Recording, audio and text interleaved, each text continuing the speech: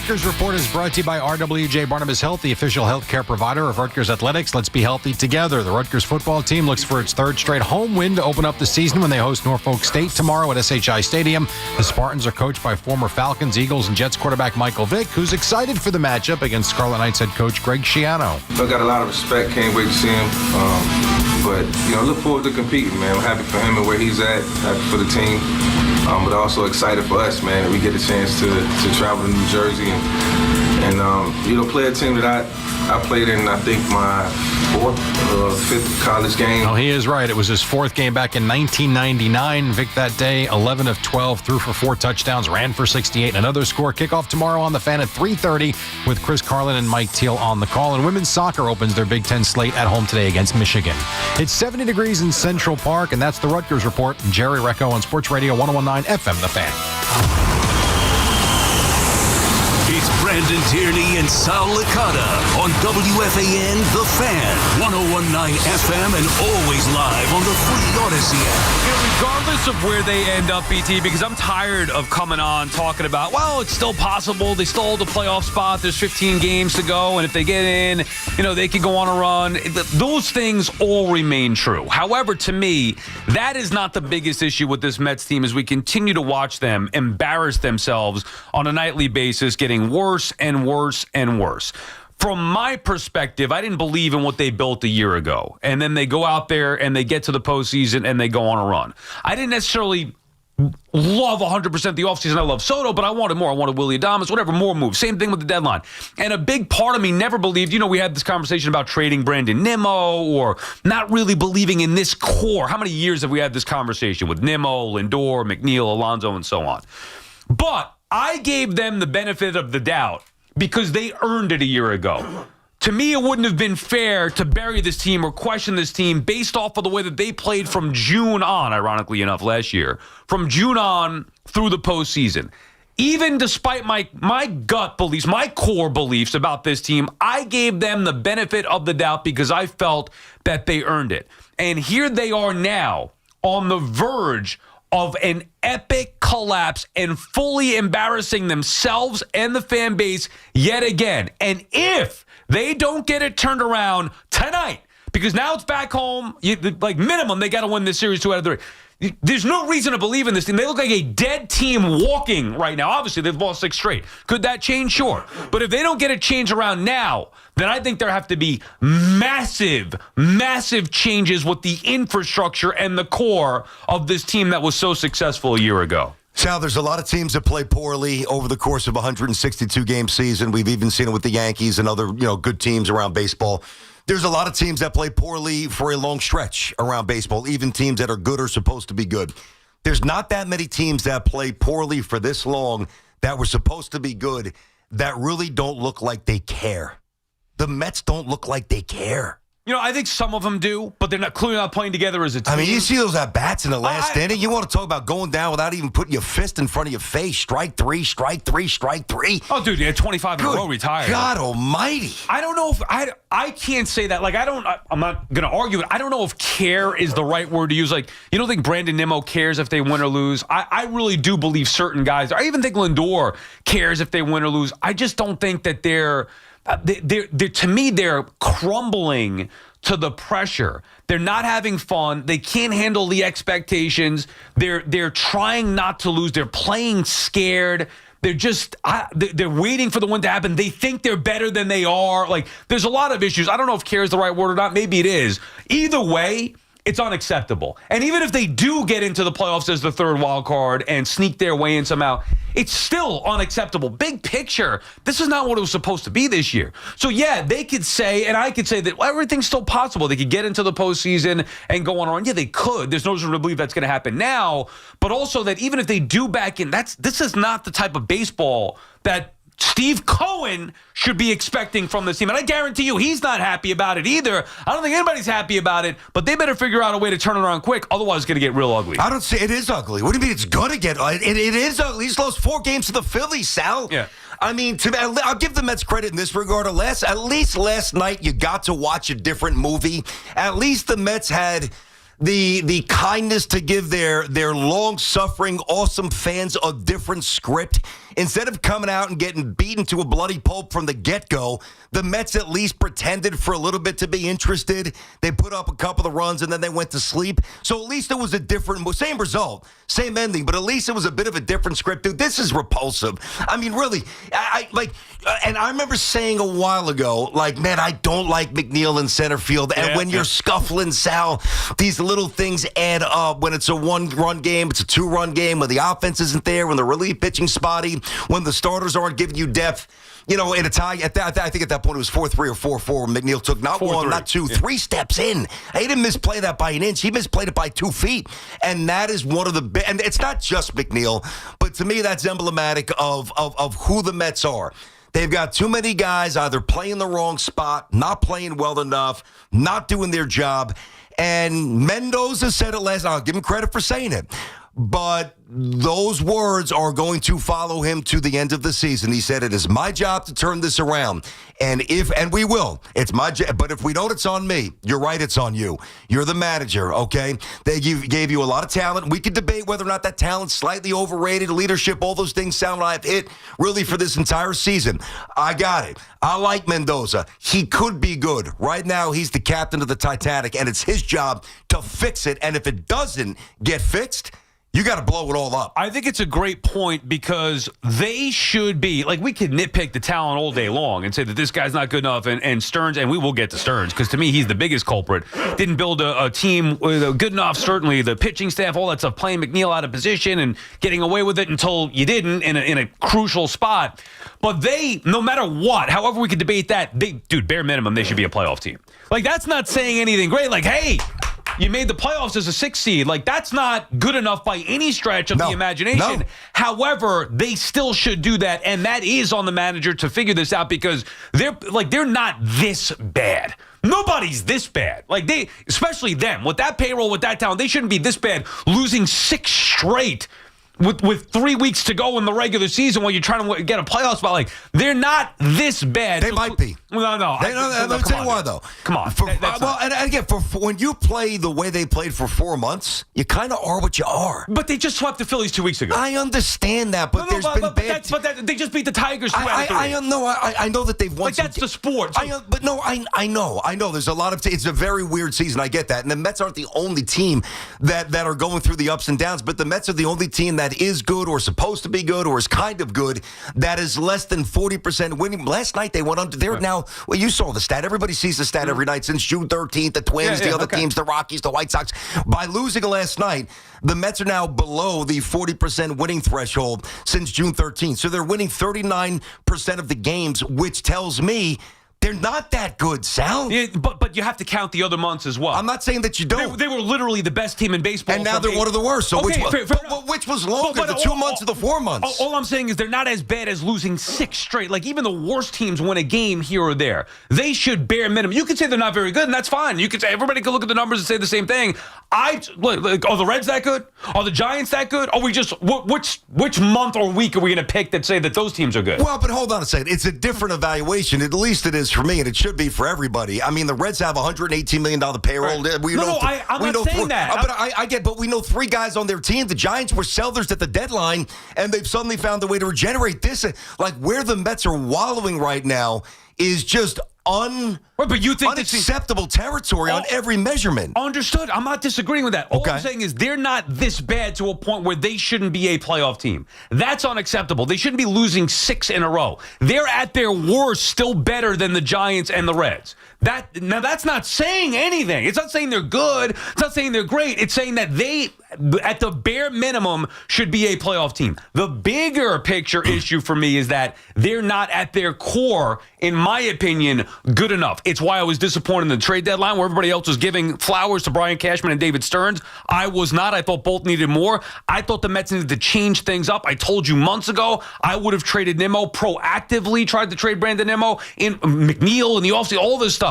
You had to give them the benefit of the doubt because of what they did a year ago, but now they're again folding, much like like they did the same core in 2022. And to me, that's unacceptable. But that's a different conversation than, are they good enough to get in the postseason? Because all the stuff that you just said, even with losing 6 in a row, they still have a playoff spot. And there's still 15 games to go. So very easily they could be a playoff team. Again, that's not throwing flowers. That's not saying, hey, great job, guys. I get the difference. I hear you. Do you think they're really this bad? You think they're 6 in a row bad and the Giants and Reds are better? Honestly, I don't think that they're this bad. Okay. I don't. I'm not trying to be unfair to the conference. I don't think that they're this bad, but I also don't think that they're that good. Right. So the answer's kind of in between. Like, listen, I'm not watching the Giants every night. I know who they traded at the deadline. I know what they got. I know what Devers. Same with the Cincinnati Reds. Small look at their record. Yeah. You know, but the record's not always emblematic of who you are. I mean, because think about this. The Mets still have a record that's decent, but, you know, I don't think the Mets are as good as maybe you do. So the record, to me, we both look at the win column, we see 76 wins, but I see a team that's a little less than you do. So that's just personal interpretation. But what worries me and what should really worry the Met fans here is, and I'm going to go back to what I said to start the show, it doesn't really seem like they care. And I know that they do on some level. I'm not saying that they just punch in the clock. Did we win? Did we lose? It doesn't matter. Up 10, down 10. I'm not trying to disrespect them in that way, but I'm certainly not. But there is for some people, winning is oxygen. And, you know, the great teams and the great players have that. And for years now, I've heard, certainly the last year or so, more so, it's gotten louder, that Lindor is the captain. Well, then why isn't the C on his chest? And why isn't he, more importantly, leading this team out of the depth and the plunge that they've taken from the ocean? He got hit less. Okay. He's not hitting. He's laughing, you know, like jovial on the bait, like when you're losing. It's a horrendous optic, and I'm not putting this all at his doorstep. But if you want to be the man, because it's not going to be Soto who's going to be a leader. He's the man with the stick. If you want to be the leader to have everybody follow you, then you got to start comporting yourself differently on a baseball field and start sending the signal that you're disgusted with losing. And that's one thing that I see with Lindor. I know he wants to win, but it doesn't seem like he hates losing. Yeah, I disagree with the hate losing, want to win stuff, or care. What I think is happening is that they aren't acknowledging their reality. So now maybe it's a different way of saying what you're saying. In their minds, they're far better than what the results are showing. And yet they've yet to acknowledge that. Even Mendoza, we're a good team. We're a good team. He's been saying for 2 months he's been saying this to us. Well, and then we got the players. We're good. We're good. Brandon Nimmo, nobody wants to play us in the postseason. Yeah, okay. I know. Make sure you get there, Brandon. Lindor, everything's still right there. Like, it's all the same messaging. It's not, in my mind, the reality of the situation messaging. They need somebody to go in there and say, hey, guy, like, if I'm Mendoza, my message to them is like, guys, I don't know what you think is going on here. What's happening? This is unacceptable. You could think you're good, and I still do believe in this team, but the way you're playing is unacceptable here. This can't continue. If you think you're better than you are, you're going to find yourself outside of the post. Like, somebody needs to wake them up. Again, flip the table, yell at somebody, whatever you got to do. Call them out. You're soft. You're weak. How do you go down 25 straight outs after scoring 4 runs in the first inning? Oh, my God. That's pathetic. Like, what are we doing here? So stop cowering to the pressure. Wake up. So to me, it's a lack of acknowledging the reality, maybe not wanting to face their reality head on because they're afraid of the reality, which is that they're getting dangerously close to being on the outside looking in. I can't say that I don't believe that they care, because I do believe that the majority of the players do care. They just can't figure out their way out of this mess. Well, listen, we can all play amateur psychologists, and that's what, you and I do on some level a lot on the radio when we try to diagnose what's up with our teams here. I don't know exactly who's right, who's wrong. What I know is this. The Mets look, in my interpretation, the Mets do not look as if they're putting up any outward signs of wanting to fight out of this. And that is just, in the sporting sense, reprehensible and unacceptable. And you want some evidence? I'm going to give it to you, all right? So you just get you get your nose kicked to the side and your teeth down your throat for 3 games against the Phillies. You finally show a speck of fight. Right? You score 4. And then, by the way, another Mendoza mistake. You could disagree. That's fine. Pulling Peterson. Dopey move. Wrong move. I do disagree. Okay. I got you. Just a wrong move, right? So you now, of course, the lead's gone, and now you got to fight back. You're down 2-6-4 in the last inning. Here's the at-bats you get. This is a team that's fighting. Juan Soto, 3 pitch. I know the closer's nasty, but the last pitch is up at his helmet. 1, 2, 3, out. You're in the middle of your order. You're not down 2 runs and you have 7, 8, 9 coming up. You pretty much have the sticks that you want, all right? And then you have Pete, who misses a knuckle curve, granted a nasty one. I wouldn't want to have to hit that thing, by 2 feet, almost as bad as Alvarez did earlier in the series, Agreed. all right? It was awful. And then you've got Vientos, strike 1, strike 2, strike 3, good night, 4 games, broom. And it was a check swing. And you want to tell me, whether it's you or anybody that thinks that this team is still fighting, you are nuts. They are not fighting. So you're saying you think that they've quit? I think that whatever words you want to use, I think they're accepting their fate. No, I just they look soft. Yeah, I disagree. And I said think 2 they're just months getting ago, beat. Sal, I said 2 months ago, I don't think this team has any character.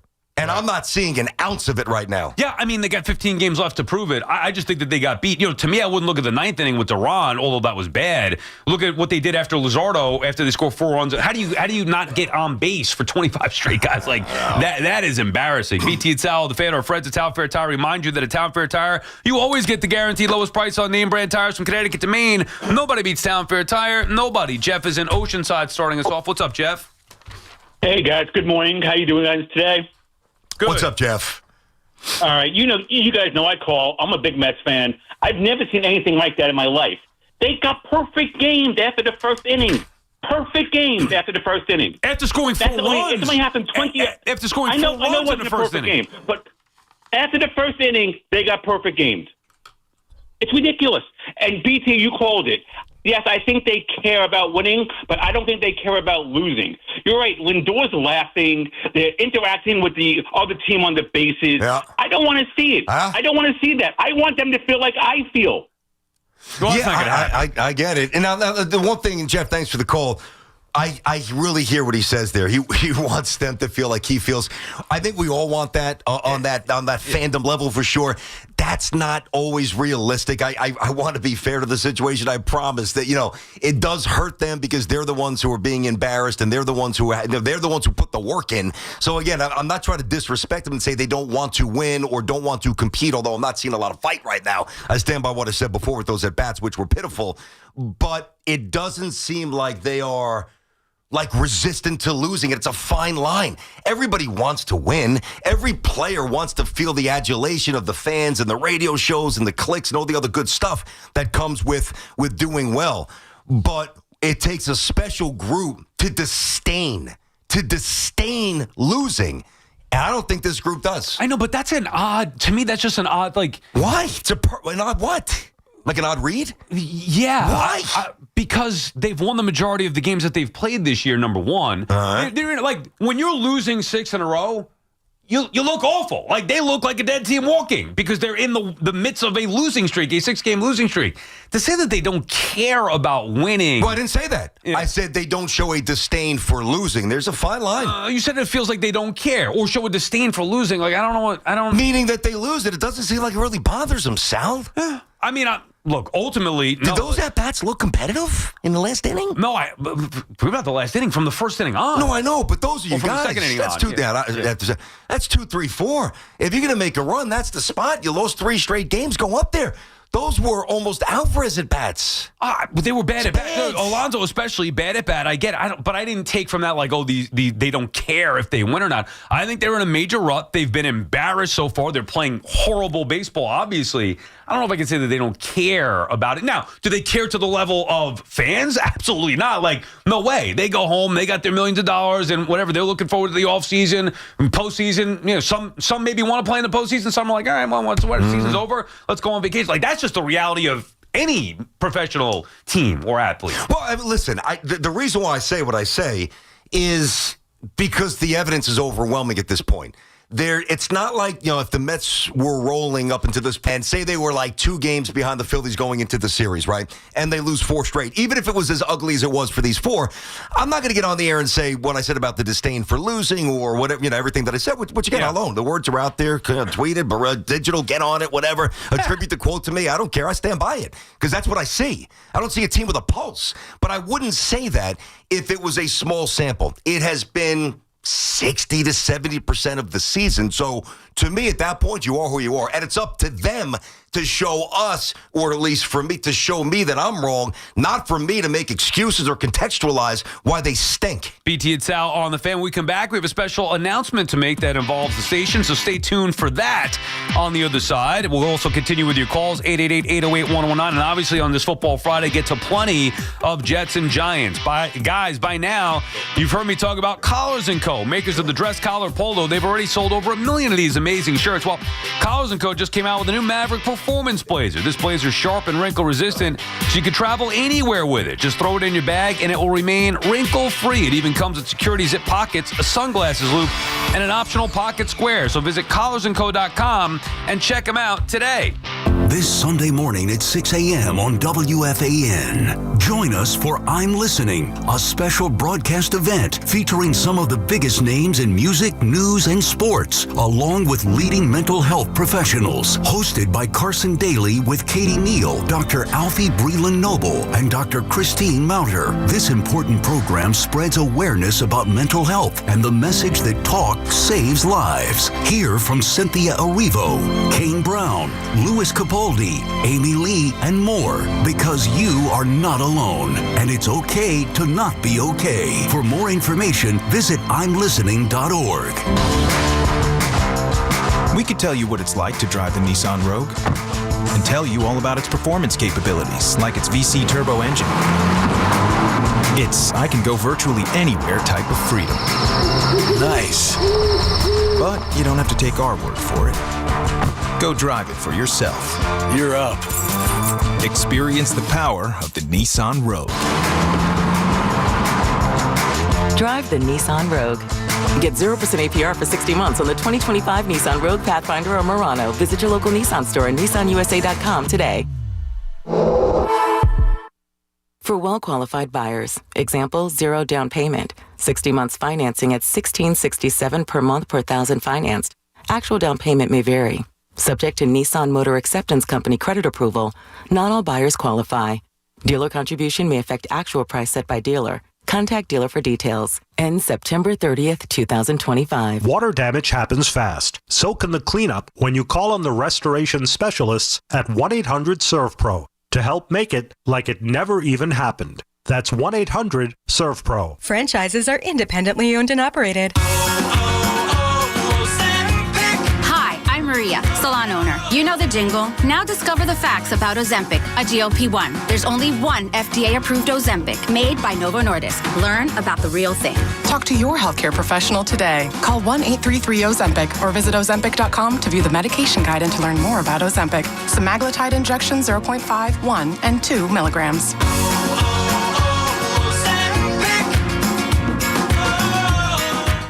It's time. Time for the pro to get everything for the entire job, all from one partner. To get access to over 3 million products, including many products you won't find in our stores. It's time to get delivery on your schedule or next day on over 50,000 products. And time to get dedicated support on the job site or in our stores. From ordering to planning, we've got you. One partner, any job, all in. Ask about all we can now do at the Pro Desk. The Home Depot Pro, it's about time. Get ready for the concert event of the summer. On the road again. Catch Willie Nelson and family. Bob Dylan. Sheryl Crow. And more at the Outlaw Music Festival's 10th anniversary tour. Saturday, September 13th. PNC Bank Arts Center. Get access to preferred tickets with your Citi card. For tickets and more, go to livenation.com and outlawmusicfestival.com. We've got more sports talk coming up on The Fan. Hey, I'm John Gallucci Jr., President and CEO of JAG Physical Therapy and an avid pickleball player just like you. I'm so excited to share that I've written my 4th book, Pickleball, Pickleball, Pickleball, Don't Get Hurt. JAG Physical Therapy and myself have treated many athletes throughout our careers. Each chapter gives you an opportunity to read about different injuries that you're exposed to in pickleball. Pickleball, Pickleball, Pickleball, Don't Get Hurt is a book that's written for beginners all the way up to professionals. It discusses the demands of the sport and how to prepare to play, prevent overuse injuries, proper nutrition and hydration, how to prepare with biomechanical movements and core strengthening, how to recover after participation to keep pain out of your joints and muscles. And of course, if you do get injured, please seek out one of our professionals at JAG Physical Therapy. This book is your essential guide to staying strong, playing smart, and avoiding injury. Grab your copy of Pickleball, Pickleball, Pickleball, Don't Get Hurt today on Amazon. And let's keep you playing and pain-free. Listen to You Better You Bet with Nick Costa Sunday morning at 8 right here on The Fan. Nick will preview all the football action and get you ready for kickoff. Presented by BetMGM. Make it legendary. Please gamble responsibly. Gambling problem? Call 1-800-GAMBLER. Hear that? That's the beginning of a journey powered by the confidence that comes from driving a vehicle so reliable. It's backed by a 10-year, 100,000-mile limited powertrain warranty. Where your journey ends? Well, that's up to you. Visit your local Kia dealer today. Kia, movement that inspires. See retailer for warranty details. Always drive safely. Limited inventory available. Fans, step up to the plate this fall with Primo Brands home water delivery at water.com. Whether you're hosting the big game or keeping the whole house hydrated, water.com brings your favorites. Poland Spring, Pure Life, and even Saratoga straight to your door. No heavy lifting, no last-minute store runs, just the refreshment you need when you need it. Signing up is easy. Pick your water, choose your schedule, and enjoy. Use code BASEBALL for 50% off your first order, plus free delivery. Stay refreshed all season long. Order now at water.com. If you're in the market for Michelin tires, get to Town Fair Tire and get them at the guaranteed lowest price. With Michelin's innovative technologies designed for durability and performance, you can trust you're getting the highest quality tires over all the toughest of road conditions. Plus, at Town Fair, you get free services for life. So if you're looking for the best deal on Michelin tires, get to Town Fair, because nobody beats Town Fair Tire. Nobody. Name brands at discount prices. Town Fair Tire. Get connected with WFAN to talk about your favorite teams. The Fan on the Odyssey, iHeart, and TuneIn apps.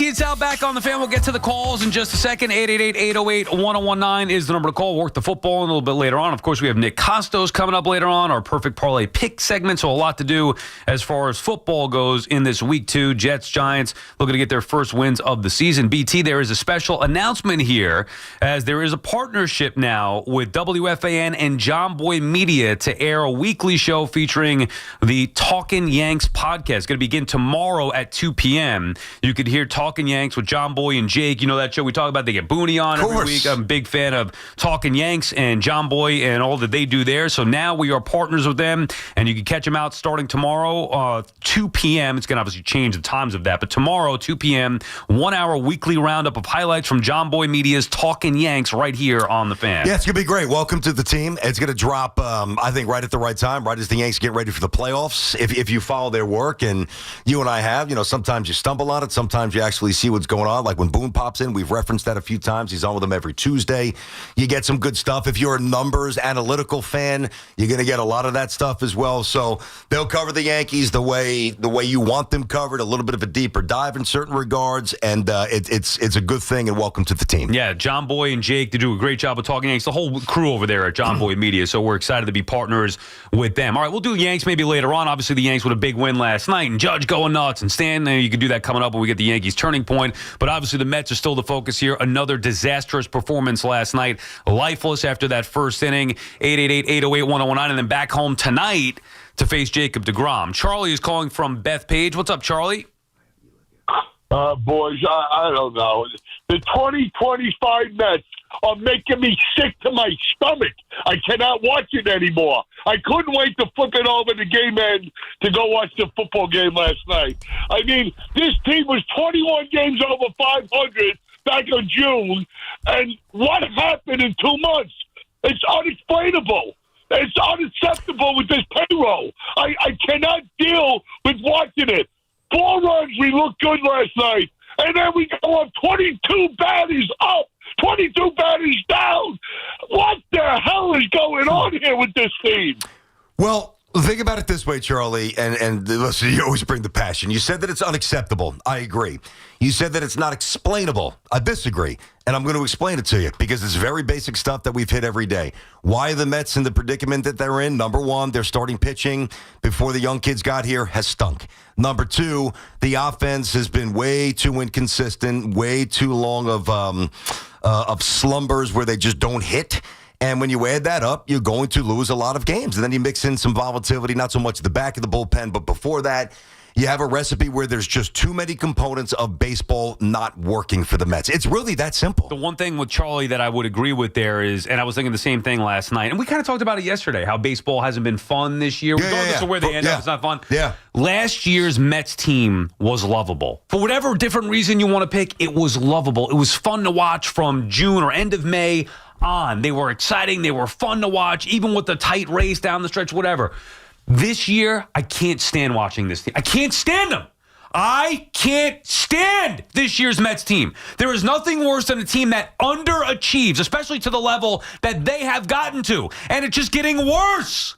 I can't stand it. And I'm with Charlie. I couldn't take it. I wanted to shut the game off. Now, I couldn't do that. I was on, Sportsline afterward. I saw you. I can't stand this team. I can't stand that. I can't even laugh because I'm not feeling great, so I have a cough. If I laugh, I'm going to cough, so I'm trying not to laugh. But I did see something on social media last night that you leaned into that you also said on the air. Your boy Grimace. Any movement there? No, I mean, I'm desperate. I mean, there is an element. That's what I was saying yesterday. Like, no matter what happens, it just hasn't been a fun regular season. But to watch that last night, that's not right to any baseball fan, but especially Met fans who had the success last year, had Soto in the offseason. This is supposed to be in the midst of building a sustained winner. And to be on the verge, again, I still think they're going to make the playoffs, but the way that they look, how can you defend the people who said that they're not going to make the playoffs? Obviously, right now, the way that it's going, they're a dead team walking. But that is just infuriating to watch. That's not fun by any stretch of the imagination. They score 4 runs. All right, you give it back. You want to get into the Peterson decision, whatever it may be. To go lifeless after the first inning, that's unacceptable. That's awful, frustrating baseball. Watching the Phillies dance on your grave and celebrate after a week after sweeping them or a couple weeks after, what the hell's going on here? This isn't fun. I can't stand this team. I don't blame you. I really don't. And now you got DeGrom tonight. And, I mean, it could be a different level of torture if he comes out and spins a gem and strikes out 12. And the Mets do strike out a bit, so it's not off the table, and he's amazing. When I look at this when I step back and I just look at the 2025 Mets, to me, there's only two people or entities, because there's one of each, that have really done their job. Cohen's done his job, right, and the Met fan has done their job. Everybody else. That's it. Stearns has not done his job. No, he's been culprit number one for me. I know. Mendoza has not done his job, and too many of the stars have not done their jobs. The fans have done their job by showing up, and Cohen spent the money. He's done his job. Now, I just want to say, while I agree with you, there is a level of, okay, well, Cohen did his job, whatever. Fans certainly have done their job. The Mets, to me, bare minimum, because you could say, well, okay, even with all that, Stearns wasn't great to a level of that the team should be a World Series contending team, not a 6th spot or a wild card team. But there is a difference there. So I would get on Stearns for saying you didn't build a team that's good enough. However, they still should be good enough to make the playoffs. I agree with that. That's kind of what I'm saying. Dude.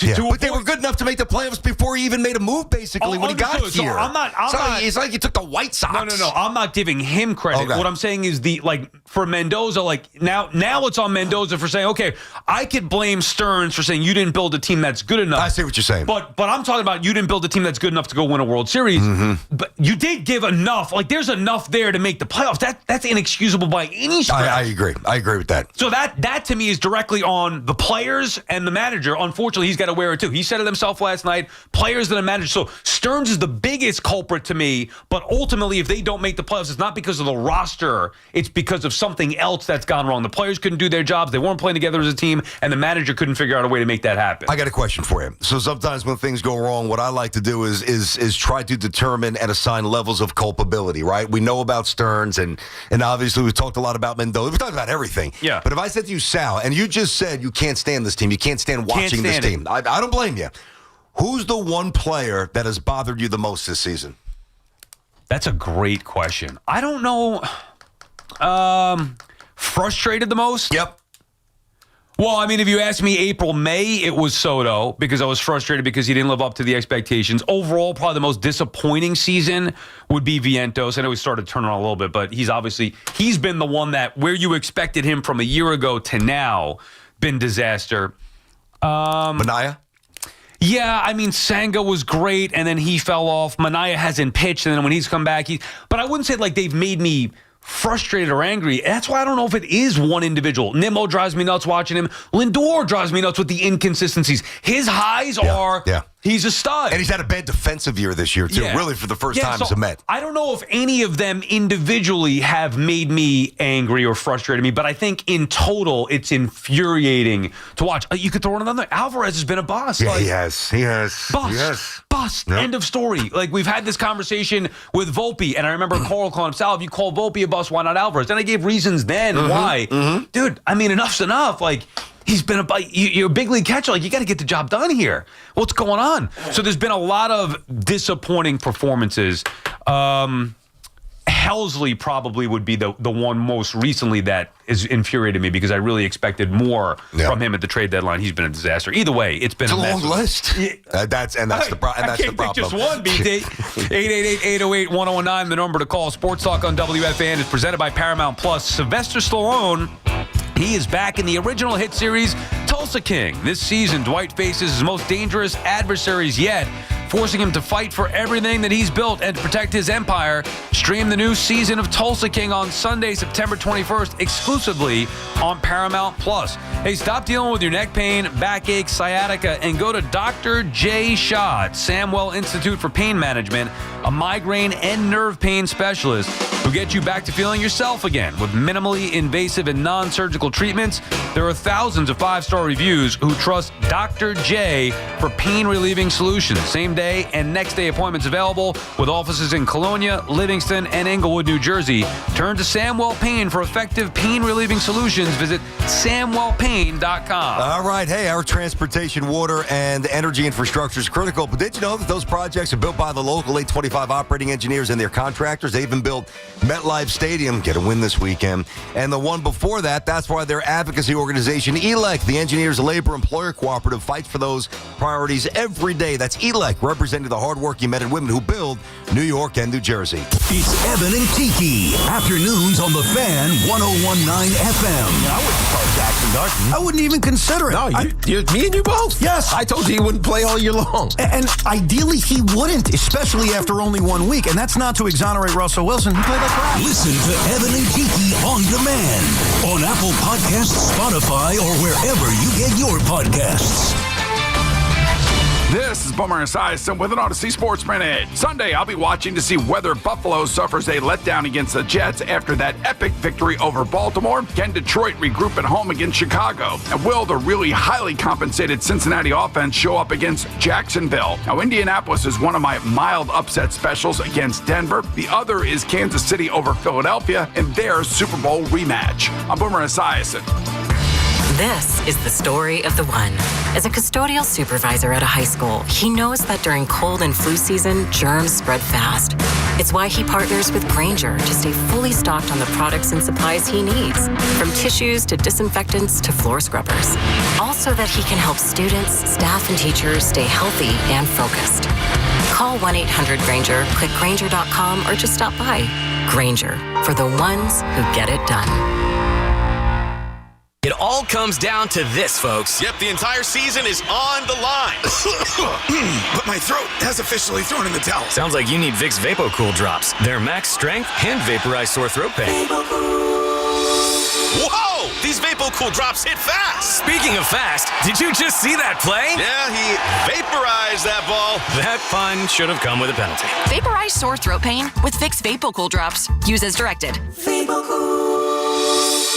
Luxury just got tripled with Mercedes-Benz of Edison, Union, and Freehold, New Jersey. 3 powerhouse locations, 1 legendary name. Ray Katina. More selection, more convenience, and more ways to drive excellence. Experience the power of 3. Visit BenzFam.com. Actual price will depend on product and subscription plan. Featured products are compounded drug products, which the FDA does not approve or verify for safety, effectiveness, or quality. Prescription products require an online consultation with a healthcare provider who will determine if appropriate. See website for details, restrictions, and important safety information. Want a boost in and out of the bedroom? Hims has you covered. Introducing a new 2-in-1 approach to level up your game. Tadalafil for better bedroom performance and zinc for testosterone support. Put it all together and you've got what you need to turn things all the way up. Getting started is simple. Just go to hims.com/joy to start your free online visit. Through Hims, you can access ED treatments including pills, chews, and more. 100% online. No office visits, no pharmacy lines. Just fill out a simple intake form and a licensed medical provider will determine if treatment's right for you. If prescribed, it ships free and discreetly to your door. Find affordable treatment options at up to 95% less than brand names at hims.com/joy. That's hims.com/joy, HIMS.com/JOY. If you're thinking about popping the question, don't overthink it. Go where generations of New Yorkers have gone. HL Gross Jewelers in Garden City. These guys have been in the diamond game for over 100 years. 5 generations of helping people find the perfect engagement ring. No pressure, no game, just the best prices, real education, and one-on-one honest service you want when you're making a big decision. Don't make the ring buying experience stressful and trust HL Gross in Garden City. Visit online at hlgross.com. Get ready for more BT and Sal on the Fan. This college football season is delivering weekly showdowns you don't want to miss. And right now, all customers on FanDuel can score a 50% profit boost for this week's big match on campus between Georgia and Tennessee. Here's how it works. Place a bet on the game, apply your profit boost, and enjoy boosted winnings when your bet hits. We all love the app around here, and the best part, you get paid instantly when you win. Use your boost on bets like spreads, over-unders, team props, and so much more. So don't wait. Visit FanDuel.com/Boomer to download the app and boost your next bet on this week's marquee game. That's FanDuel.com/Boomer. FanDuel is the official sportsbook partner of WFAN. 21 and over and physically present in New York. Opt-in required. Bonus issues now throwable profit boost tokens. Restrictions apply, including any token expiration and max wager amount. See terms at sportsbook.fanduel.com. For help with a gambling problem, call 8778-HOPE-NY or text HOPE-NY 467-369. If you work in New Jersey manufacturing, your chance to network, learn, and connect with resources for your business is October 3rd, the annual Made in New Jersey Manufacturing Day in Freehold. Both gubernatorial candidates will share their vision for industry in New Jersey. Register today at njmep.org. Game day starts with the right truck, and Arnold Chevrolet has yours. Over 50 Silverado models in stock, from the family-friendly 1500 to the heavy-duty 3500 built to tow, haul, and handle any job. And right now, save up to $7,500 off MSRP. That's right, $7,500 off on select Silverado models. Our loyal sales and management team has been helping Long Island drivers for decades. And this season, we're serving up tailgate deals on our full lineup of trucks and SUVs. Visit Arnold Chevrolet in West Babylon or online at arnoldsautos.com. Because nobody discounts like Arnold. Include Chevrolet. Select market purchase. Loyalty to qualify.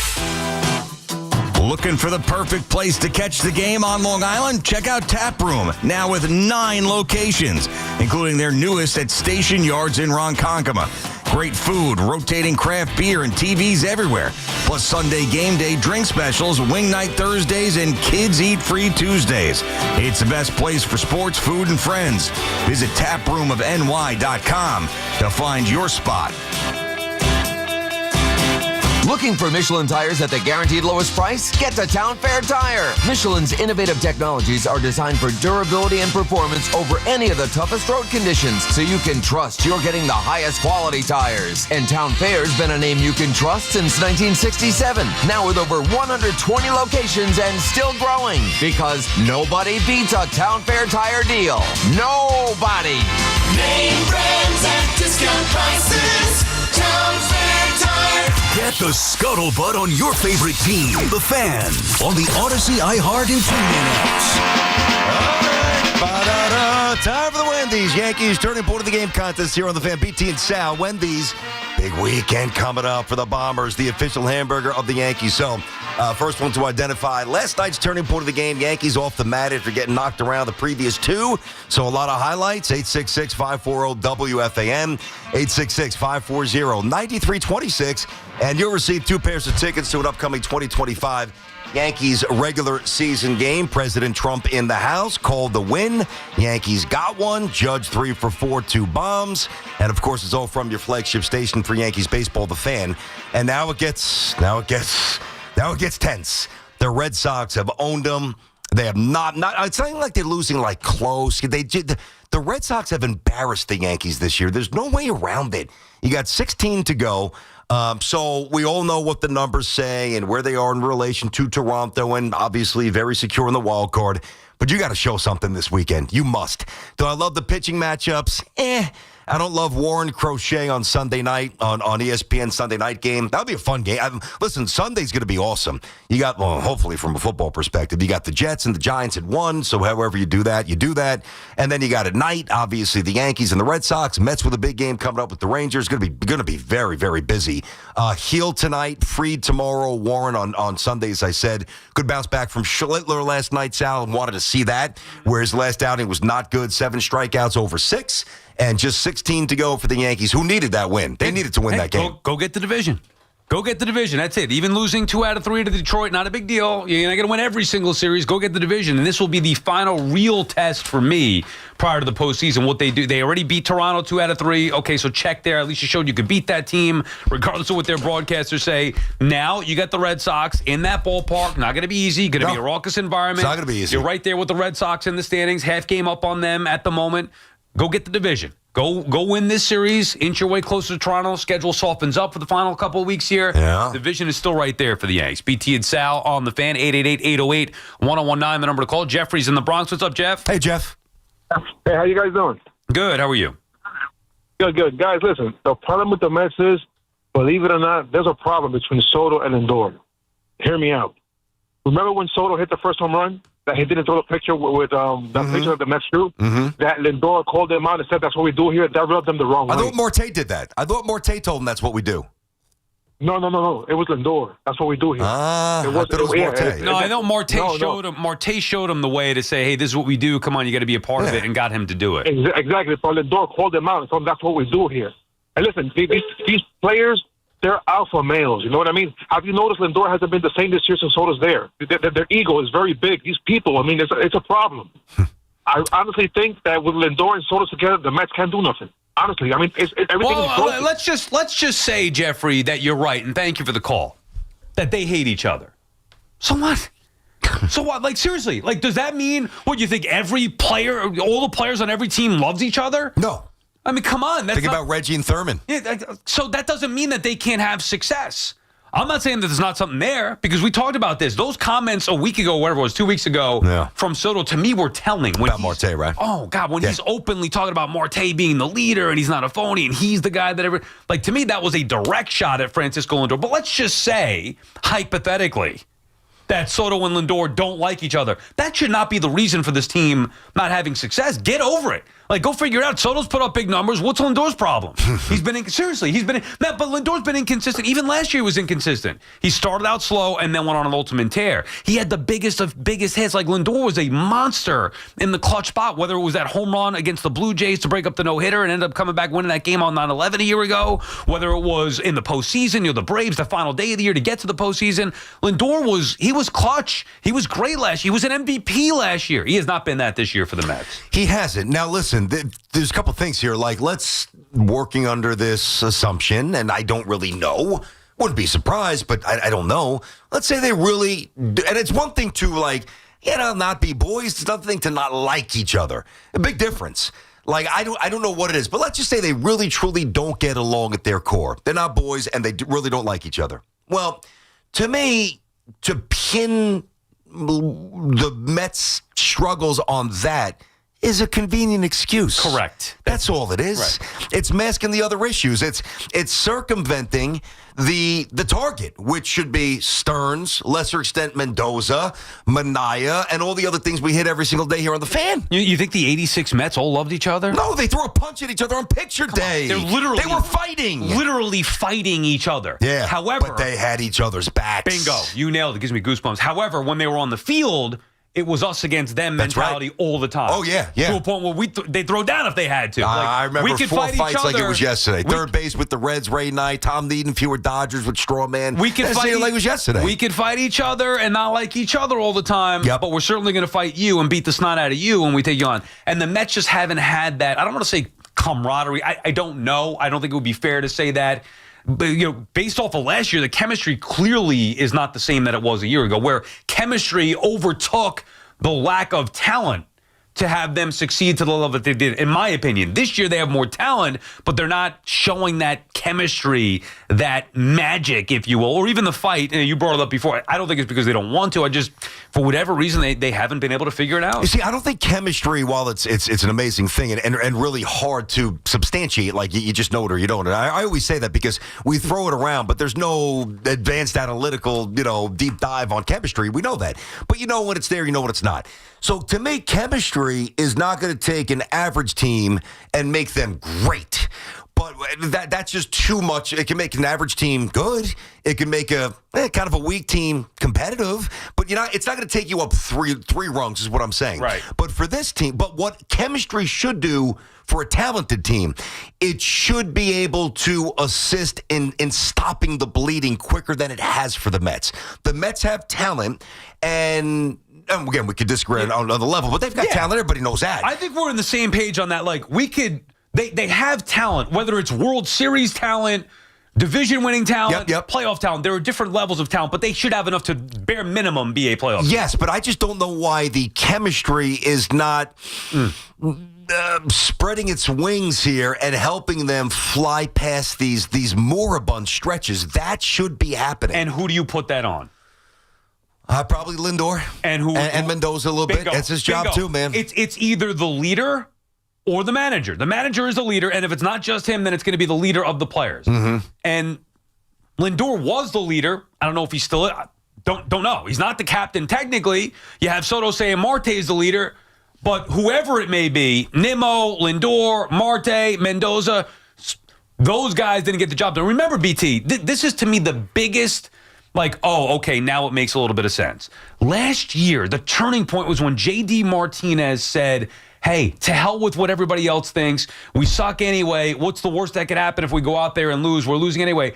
That type leadership, J.D. Martinez, not Francisco Lindor. I know. J.D. that type leadership took the pressure off and got them to play free and easy. He's not here. Iglesias, another glue guy, he's not here. Soto comes in with his contract and his star power and his ego, whatever, changes the dynamics, the chemistry of that clubhouse. I'm not saying good or bad. I'm just saying it changes it.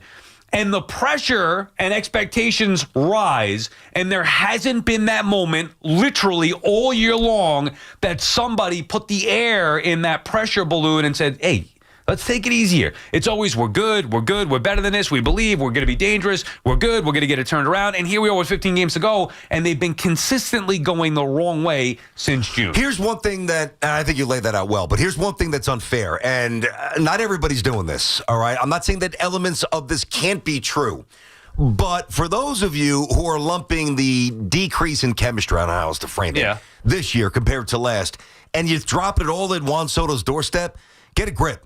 I mean, it's not Juan Soto's fault that some other supposed, alpha types, right, can't handle their business because this guy walks in and does his business. Well, there is nobody more alpha than Juan Soto, not on the Mets. So, but think about this. Like, if Soto comes in, all right, maybe he's a little. I'm saying maybe. That's why I worked with Judge, I think, because Judge. Yeah, Judge can. It doesn't matter who walks in the room. Judge, he's gonna be Judge. Judge was the alpha in that room, and he was the leader, Soto. and everybody knew it. Bingo. Right? It wasn't like, well, we're gonna say that Judge is the leader. We're going. No, you didn't have to because you knew. Here's the thing: when you have to say so and so's the leader over and over and over, they're probably not the leader when you have to keep pointing it out, because if you knew it, you wouldn't have to point it out. But the point is, like, when Soto comes into the locker room, massive contract, ego, hopefully controlled in check, which I think that it is. He just wants to be great he just wants to be a great hitter. And let him be himself. Let him be himself. We talked about that earlier in the year. Let him spread his wings, be himself a little bit. If he didn't want to take those pictures, let him do him. Yeah. I mean, it's not up for Soto to, change unless he's just being a complete jerk, which I don't think that he is. He doesn't really have to change how he goes about his job, because the way he goes about his job has been proven to work. Okay? But go ahead. Well, the counter would be, what if he's selfish? Where we talked about... With the third base, stealing third base the other day and Pippen on the home run down line, too. All right, that's a different... But I didn't see that until the other night, really. But I think you could say that he's just worried about... And again, he's not alone. I'm just countering the argument. I get you. So, if you're in that clubhouse and you see, here he comes. Yeah, look at Mr. Hot Dog trying to pad the stats. Oh, listen, you don't think Greg Jeffries went through that with the Mets back in the day? There's no doubt. Right. And Jeffries couldn't shine Juan's shoes. What I'm saying, though, is, and it was with merit, as we discussed it, stealing third base. What are you doing? It's a Bush move, man. Now we know you're padding the stats, but that's the first time I saw that from Juan Soto this year. I mean, that's egregious. From that, yes, I agree. And even the home run, doing the sign, I think it was a 9-2 game at that point. That was a missile. I'm not saying you can't enjoy the trot around the bags. You absolutely crushed that ball. But, it's one thing to maybe misplay a ball in right field or not hustle out a potential ground ball, like a double play. Like, he's had a few little flare-ups this year. But I think that was the first time, to me, visually, it was stat over team result. So now, unless it's happened and the players interpret it differently than my eyes tell me, but I usually see that stuff pretty good, and I have not seen that from Soto until the other night against the Phillies. So if there is a discontent or it's just a little bit of a friction, then it's behind closed doors, because that's the first time openly I thought he was really selfish. But it also doesn't matter. They got to figure it out. Whether you have a player that's selfish, whether you have egos colliding, it doesn't matter. They got to figure that out, how to get beyond that, and that is on either the leader or the manager. Mendoza knows it. He said it's on him. He's going to get it fixed. Good. 15 games to go. Fix it. BT and Sal on the Fan. The Yankees are in the final stretch of the 2025 season with the goal of a World Series win. Go to Boston with some momentum for a huge 3-game weekend series. The trek continues tonight against the Red Sox, with both teams separated by a half game. Looks like he's done it again. Giddy up, go! The Yankees and Red Sox, 7:10 tonight, driven by Jeep. Breaking ball, swing on deep to left, and that's way gone. Didn't even move.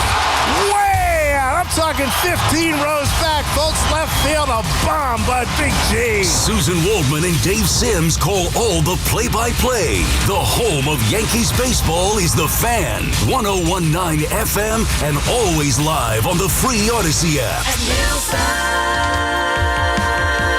Fun is in the driver's seat. Here are the fundamentals that have helped Nielsen Dodge make customers for life. There's always zero down payment available. We'll always give you up to $1,500 over book value for any trade. If you need credit help, we're here to make it happen. And of course, great deals on any new Jeep, Chrysler, Dodge, or Ram. Lease a new 2025 Jeep Grand Cherokee Laredo X 4x4, just $299 a month. Or lease a new 2025 Jeep Wrangler 4-door Willys 4xe, just $399 a month. Or choose from hundreds of quality certified pre-owned vehicles. Fun is in the driver's seat when you save money. On Route 10 in East Hanover. Online at NielsenDodge.com. A proud member of the Nielsen Auto Group. Fun is in the driver's seat.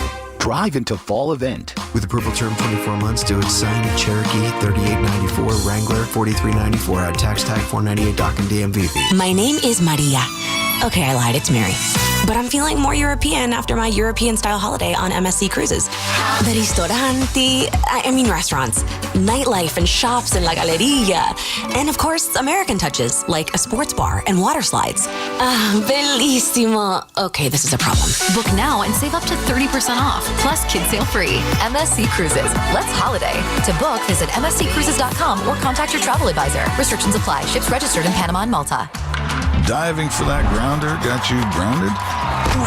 We've got specialists for that. Layup, take you down? We've got specialists for that. With 45 Castle Connolly top doctors, Orland & Cohen specialists are considered among the best in the nation by their peers, which can mean a better outcome for you. From Staten Island to Southampton, our network is open 7 days a week, so you can feel better, faster. Visit OrlandCohen.com. Did you know you can get more with New York Lottery Plus? You pulling my leg? No, seriously. Just enter scratch off and draw game tickets and get more points. Pulling a fast one? No. And you can put your points towards chances to win gift cards, cash prizes, and more. Is this a stunt? No, you even get points for playing new games. You're pulling my chain, aren't you? No. Pulling my finger? What? No. Man, put that thing away. Sorry. Introducing New York Lottery Plus. Download the app, sign up, get more. Please play responsibly. Must be 18 plus. Gambling problem? Call 1-877-8-HOPE-NY or text HOPE-NY. We're always talking New York sports on The Fan. Today, we're constantly taking photos and videos to remember our favorite moments. But what about those captured before the smartphone? What about the memories tucked away on aging VHS tapes, film reels, or in fading photos? These cherished memories are fading away with time, vulnerable to threats like heat, moisture, and mold. But fear not, there's a solution to safeguard your legacy. Hi, I'm Adam. And I'm Nick. Together, we founded Legacy Box over a decade ago with one mission: to bring your memories into the 21st century. It's time to bid farewell to old tapes you can't watch and faded photos. Legacy Box transforms them into digital treasures, ready to share with a click. Just like magic, your shoebox of memories is now safely stored in the cloud or on a thumb drive. Over 1 million families have trusted Legacy Box, so you can rest assured your priceless moments are in good hands. Don't let your childhood fade away on old tapes. It's time to digitize those priceless moments. Fast forward into the digital age. Visit legacybox.com/value and unlock 50% off your order. That's legacybox.com/value. Mnexspike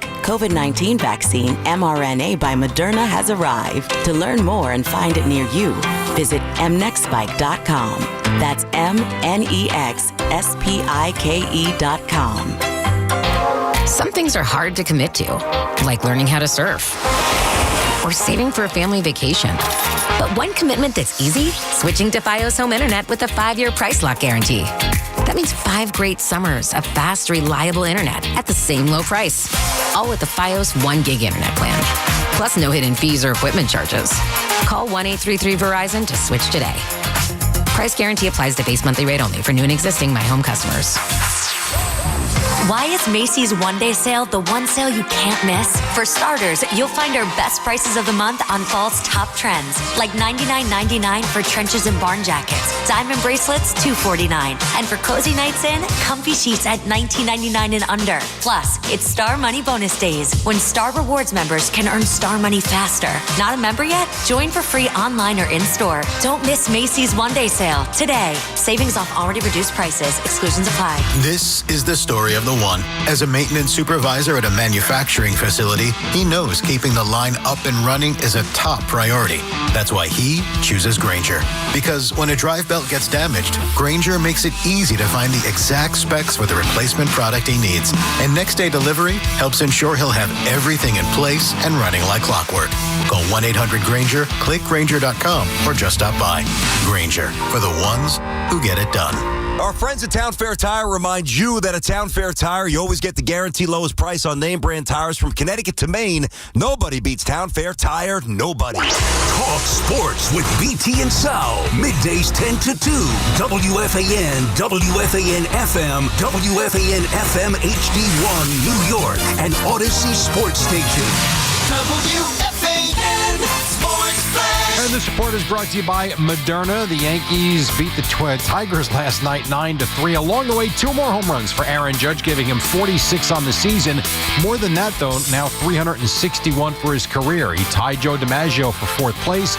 All-time on the Yankee list, here's Judge, past Yogi earlier, now tying Joe D. Just 2 legends, greats in the game, great all-time Yankees. So pretty cool being on a list with them.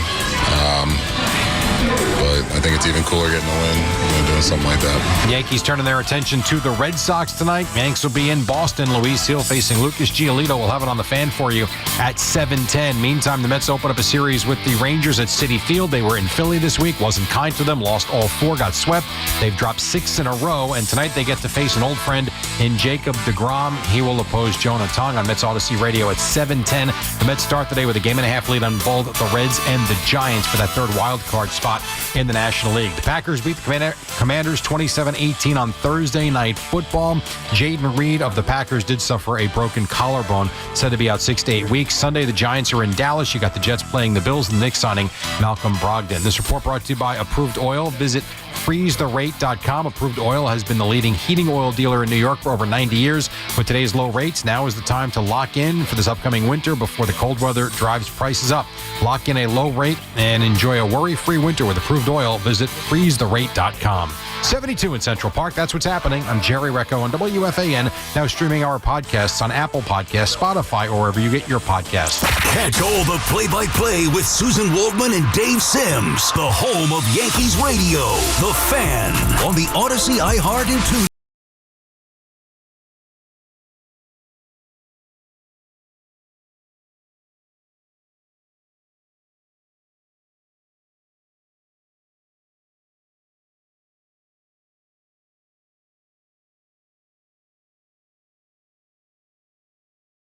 Tri-State Cadillac dealers. Cadillac, the official luxury vehicle. All right, hold of the on New a York second. Mets. Oh, okay. Yeah, we have hit a level of urgency. What? With this guy, meaning you, that I did not think was possible. Let me just set the scene very quickly here. So we're in studio. We're talking about a lot of different things, kids, life, like we always do. And the TV in our studio is on SNY. Yeah. And that's generally how I fall asleep. I've told you, Tadzia was great last night, by the way. He's very honest, very raw. He was very good. Very good. And I'll watch Sports Night because, like Yes doesn't do that with they just do Yankee stuff. So you get the Yankees, you get the Mets, you get everything. Jets, Giants, and St. John's. I love Sports Night. So I generally fall asleep to you guys. So I have you on last night after the Mets game, and I didn't notice this. Right. And then I'm watching in studio now, and I'm like, hold on a second. So, all right, whether it's salutations or whatever other segment they created for you, you're in your home, and I see the Emmy, I see a bunch of starting lineup figurines or figures, whatever you call them, books and some other stuff. And there was something that used to be there that is no longer visibly in the shot that you put out there for public consumption. Sal has taken down his Soto fathead. It's gone. I'm upset. Where the hell is it, dude? When I walked in when I walked in there last night to do that hit for Sports Night, I was like, it's because it was a prominent, spot right behind my shoulder. If you watched the show on TV, you would see it. Yeah. I was like, I can't any longer. Like, to me, that was like having fun. Soto, my guy. I can no longer look at this right now. I kept the Soto bobblehead up and some other stuff there, but the fathead thing that was kind of sticking out like a sore thumb. Oh, that was the biggest thing on the set. I moved. I took that away from the set. I didn't throw it out. It's just sitting on my desk right now, but I can't. Dude, I told you. What will have to happen to get Mr. Fathead back into the big graces, the good graces here, Sal? When do we say? If you win 2 out of 3 this weekend, is it back up Sunday night? No. Ooh. No, although I do think that they need that minimum. Like, I've been... You think they got to win a few games? I was going to say, how I've been positive. I really haven't been positive. I hate even the word where people, like, I talk about this with producers, SNY, whatever it may be. Oh, you're optimistic. And I'm like, no. I'm not optimistic. Like, if you're realistic for a second, they still, with all this trash that they've been putting out there for months, they still have a playoff spot, a playoff lead by a game and a half over 2 teams who I don't think are particularly good. However, like, you'd be a fool to ignore what's right in front of your face. And then last night was even worse than a normal loss. If they don't win 2 out of 3 this weekend, like, I don't want to hear about it with the pitching matchups with DeGrom. DeGrom's a 5-inning pitcher. Like, if you can't hit him, get lost. They're at home. 15 games to go. The Rangers are on some world beaters. This isn't the Phillies. It's not that environment. They've been better at home. Go win 2 out of 3. If they don't do that, then I don't think that there's any. And by the way, if they lose 2 out of 3, it might find them on the outside looking in. Like, you don't know how it's going to work out with the standings wise. Minimum for me, 2 out of 3. As for the Soto fathead, that only comes back now when they get to the postseason. That's it. Clinch the playoff spot. I'm not bringing that back up. What if they limp in and they get there and they don't play well? As long as they get there. As long as they get in, no matter what?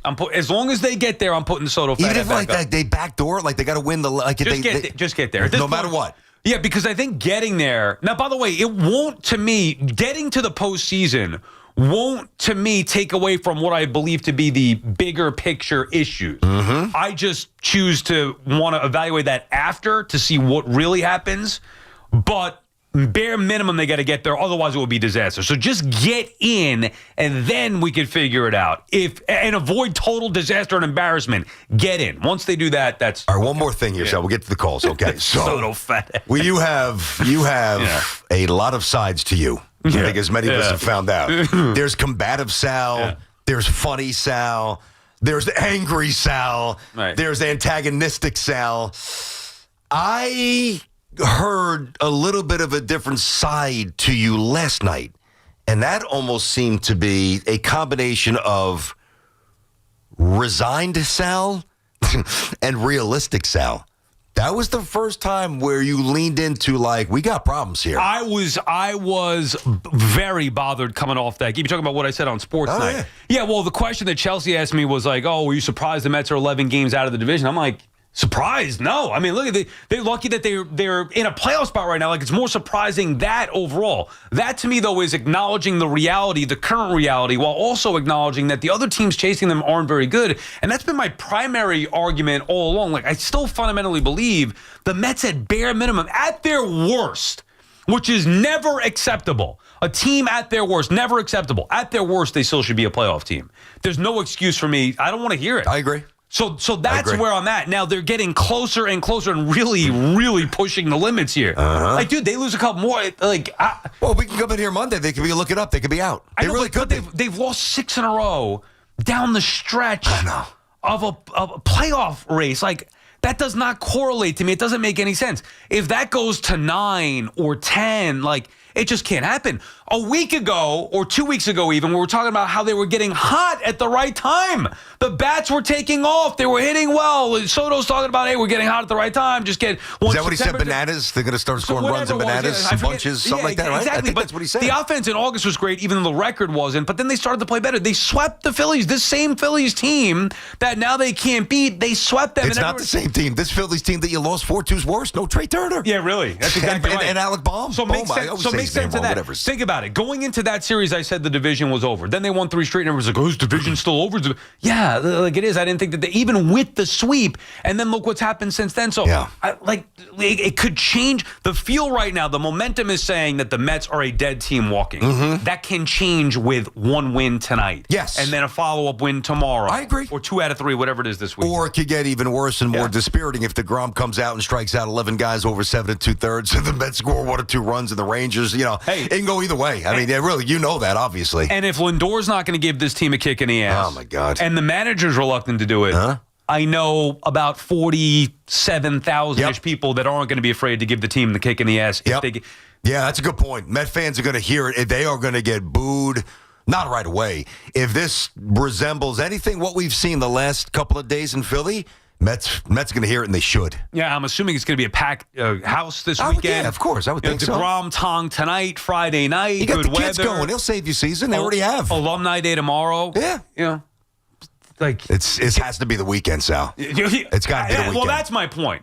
And again, I hate to use positive, but all my realistic belief in this team will go away if they don't get it done this weekend. All right, BT and Sal on the Fan. We got to get to the football. We will do that coming up. Let's get some more calls in here on the Mets. Brad is in Mineola. What's up, Brad? Gentlemen, happy Friday. Happy Friday, Brad. What's up? I would love you guys to humor me. I think we lost you there. What is the Mets record? What is the Mets record going to be? I'm going to say 80. Realistically. For 83 wins. So 15 left. 84. No. I don't know. I think I want to go lower almost. 15 left. They have 76 wins. But okay, you have 15? Another point there, Brad, or you want us to do this with you off the air? Because it's going to take a little bit longer to... Yep. Well, no. The other point that I had to make is as I'm watching Mendoza last night, when they asked him this question, they said, is a team meeting needed? And he says, we're going to keep that in-house. Listen, that's good and all, but it shows that they're not willing to address that. It shows this team has no fight. Yesterday, scoring 4 runs in that first inning and then basically looking lifeless in every at-bat the rest of the game. You know me. You've heard me. I've been as angry as I could be. I've been as happy as I could be with this team. I would say I'm using a word that you used before, BT. I'm resigned to whatever occurs the rest of the year. Wow. And I will say this before you hang up. What would have happened if our pitching staff was like it was after June 13th? We would have been the worst team in baseball. Thank you, and please answer my question. That's a deep mathematical extrapolation, but you're not wrong. But it also didn't happen, so you got to be fair. But what he's saying is, if the Mets played from opening day the way they've played the last since June 13th, with a less than 40% winning percentage, they would be on pace for 115 losses.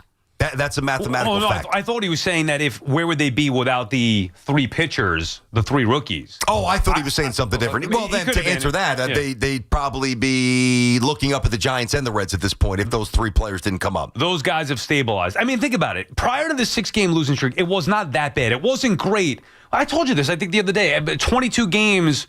no, it was in the midst when they lost 4 in a row. And of the last 20, whatever it was, they were 12 and 11. So I guess 23 games, something like that. Yeah. So the round of 500 team. Is that good? No, but it's not end of the world. Literally a week ago, nobody was saying the Mets are going to miss the playoffs. They had a 4-game lead. Yep. So how quickly things can change when you lose 6 damn games in a row. That's the issue. They've lost 6 in a row. They've got to stop the bleeding. Once they stop the bleeding, things should be stabilized to a point where, okay, they're still not good, but at the very least they should be in the playoffs and take their chances. That's been my whole argument the last month or so. I don't think that's unfair. Okay, so now for because Manaea's not starting a playoff game, and you give it, not to get back into that, but you're going to give it to guys who are more capable. Is my point. 100%. They've got to then reset everything. Yeah. Deep breath. Okay, now we're in the playoffs. Here's what we're going to do. How are you going to piggyback guys? Whatever it may be. Yep. And even then, I still could certainly understand you have no faith in them, but who knows come postseason. All right, 15 games to go. I've already done my math. 76 wins. Go ahead, give us you want me to do it quick? Yeah. I think the Mets are going to go 8-7 over the next 15, finish with 84.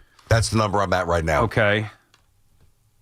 Yeah, I could see that too. I just did very quickly 2 out of 3 against the Rangers, 2 out of 3 against the Padres, 2 out of 3 against the Nats minimum. Did I give them then 1 against the 2, 4, 6, 7? Yeah, 1 against the. Even if they went, that's not good, by the way. 8-7 is not good when you think about it. At home, they get 9 games in a row at home. Minimum should be 2 out of 3 against Texas. The Padres themselves are crumbling. Really what should happen is the Mets should take 2 out of 3 from Texas, sweep the Padres, get themselves back in the second wild card conversation. Yeah. They sweep the Nationals. They should go on a heater here at home. Well, but think about this. This will tell you how far they've fallen here. So I think they'll go 8-7, but let's say they completely flip it starting tonight, and they rip off 11 out of 15 wins. Just say. Right. I don't think that's going to happen. Just say they do, right? You add it up, that's an 87-win season. Yeah. That's 2 less than a year ago, and that's if they win 11 of 15 to finish the season. Right, which is probably not going to happen. There's no reason to believe, based off of what we've seen the last several months, that that's going to happen. Let's just cut it down into 2 sections here. Chop it up. 9 games at home. Rangers, Padres, Washington. That's it at home for the remainder of the regular season. Yep. Of those 9, what do you think they do? They played very well at home this year, so I want to be fair to everything that's happened. Rangers, Padres, and Nationals, correct? Yes. And that's 3-3-3, conventional 9 games? Yes. Okay. Well, what would you say, acceptable bare minimum? Acceptable bare minimum? Oh boy, I'm thinking 5-4. That's a low. That's a low bar, dude. That might not get him in because then you get 3 in Chicago, 3 in Miami. So, I have 7-2. Ideally, it should be 7-2. And worst case, 6-3.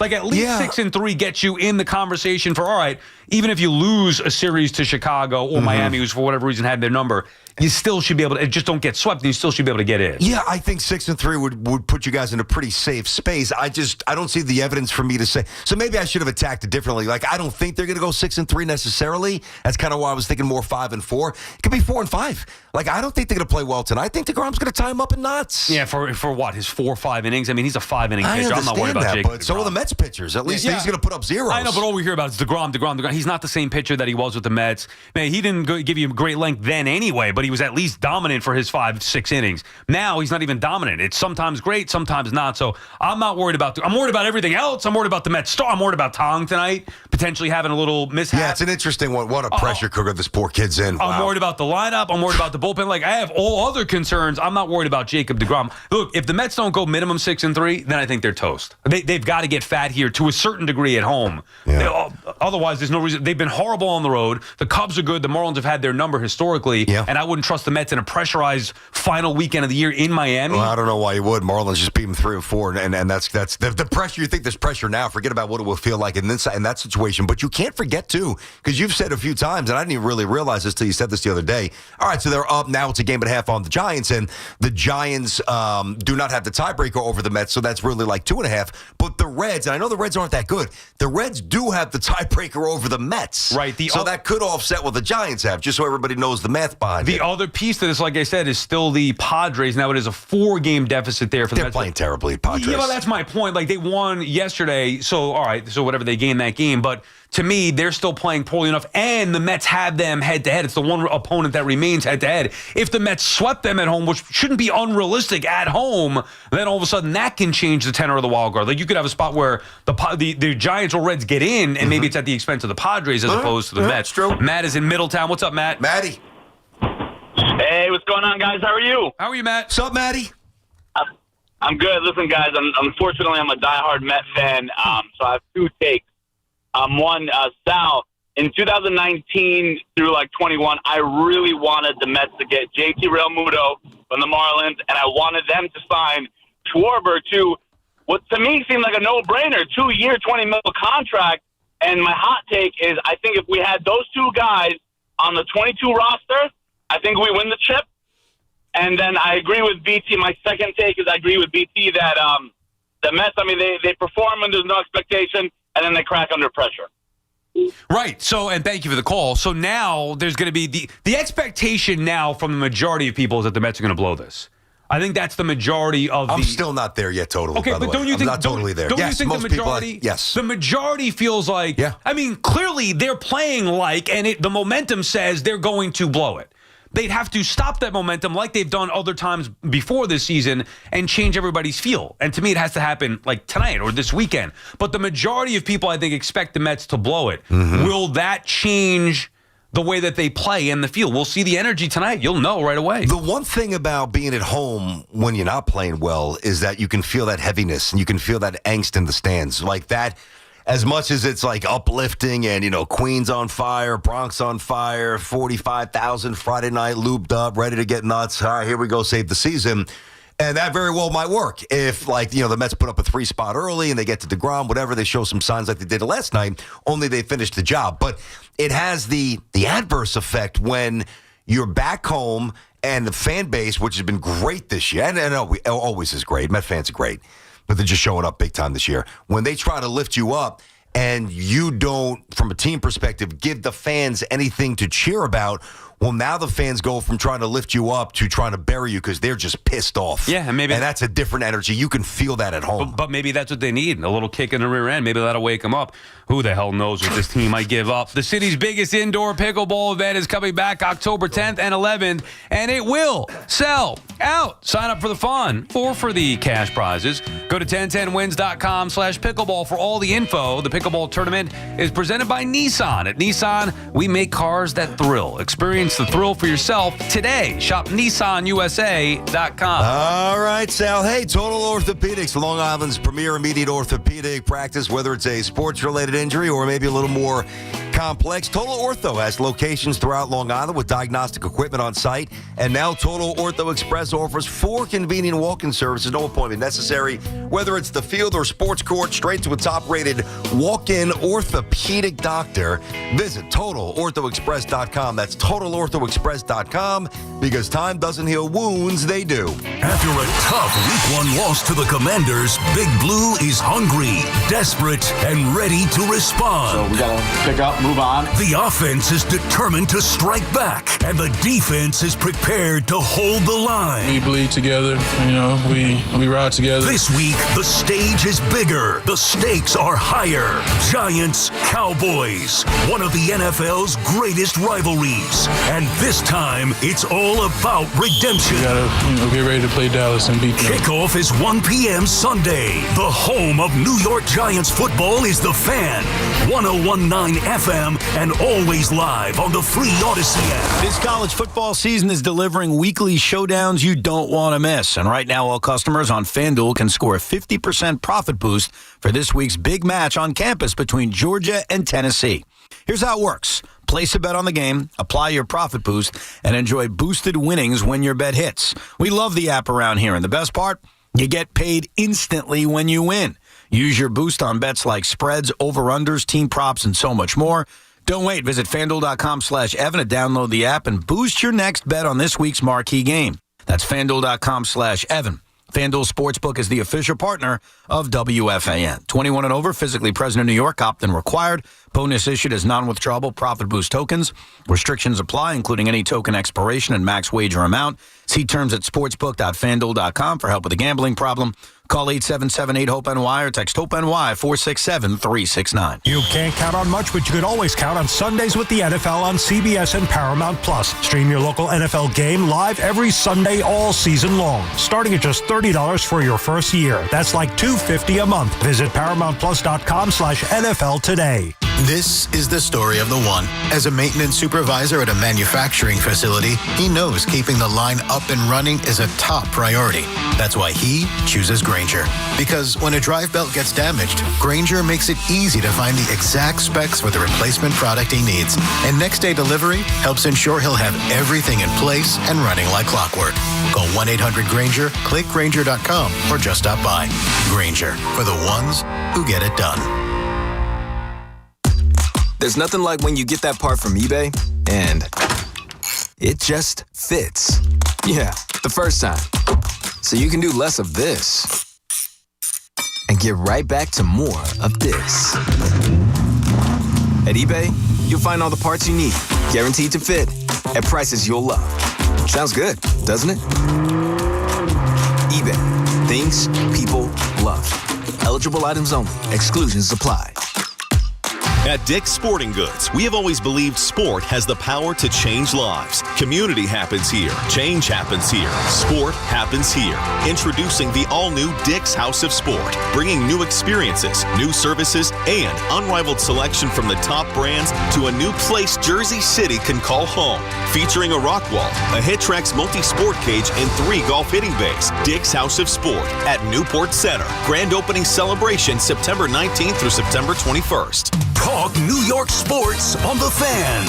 We all hear the radio ads about the IRS. They tell you to be afraid, to be scared, and they try to frighten you into calling. I'm not here to do that. Tax Relief Advocates is different. TRA is here to tell you that if you owe money to the IRS, whether it's $5,000, $50,000, or $500,000, we have a solution. It doesn't matter if you're sitting in your car, at work, or with your kids. No matter where you are, call now. 800-575-9834. Don't lose hope. TRA can eliminate or reduce what you owe to the IRS. Generous programs are now available that can give you a fresh start. Our passion is taxes and helping individuals fix their IRS problems. We have over 1,000 5-star reviews on Google and an A+ with the Better Business Bureau. You don't need to be afraid of the IRS any longer. End your tax nightmare today by visiting us online at TRA.com or call 800-575-9834. That's 800-575-9834.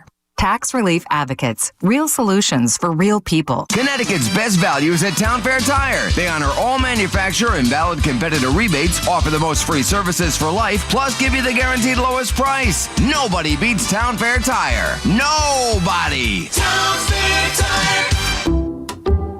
Some people just know you can save money on car insurance by checking Allstate first. Like you know to check the weather first, before wearing face paint to the game. Bro, your Go Cats is dripping into your nachos. Oh, and now paint is in my eyes. Interception! Did you see that? No! Yeah, checking first is smart. So check Allstate first and see what you could save. You're in good hands with Allstate. Potential savings vary, including based on how you buy, subject to terms, conditions, and availability. Allstate North American Insurance Company and affiliates, Northbrook, Illinois. Oh, could this vintage store be any cuter? Right? And the best part? They accept Discover. Accept Discover? In a little place like this? I don't think so, Jennifer. Oh, yeah, huh? Discover's accepted where I like to shop. Come on, baby, get with the times. Right, so we shouldn't get the parachute pants? These are making a comeback. I think. Discover is accepted at 99% of places that take credit cards nationwide. Based on the February 2025 Nielsen report. Dunkin's $6 meal deal is kind of wild. You get a bacon, egg, and cheese sandwich, 6-piece hash browns, and a medium iced or hot coffee, all for $6. That's the main character meal energy you need this fall. Get it now in Dunkin' stores or order ahead on the Dunkin' app. No substitutions, participation and times may vary. Offer price varies in California and Hawaii. Limited time offer cannot be combined with other offers. Exclusions and terms apply. Talk New York sports here. The Fan. All right, BT and Sal back on The Fan. Football Friday, 11:47 on The Fan. We'll get back to these calls, a little Mets, a little football as well. Right now, caller number 10, Mike Tyson was in the house. You hear him with Boomer and Gio today? I mean, I was crying. They're trying to do one of the reads, and Mike jumps in. It was absolutely priceless. I didn't hear it. It was funny. Yeah, we'll talk about it a little bit. It was really, really good. So he is, man. Call their number 10 at 866-540-WFAN. That's 866-540-9326. That's your chance to win tickets to see Mike Tyson return to the Mike Tour, coming to the Hard Rock Hotel and Casino in AC on January 23rd. All from our friends at the Hard Rock Hotel in Atlantic City. He is one incredibly rare combination of unpredictability, intelligence, wit, humor, athletic greatness. He is just out of his mind, Tyson. Yeah, I know, man. Think about his life and career. Like, wild when you think about it. Where he was, obviously, as a young kid coming up, being that boxer. His boxing career is one thing. His personal stuff and the way he's evolved, all the character that he became, acknowledging. Like, this was the baddest man on the planet at one point. And then he's now, like, in his feelings and emotional and open about certain things. Like, there's a lot to dive into Mike Tyson. Fascinating individual. And he does have fast hands. Like, you see him training and stuff. Like, I think he would hit me 15 times before I got my hands up. So wait a second. Before I got my hands up. Is he actually fighting Floyd Mayweather Jr.? He is. No, this is what we're giving away. This is him getting on stage and telling stories and basically being Mike Tyson. He's done that before. We had a Broadway show, if I'm not mistaken. He's done some work before where he's done some stuff on stage. Yeah. I don't remember if I saw it or I've seen clips. It might have been aired. I don't know if I went to the show on Broadway or it was aired somewhere that I saw it, but I feel like I did watch whatever it was called back then. It was very good. He did a great job with He's a good storyteller. On stage, his life's an open book. He was even telling, I guess Gio met him in Pittsburgh. I guess he was there in Pittsburgh when Greg was working out there. And Greg was telling a story about when Mike was there. And Mike's like, oh, yeah, I remember that. He's like, that's your perspective. He's like, now imagine my perspective. I was high as a kite, man. I was out of my mind, bro. I'm like, it's just Mike. You just never know where he's going. Oh, my God. BT and Sal, the fan. All right, so we'll get back to the calls here on the Mets, obviously, that's dominated the talk today. The Mets in the midst of a collapse yet again. Hard to believe. But reason for optimism as far as New York sports go, BT. A new week. Maybe the Jets and Giants can finally get on the board. And I do think it's imperative. I don't think it is from a Jets perspective. We can get into them in a little bit. I think it's imperative the Giants win this game for many different reasons. Like, they're playing the Cowboys. It should be a winnable game. Cowboys aren't dominant. Tough that it's a road game, another division road game. But if the Giants can't win, matter of fact, if they have a bad first half, you know what the feel is going to be. It's going to be all about Jackson Dart. And it feels like it's inevitable that Dart's going to take over at some point soon. But at least a win could maybe calm that down and see if they could get their season on track. Okay, so to me, two very different things with both of these teams. Very quickly on the Jets, to me, what I want to see is, I want to first see, what I'm looking for more than anything, aside from a win, is I want to see more from the defense. Like, now you'll learn a little bit more about adjustments and how they get in the lab and what they correct. And the second corner, was a mess last week. They missed some tackles. They've got to be a little bit better on defense. We'll see if they can be. They usually play very well against Josh Allen. That's what I'm looking for from the Jets' perspective. And then obviously, if you see another good game from Justin Fields, that's just more fuel to get behind. All right, he's in his mid-20s. Maybe he's going to be the guy. From a Giants perspective, you say must win. I don't think it's a must-win, but I'm going to play on words here. It's a must-play-well game. There is no way, Sal, that we can come in here, and I mean, we very well might, so I shouldn't say no way, but we can't come in here Monday and the Giants are a disorganized, dysfunctional slop fest again, especially on offense. Defense was pretty good against the Commanders. This can't happen. The Dallas Cowboys defense is it's probably going to be average at best, 15, 18, 14, 17, somewhere in that neighborhood, and the offense is going to have to carry the mail for the Cowboys. So the Giants defense is their strength. I actually think it's going to be a fairly competitive game. I think Russell Wilson is going to look a lot better than he did last week. But is Thomas playing? And if he doesn't, what happens? If he does, can he finish the game? If he does he play next week? But the reason I say it's got to be a must-play-well game, if it's ugly, we're going to start having conversations about Brian Daboll not finishing the season. Yeah, well, that's kind of my point. It's not a must-win as far as the season goes. I don't think the Giants are going to have much of a chance. But if they don't win this season, if they don't win this week, and you're staring at the Chiefs, I don't care if the game's at home or not, it's the Chiefs in week 3, you're 0-2. It's going to be all about – it was always going to be a tale of 2 different seasons. The plan that was in place with Dable year 4, Russell Wilson, veteran quarterback, and that offense, and the great defense that they talked about, great defense, all these star players, that's one season. The other season is Jackson Dart and what he can do. Season 1, if they don't win this game in week 2, I don't know how you can make a case for that to continue. Even if you push and say Russell Wilson's going to start week 3, like they're probably not going to beat the Chiefs, and their season at 0-3 is essentially over. And then it's just all about, well, at what point? And Boldy said it with us this week, like he'd go to Jackson Dart now. So what are we waiting for? So then you could put to bed the hopes of a playoff run and all that stuff with the veteran quarterback and just say, okay, now it's about, can you develop Jackson Dart? Now, maybe that could turn into winning games, and then they could make their way to fight for a postseason spot. Who knows? But it's about, for now, it's still about the veteran quarterback trying to play competitive, respectable, winning football. If they can't do that against the Cowboys, like, at what point do you believe that they can? I'm not even sure I believe that now. I mean, Me neither. So I know. I mean, Sal, listen, this is what it's going to be. It's going to be a week-to-week evaluation, and every press. Now, we won't necessarily air it every single Monday like we did the other day because we wanted to see what he was going to say about Dart and Wilson. But it's going to be a week-to-week evaluation of the Giants' offense and the quarterback spot. That's what Dable's going to be facing. It's not going to be comfortable. You know, it's going to get old after a while until the move is eventually made. But again, I do think the Giants' offense will look much better this week. But what I don't know. Like, what's their identity going to be? And they've got to, and this is like, it's just basic stuff here, but you've got to call better plays, dude. Like, you cannot come out and be basically on the goal line and look to pass the football all the time. It's an embarrassment. Like, there's not an ounce of physicality. Where's the commitment? Now, the Jets are taking it in a very different, deep direction where they're looking to run a ton. I'm not saying you need to do that for the Giants because Neighbors is a superstar, but you've got to at least understand the basic requirements of football, dude.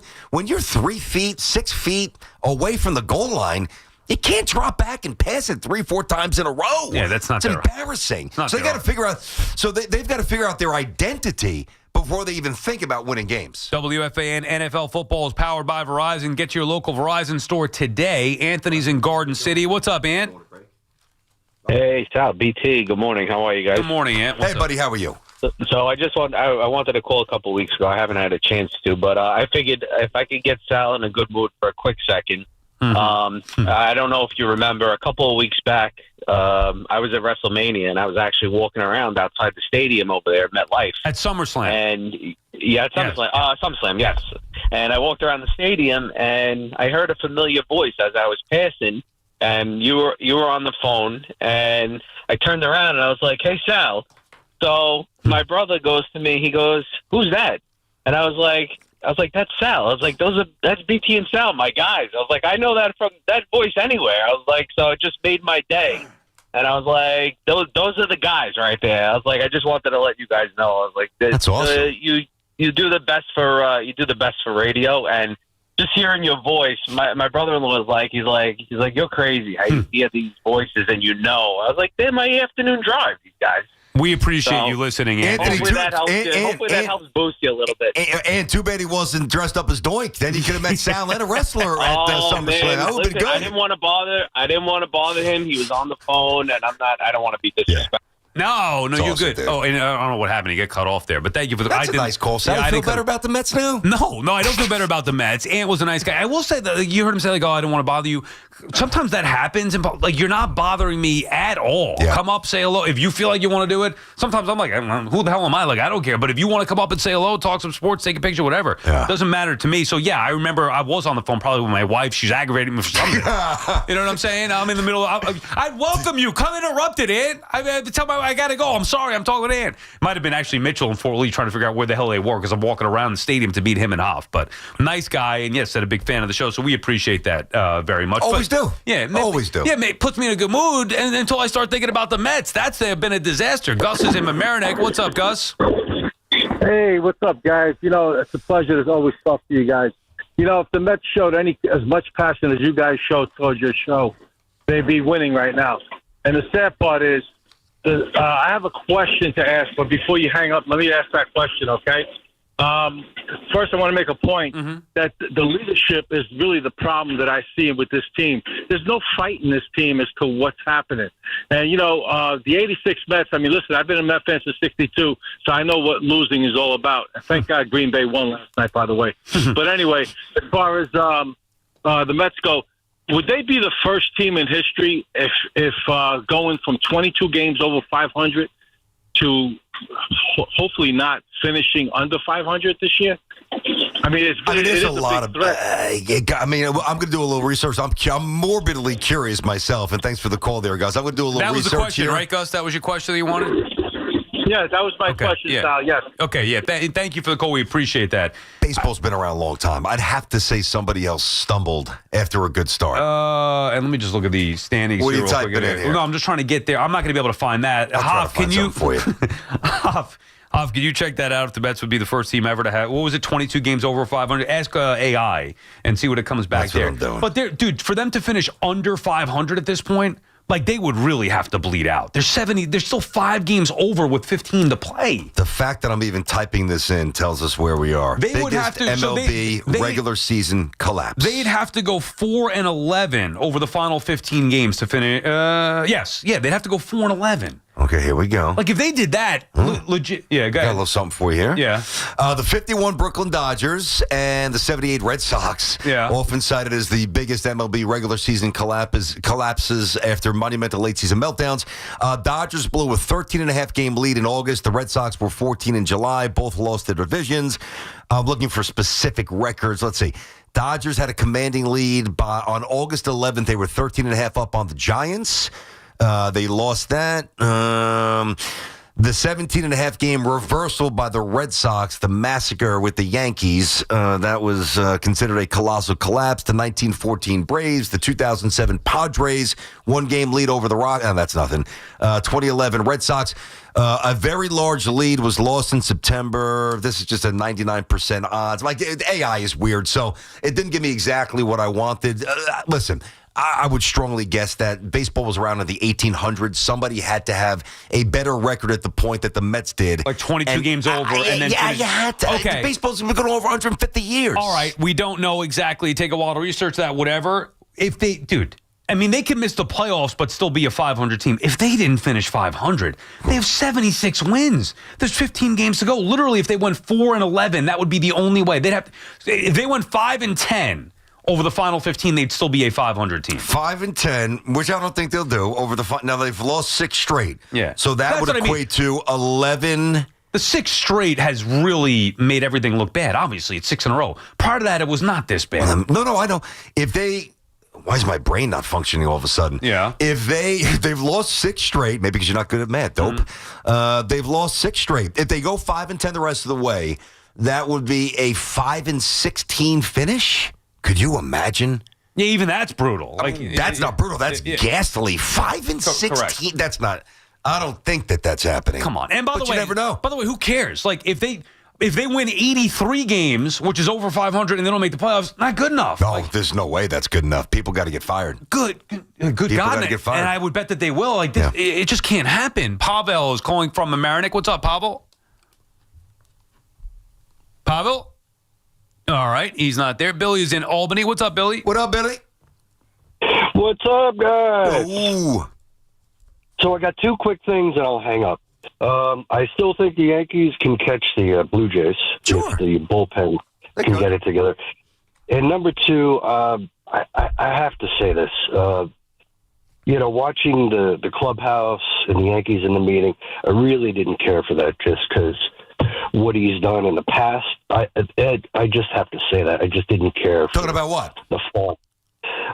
When they did the meet and greet in the clubhouse. With President Trump? And we're not getting into politics. No, don't watch it. He's the president of the United States. The Yankees welcomed him. He accepted, and players seem pretty happy. Had a relationship with the Steinbrenners, Randy Levine, so Yankees responded well, whatever. I'm not getting into the politics here. We don't do that on this show, as you know, if you listen to 9/11, by the way. Yeah, exactly right. It's 9/11. It's the president on 9/11 in New York. I was thinking about that, too, driving home, BT. Like, we talked about it yesterday, obviously with the 9/11, and we were talking about maybe a big picture. I know here in New York, but really, I don't know. I can't say what it's like outside of the city because I've never lived outside of the New York area, the tri-state area. Yep. So I don't know if it still holds the same meaning across the country. It's a good question. But here in New York, when you're literally at SNY, I work at 4 World Trade Center. I You're look right outside, there. I see.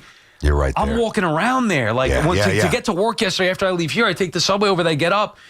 I'm there. I'm at the World Trade Center. Yep. That impacts us in New York differently when we're on the same subways and the same streets and the same tunnels and buildings and bridges. It means a lot more here, sadly, than it should anywhere else, because it impacted us the most. We talk about the Mets and the Yankees' impact. I was listening to Susan and Dave on the way home, and Susan was telling her stories of where, it's really... I guess my point was that I feel like I was making it a bigger thing. We were talking about just from a bigger perspective, but really in New York is where it really hits home on a constant yearly basis and even day-to-day basis, depending on where you work in the city and are reminded of it. I mean, it was our Pearl Harbor. I mean, we got hit the hardest, unfortunately, but, I'm sure the memorials, the fields in Pennsylvania, the Pentagon was. Right. I mean, there's other places that obviously. So you think nationally it still holds the same? I can only go back to where I was, as you know, I was in Detroit, Michigan, working when it happened, and it was strong, and the connection was palpable. Is it going to be, and that's not to judge Michigan or any other states, I don't know that it could ever be as powerful anywhere else than it is here. Right. Because of all the brothers and sisters that we lost. There's no way. Did all the sports teams yesterday? You know how sometimes sports teams will follow suit on social media and tweet out whatever it may be, some kind of message like this day or we stand with. Did everybody tweet out? I don't know. That's a good question. Did the Padres put something out? I don't know. I don't know. Never forget. I know the Yankees and the Mets did. Correct. And the Mets and Yankees are wearing those hats. And the Jets and the Giants. That's what I'm saying. I don't know. I'm going to actually search. I'm curious. It's really a world thing, certainly a country thing, but specific to this city. Yeah, there's no question. BT and Sal on the fan, 888-808-1019, the number to call. All right, we'll get back to those calls here. Football Friday, Yanks and Mets. Hey, congrats, Eric from Oakland, New Jersey. You want a pair of tickets to see Mike Tyson coming to Hard Rock Hotel and Casino Atlantic City on January 23rd. Good job, Eric. So you will have a blast with Iron Mike, with a mic, and it's from our friends at the Hard Rock Hotel, Atlantic City. Tickets going on sale tomorrow, but Eric doesn't need them because he won a.m. at Ticketmaster.com. Make sure you tune into Evan and Tiki for another chance to win tickets. It's Boomer and Gio, mornings on the Fan, 101.9 FM. You're getting quite possibly the best offensive game that Justin Fields has played in his NFL career. I went back and looked at some of this stuff. And your defense was that bad that you couldn't win this game? Listen to Boomer and Gio on demand on Apple Podcasts, Spotify, or wherever you get your podcasts. This is Maggie Gray with an Odyssey Sports Minute. The Cleveland Browns are talking tough ahead of their Week 2 trip to Baltimore, but they might be picking the wrong fight. Wideout Jerry Jeudy dismissed the Ravens' secondary as no challenge, and safety Grant Delpit said stopping Derrick Henry is quote-unquote not hard. Henry ran for 169 yards last week and torched Cleveland for over 200 yards and 3 scores last season. Both teams are 0-1, but the Ravens look sharper, and they're 11.5-point favorites for a good reason. I'm Maggie Gray. Chumba Casino brings non-stop fun straight to your screen.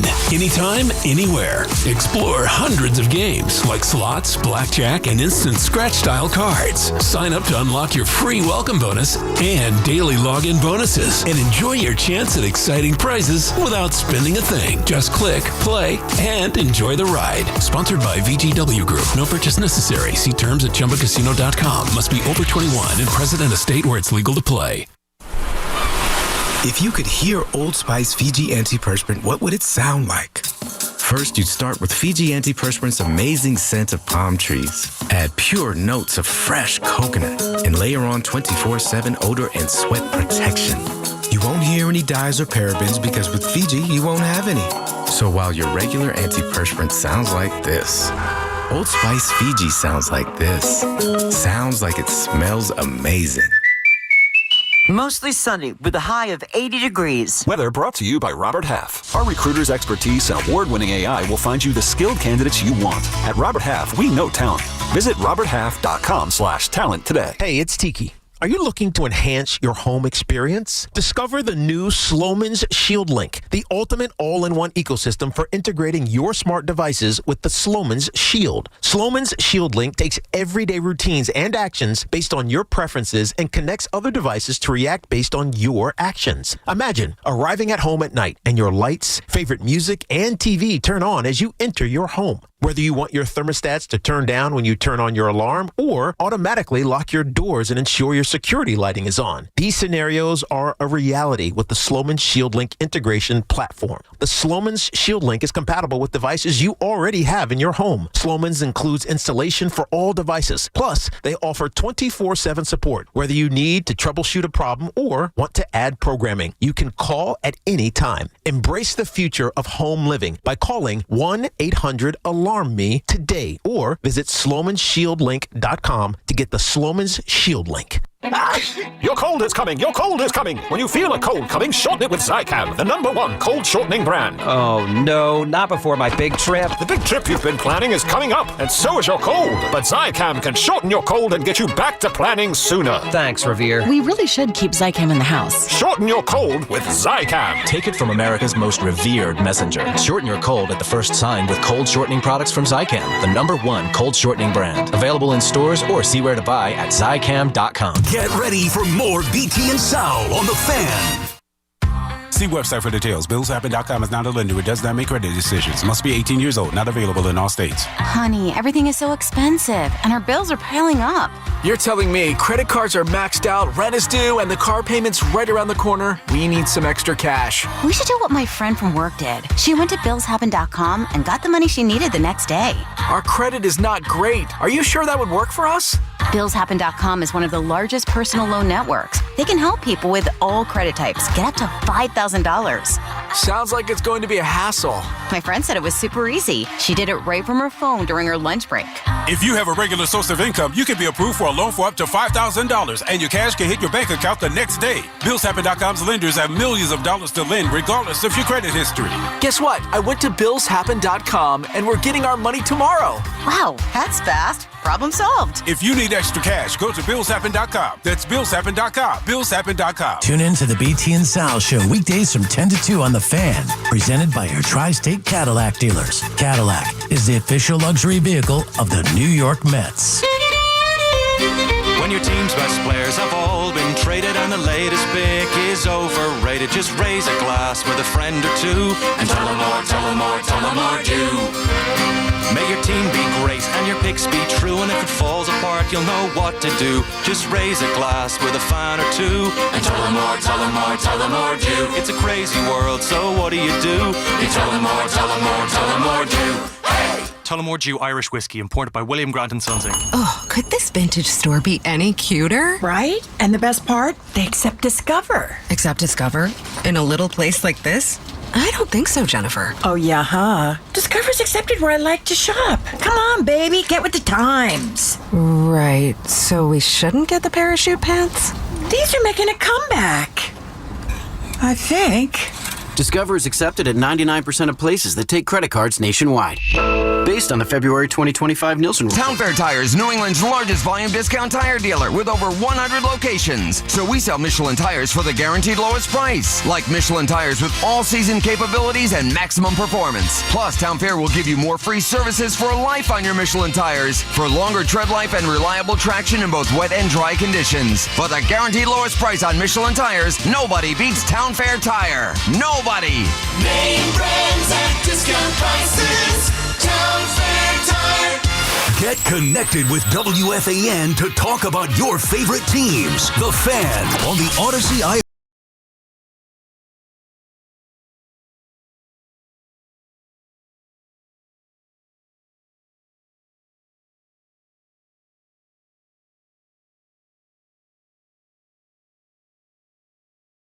We have Nick Costos coming up at 12:40. Perfect parlay pick segment as well. Just to tidy up the last segment, BT, because we're talking about the 9/11 and if it's 25 years or 24 years later felt the same outside of New York. And you mentioned, did the Padres do anything? They did on social media acknowledge it. So I was like, all right, let's try another team.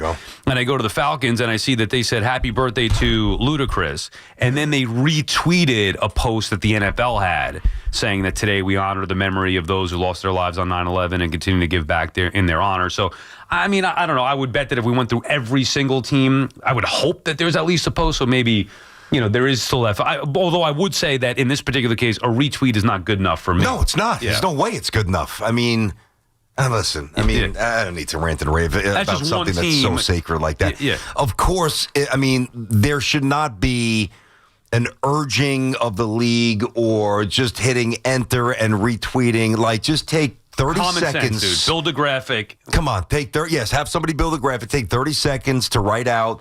Show some empathy, show some connectivity to those who have lost their lives and those affected.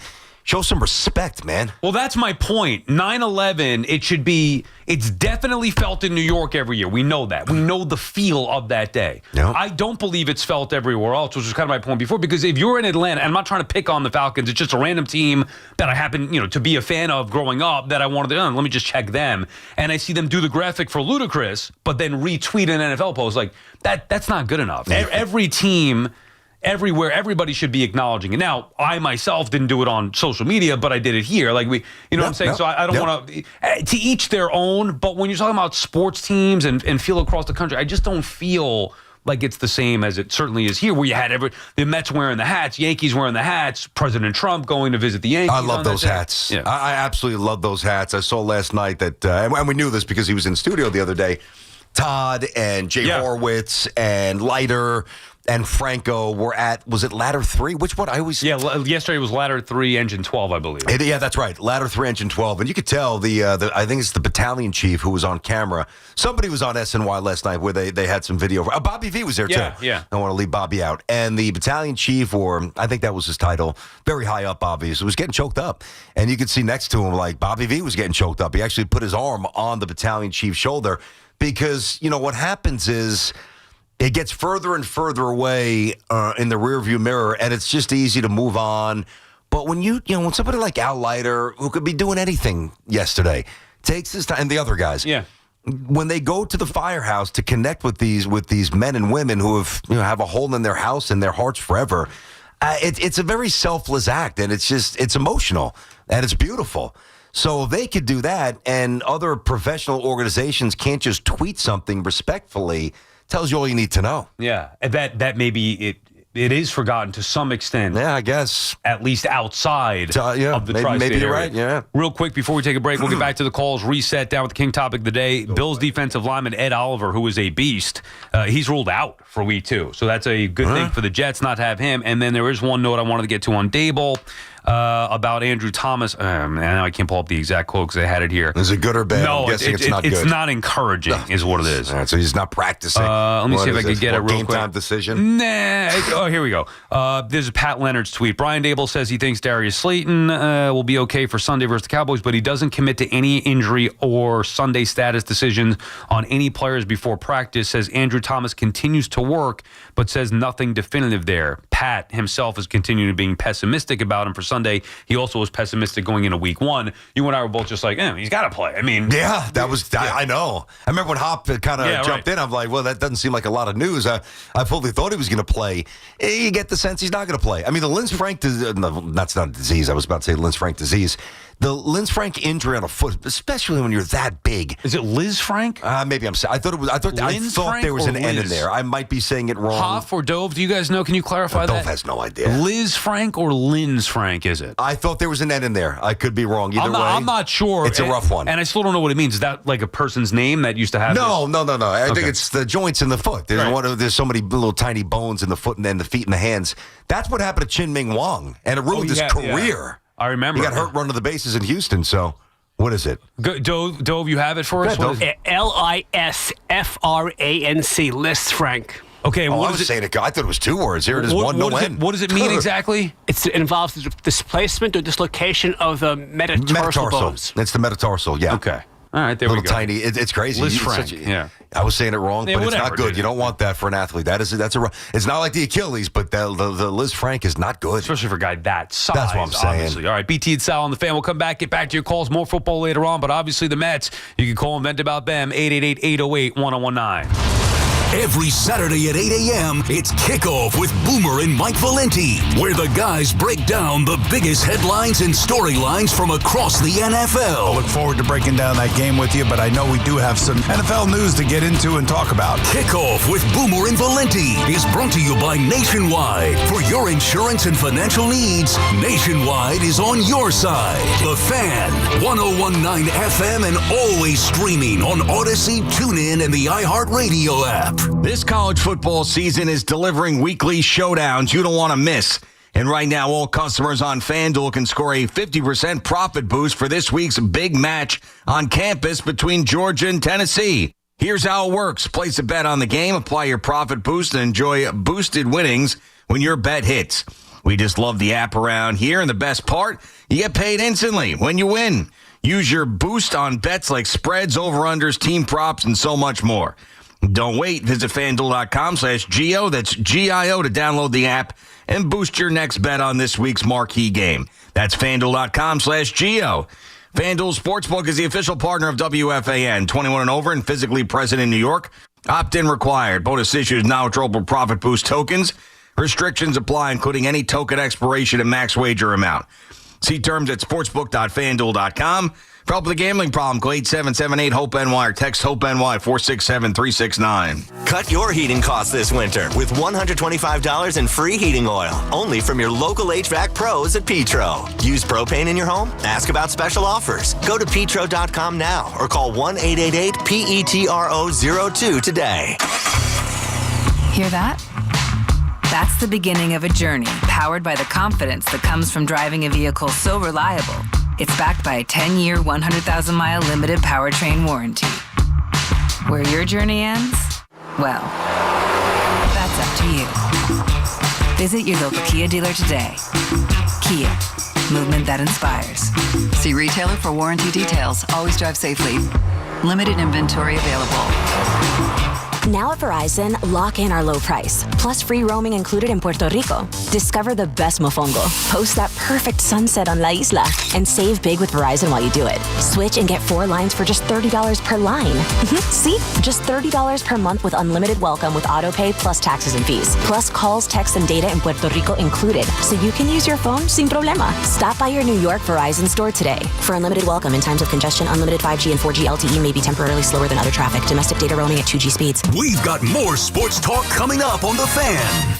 We all hear the radio ads about the IRS. They tell you to be afraid, to be scared, and they try to frighten you into calling. I'm not here to do that. Tax Relief Advocates is different. TRA is here to tell you that if you owe money to the IRS, whether it's $5,000, $50,000, or $500,000, we have a solution. It doesn't matter if you're sitting in your car, at work, or with your kids. No matter where you are, call now. 800-518-3899. Don't lose hope. TRA can eliminate or reduce what you owe to the IRS. Generous programs are now available that can give you a fresh start. Our passion is taxes and helping individuals fix their IRS problems. We have over 1,000 5-star reviews on Google and an A+ with the Better Business Bureau. You don't need to be afraid of the IRS any longer. End your tax nightmare today by visiting us online at TRA.com or call 800-518-3899. That's 800-518-3899. Tax Relief Advocates. Real solutions for real people. Make every mile unforgettable in a Mercedes-Benz from Mercedes-Benz of Edison. Their expert team will help you find the perfect fit with flexible lease and finance options that make driving luxury easier than ever. Mercedes-Benz of Edison, your destination for luxury driving. This is the story of the one. As a custodial supervisor at a high school, he knows that during cold and flu season, germs spread fast. It's why he partners with Grainger to stay fully stocked on the products and supplies he needs, from tissues to disinfectants to floor scrubbers. All so that he can help students, staff, and teachers stay healthy and focused. Call 1-800-GRAINGER, click Grainger.com, or just stop by. Grainger, for the ones who get it done. Some things can steal your sunshine. Ugh, I just got my hair done. Sorry, the cooler's broken. Anyone see my flip-flops? Anyone? But COVID-19 can steal a lot more. I just took a COVID test. Ugh. Prescription medications for COVID exist. If you test positive this summer, ask your doctor if they're right for you. Visit PfizerForAll.com/COVID-19 to learn more. Sponsored by Pfizer. Mnexspike, COVID-19 vaccine mRNA by Moderna, is now available and easy to find near you. To learn more, visit mnexspike.com. That's MNEXSPIKE.com. We're talking New York sports. WFAN, WFAN FM, WFAN FM HD1, New York, and Odyssey Sports Station. WFAN Sports Flash. Good afternoon at 12:02. I'm Andrew Bogish. This Sports Flash is sponsored by Motion Sports Medicine. Is pain stopping you from doing what you love? Physical therapists at Motion create a personalized plan that can get you moving safely and confidently again.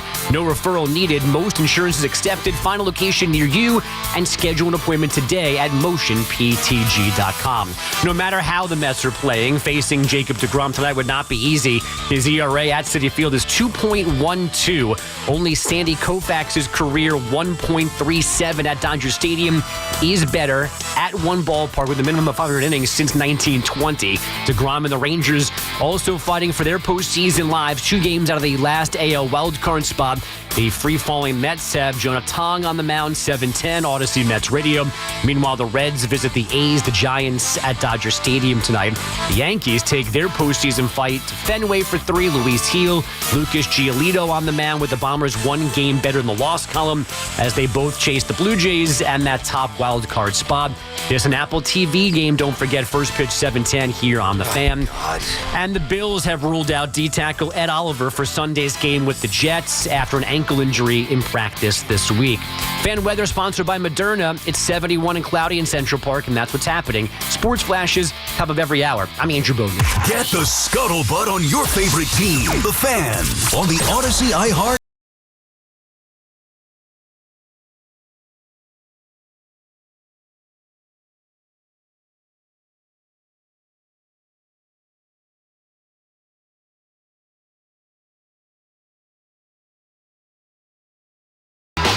Brandon Tierney, Sal Licata back on the Fan on this Friday now afternoon. We are down with the king topic of the day, and as much as we want to look ahead to football, and we will, Nick Costo's coming up at 12:40. We'll have our Perfect Parlay pick segment later on in the 1 o'clock hour. Talk a little Jets, Giants, and go around the league a little bit. We got to start with the Mets, who, again, embarrassed themselves last night. And this time, 4-0 lead in the first inning. You're thinking, all right, finally, just exhale. Like, it's bad enough you lost 3 out of 4. A best case scenario to Philadelphia, but you get 4 in the first, get a win, get back home, see if you could turn things around a little bit and stop the bleeding, and yet it turns into one of their worst losses of the season because they give it right back. And it just, to me, BT, there are a lot of big issues here. There are reasons to not believe in the core, where I've had those conversations with you a year ago. I thought that they've earned the benefit of the doubt because of the success last year, even in spite of believing in that team or not. Also, the teams that are chasing them in the current playoff spot, not very good. So you could talk about it, well, will this team make the playoffs? Then you could talk about, well, is that good enough anyway? Right now, for me, it's just about getting in. I still ultimately believe they're going to get in. But what we've seen from this team is inexcusable and unacceptable by any stretch of the imagination. And if they don't get it turned around tonight, this weekend, then I don't think there is any more reason to believe in them the rest of this year. That's fair, man. I mean, you hold on to the rope based on not so much hope, but maybe for some hope, but also, well, the understanding the Mets have some players that could turn this around. You just have to hope that they have the heart to actually back up some of the talent that they have, which is what I'm starting to question here, which I very rarely do, because it's the easiest thing in the world to sit here and say, why don't you make this tackle? Why, I don't know, because maybe the guy's 240, 50 pounds and he can bench press an SUV and he's fast and he's strong. Like, we make things hard that are hard easy. And I try not to do that much. But when I see such a glaring acceptance or what I perceive to be a lack of effort or engagement, maybe more specifically. And I'll take the last inning, for example. Those at-bats were treacherous, dude. Everybody crushed Alvarez for what he did the other night when he was in there, and he just missed 3 pitches by a mile. It wasn't that different last night. The only difference was it's 3 of the Mets' best hitters. Juan Soto, strike 1, strike 2, strike 3, out, above his head, not even close to a strike. I thought Alonso's at-bat was awful. He missed I think it was a knuckle curve by 3 feet. His Alonso's swing may have been worse than Alvarez's worst swing. And then Vientos went down very meekly here, Sal. So the bottom line is this: when things are going wrong, obviously, if you have some talent, you could piece it together. But what's scaring me about the Mets is that they're losing now a lot of different ways. Last night it was a middle infielder trying to learn how to play center. Last night I thought Mendoza pulling the starter, again, a little bit too early. I would have given Peterson another few batters to get going. He sucked anyway. Peterson wasn't very good. You did say that you disagreed with that at the start, and we didn't get a chance to circle back to that. Now, I know it's a couple of hours into the show. Well, he just wasn't You good wouldn't enough. have pulled him there? I would not have. No, you would have pulled him. I would have pulled him there because the feel I had watching that game, first of all, David Peterson was an all-star, so what he's done as of late has been unacceptable. You talked about Manaea's ERA. Peterson's ERA has been worse, dating back to whatever date in August, whatever it is, over 7. So he's been god-awful. He gets staked a 4-0 lead. Dude, you can't even survive a few innings with a 4-0 lead. So the feel to me was, good God, he got through 5 with the lead. Get him the hell out of there. Take your chances with the bullpen. Unfortunately, Reed Garrett stinks. The bullpen didn't have it. They gave it up. In that spot, my personal feel watching that game was I was relieved that Peterson was able to get through 5 with the lead and could see that he didn't have it. Okay, so I disagree, and I would have kept him in here, but I just simplify it this way. So Peterson versus Reed Garrett. Right. To me, even though Peterson has been not the all-star lately, we know that, and the numbers back it up, I'm going to go to the well every time with Peterson over Reed Garrett. Like, to me, to make a conscious decision, not that Peterson was amazing, but I did think his off-speed stuff was fairly sharp, and he was throwing pretty hard. For him, I thought that it was a miscalculation. And even if you disagree with that, which I respect, I don't think that it's an easy layup. It's not like he had 71 pitches. He was laboring a little bit. I get that, the double down the line. I saw it all. But to me, it comes down to Peterson or Reed Garrett. Who do you trust more?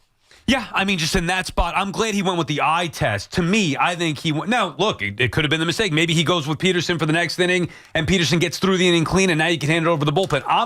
It's also part of managing scared a little bit.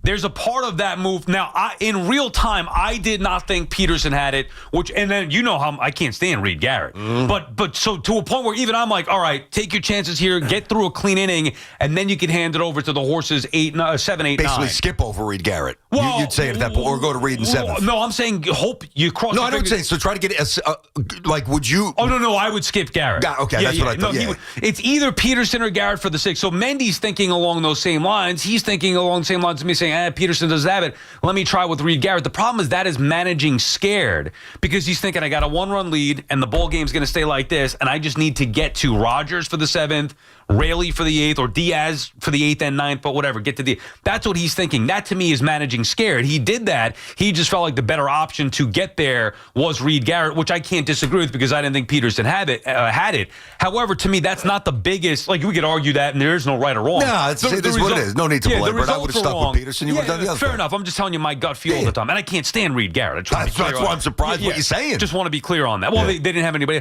My issue is that they didn't score any more runs. Like, dude, you score 4 runs in the first inning, you got perfect game the rest of the way. I know. And I agree with you, Alonso. First look at that at bat in the 9th inning, the thing that came to my mind was Alvarez. Mm-hmm. And it's worse for Alonso because he's Pete Alonso. He's a proven prolific all-star, a proven prolific home run hitter, power hitter, and to have an at bat where you look like a minor leaguer, that's unacceptable. But to me, that's not even the 9th inning against Duran. It's more that how does a team with the potential of the Mets offense and the names that they have go from scoring 4 runs in the first inning in a bandbox to getting perfect game the rest of the way in 8 innings? That's unacceptable. It's just, I don't even know what the sporting equivalent would be. I don't know. The Giants come out and they score 3 touchdowns on the Cowboys on Sunday, and they give up 42 unanswered, and they don't get a first down the rest of the game. I don't know. I don't know if that's perfect. It is tough to watch.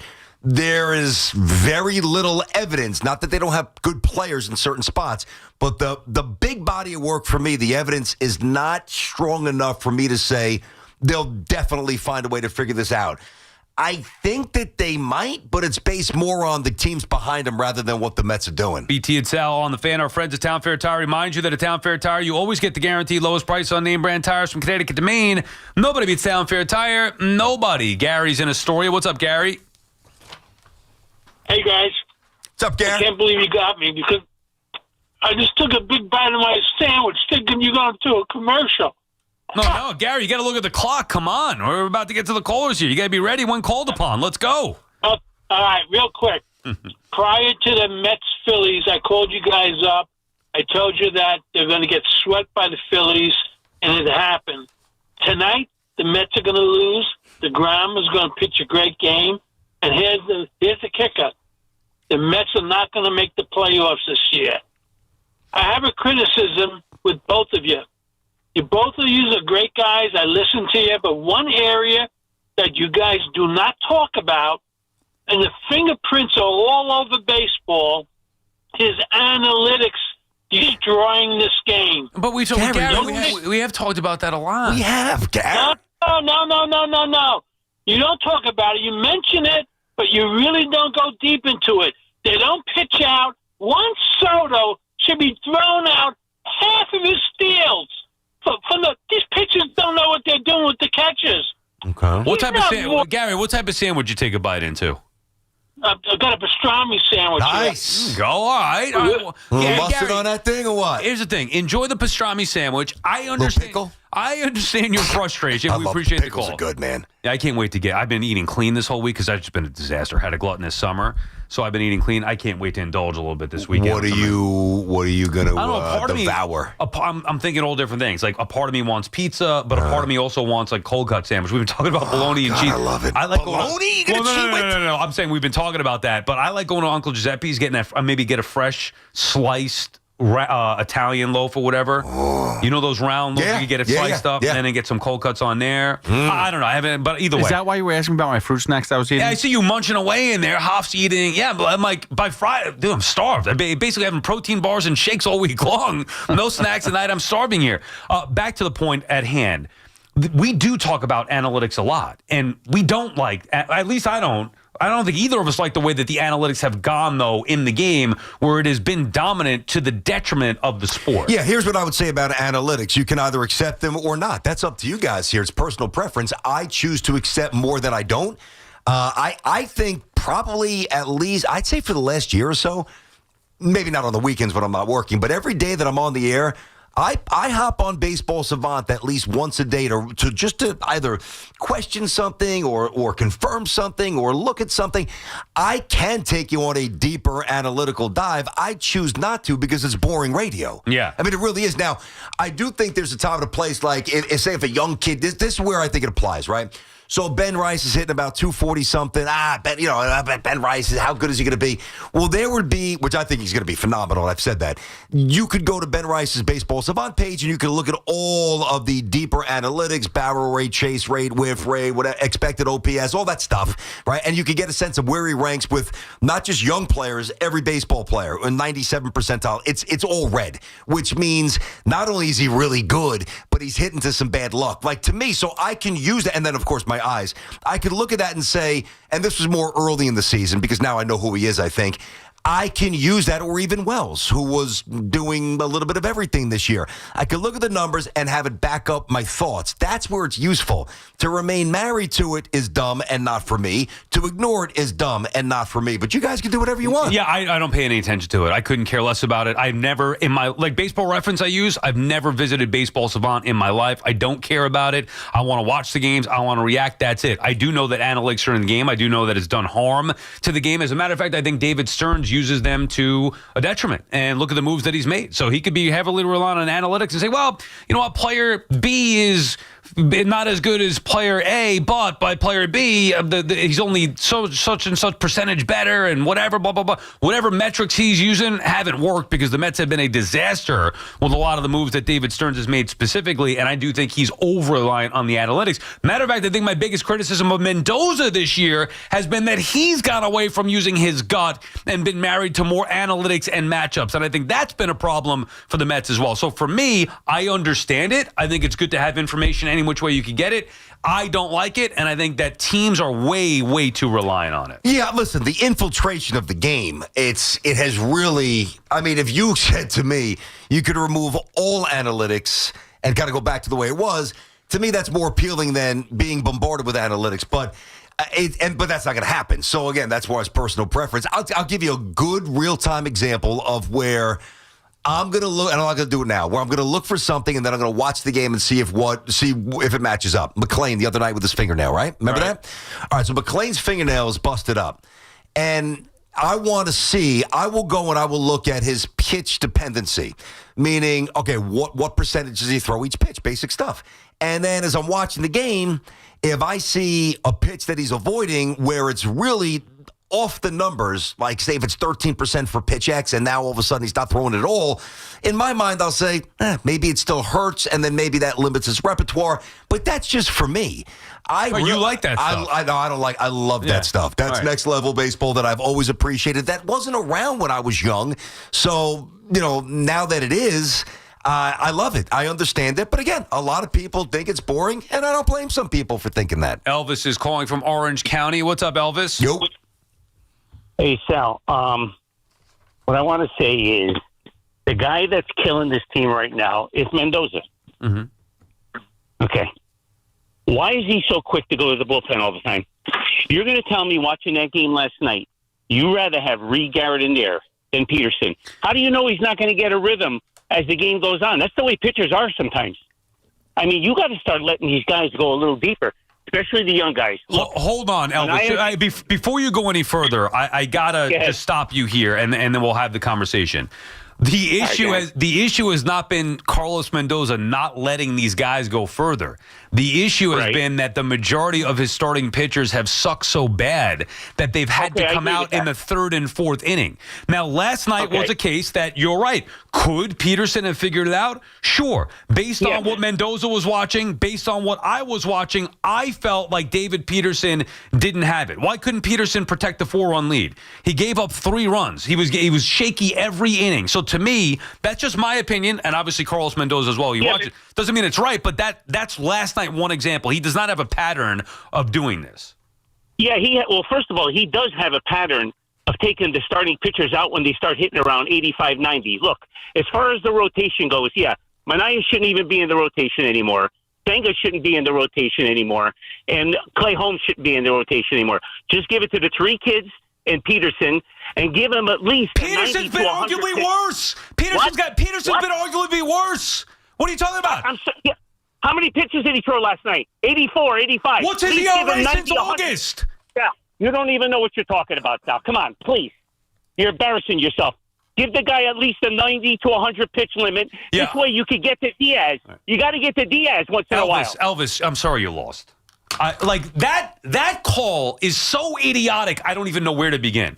I'm lost. I just did a TV show last night with the producers giving me the numbers on Peterson. You think I'm looking up the numbers? I couldn't care less about it. That's how I know his ERA is over 7 since August or whatever it exactly was. You can go back and look at his game log. And Elvis, you're brilliant. Great point, Elvis. Just get to Diaz. No bleep, Elvis. No bleep. Just get to Diaz. How are they going to do that? They tried. He tried last night. Unfortunately, it didn't work. He could have stuck with Peterson for the 6th inning. It could have worked. Maybe it wouldn't have. The bridge to get to Diaz would have been fine. They couldn't get there. And by the way, you don't know. You don't know. What if Diaz implodes? You never know. It can't just be, get to Diaz. Yeah, that's great. When the starter's giving you 3 innings, BT, getting to Diaz is a long ways away. A couple things here. And Peterson has not been good since the All-Star game, basically. So we know the numbers. You've said them. Not pretty. Well, Elvis doesn't know them, so we should just reiterate. But they're not good. Anybody, I think, most people know. All right, Elvis is passionate, so it's all good. The numbers aren't good, but what I would say is, to me, the numbers don't necessarily matter last night because he looked pretty good. So he gave up 3 runs, but he stabilized it, just like you said. Manaea stabilized it. Manaea gave up 4 runs in the first 2 innings, and then went 3 scoreless. But again, listen, there's a couple of things at play here. To me, and I'm just basing on what Elvis said, the lack of length that the pitchers have given, it's undeniably an issue, and that's not a Mendoza problem. It's a problem because it's his team, but it's not his fault. He just has to react to 79 pitches third inning, 87 pitches fourth inning, 3 2/3, 4 2/3. All right, here we go. It stinks. Nobody wants to manage that way. It's not his fault. But why I think he messed up last night is when you do get some length, because you so rarely get it, roll it out and go another inning. Yeah, that's what I think. But here's the difference. Sean Manaea gave up 4 runs in the first 2 innings and then shut down the Phillies for 3 innings. David Peterson threw up 3 scoreless, shaky at that, in his first 3 scoreless with a 4-run lead, then gave up 2 in the 4th, 1 in the 5th. Trending down. Doesn't mean it was right or wrong. To me, watching that game, my feel was he was trending in the wrong way. He didn't have it all night long. Now, let's go over, just to reiterate for Elvis, who said that I was embarrassing myself. Now I'm going to embarrass him. Just let's go over David Peterson's game log. David Peterson has been getting tattooed since early August. He has been awful. So you can defend him, and I wanted to defend him and wanted to believe in him. He has been awful since early August. Let me just give you his stats, BT. I'm not going to read all the stats. From August 6th on, August 6th, 6 innings, 4 runs. August 13th. Which, by the way, is a quality start. That's 6 innings, 4 runs. Yeah, that's actually deemed a quality start. Not amazing, but it's a quality start. Keep going. It's not good as far as I'm concerned. I'm saying Major League Baseball says that's a quality start. You know what? Major League Baseball. And by the way, for the Mets, it's like a no-hitter the way they've been pitching lately. Major League Baseball could kiss my ass. ass. 3 runs? I'm sorry. I made a mistake. So it's 3 runs, not 4. So it's not a quality start. Well, close. 6 innings. Good. No, 6 innings, 4 runs is not good. Like, you're almost giving up a run per inning. That's not good by any stretch of the what imagination. else do you have there? He watched that one down against the Braves. 3 1/3, 6 earned runs. Okay, there you go. Now he had 1 good start against the Nationals in August. 8 innings, 1 run. That's the type of start that you want. 10 Ks, big boy start. 5 2/3 after that, 2 runs. 2 innings. That's pretty good though. 5 2/3, 2 runs. Yeah. Okay. How many hits and walks? Oh, David Peterson, he can't get through 6 innings. But I just want to know the rest hits, of the stats. 4 walks. Yeah. How many? 5 hits, 4 walks. 9 base runners in 5 2/3 innings. Okay, playing with fire all night, whatever it may be. Not his worst. Wash that down against the Marlins. 2 innings, 8 earned runs. Against Cincinnati, 5 1/3, 4 earned runs. And then last night, 5 innings, 3 earned runs. So let's not make it like David Peterson has been great. He has not. I mean, you want to go over Manaea's track record? Elvis said he wanted Manaea out of the rotation, Senga out of the rotation, Holmes out of the rotation. He's 66% of the way there with those 3 names. 2 are gone, or maybe with Manaea. But keep Peterson based on what exactly? I'm giving you his last start. No, listen, the game log stings. I don't know exactly what the last caller's ultimate point was. Here's mine. I'll take David Peterson out there every single time over Reed Garrett. Every single time. I don't care what the game log says. Yeah. I don't care how many pitches he's at. I don't care how many walks or hits I don't care. I don't trust Reed Garrett as far as I can throw him. Right, but then he doesn't deserve that spot. Then why would you trust Sean Manaea? Why would you trust somebody else over Sean Manaea, who's more proven? Why would I trust somebody else over Sean Manaea? If your logic is ignoring what your eyes are seeing and a pitcher clearly getting worse that was given a 4-run lead, he sucked in August for the most part. Yeah, but I'm not incorporating August. I'm looking at last night. Well, what do you incorporate? Last night. Okay, well, because he pitched last night. But then how come you have an issue with Manaea if you're not incorporating just that one start? You're going because Manaea's been terrible all season. Right. At least Peterson was an all-star. Well, Manaea hasn't even pitched all season. I understand that, but when he's pitched, he's been terrible. Right, okay, but you're also saying, like... I'm just not sure what you're questioning. I want to answer it. When has Peterson been good? I would say slightly. Well, I'm going to say slightly after the All-Star game. April, May, June. That's when he was good. 3.5 months of evidence. Sure. So you're using that as judgment for Peterson because you're also glossing over the fact that he did pitch 8 innings in one of those games and gave up 1 run, no run, whatever it was. Yeah, okay, 1 game. I understand that's one of the best games the Mets have had in 2 months. Okay, but that's an outlier. So but it's an outlier that nobody else is delivering besides the kids. That doesn't make any sense. It makes total sense. Peterson made an All-Star because of what? He made the All-Star team because let me ask you this. Because he pitched very well early. Let me ask you, so we're going to throw out the Mets' success, but stick to Peterson's success. No, I'm not even trying to do that. But a lot of people are like, you said that April and May doesn't count. It's from June on. Well, then how come we're judging Peterson on what happened in April and May and not what he's done for us lately? I don't know, but I also like Peterson last year, so it's not just this year. He's got good stuff. Listen, let's not make it too convoluted. For me, it just boils down to one thing. I trust Peterson a lot more than Reed Garrett. And I would think that most Met fans would agree with that. If not, well, then maybe I'm reading the situation wrong. I don't think I am, but I could be. 888-808-1019. BT and Sal here on The Fan. All right, get back to the calls here. Obviously, a lot of football stuff coming up. Week 2 is upon us. Hey, this college football season, delivering weekly showdowns you don't want to miss. And right now, all customers on FanDuel can score a 50% profit boost for this week's big match on campus. Georgia and Tennessee hooking up. Here's how it's going to work. Place a bet on the game, apply your profit boost, and enjoy boosted winnings when your bet hits. Simple. We love the app around here. I do. And the best part, you get paid right away when you win. So use those boosts on bets like spreads, over, under, team props, whatever it is. Don't wait. Visit FanDuel.com/BT to download the app and boost your next bet on this week's marquee game. That's FanDuel.com/BT. FanDuel's the official partner of us here at WFAN. Must be 21 plus and physically present in New York. Opt-in is required. Bonus issued as non-withdrawable profit boost tokens. Restrictions apply. See terms at sportsbook.fanduel.com. And for help with a gambling problem, call 877-8-HOPE-NY or text HOPE NY. The Scarlet Knights go for 3 in a row versus Norfolk State. 3:30 tomorrow. He's in! Touchdown, Rutgers! The home of Rutgers football is WFAN. And the Scarlet Knights continue to dominate! Brought to you by RWJ Barnabas Health, official healthcare provider of Rutgers Athletics. Let's be healthy together. The Fan, 101.9 FM, and always streaming on Odyssey, TuneIn, and the iHeartRadio app. Hey, Tiki here. Imagine a world where all your smart devices work together seamlessly in one simple ecosystem. Introducing the Sloman's Shield Link. With Sloman's Shield Link, transform your home into a truly intelligent smart home experience. Control your lights, heating and cooling, door locks, cameras, TVs, just about anything in your home. Life is busy and daily stresses add up. But with Sloman's Shield Link, your home tech works in harmony, making life more convenient, safe, and enjoyable. Now imagine pulling into your driveway, and with one tap, your home welcomes you. Lights on, doors unlocked, only to hear your favorite music. A true smart home isn't just about gadgets. It's about comfort and security. With Sloman's Shield, enjoy a full integration of home security and automation, all at your fingertips. Make your life easier and your home a safer haven. Learn more at SlomanShieldLink.com or call 1-800-ALARM-ME. Embrace the future of home living with Sloman's Shield Link.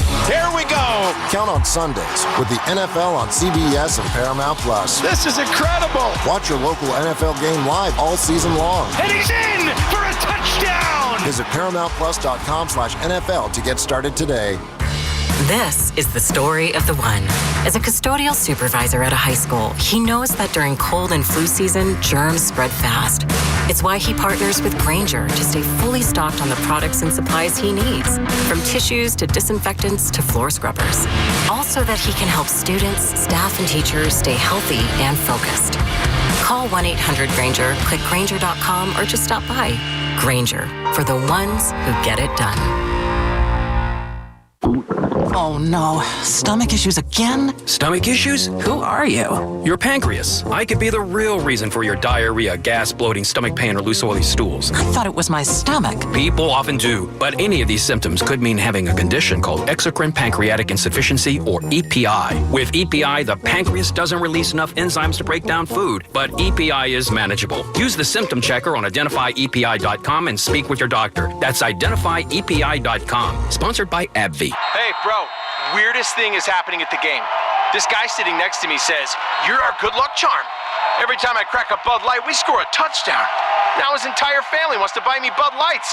I think I'm some kind of a football prophet. Talk soon. The team needs me. Anything for Bud Light, the official beer sponsor of the NFL. Stock up today. Enjoy responsibly. Copyright 2025 Anheuser-Busch Bud Light Beer, St. Louis, Missouri. We're always talking New York sports on The Fan. You know that expression, put a little spring in your step?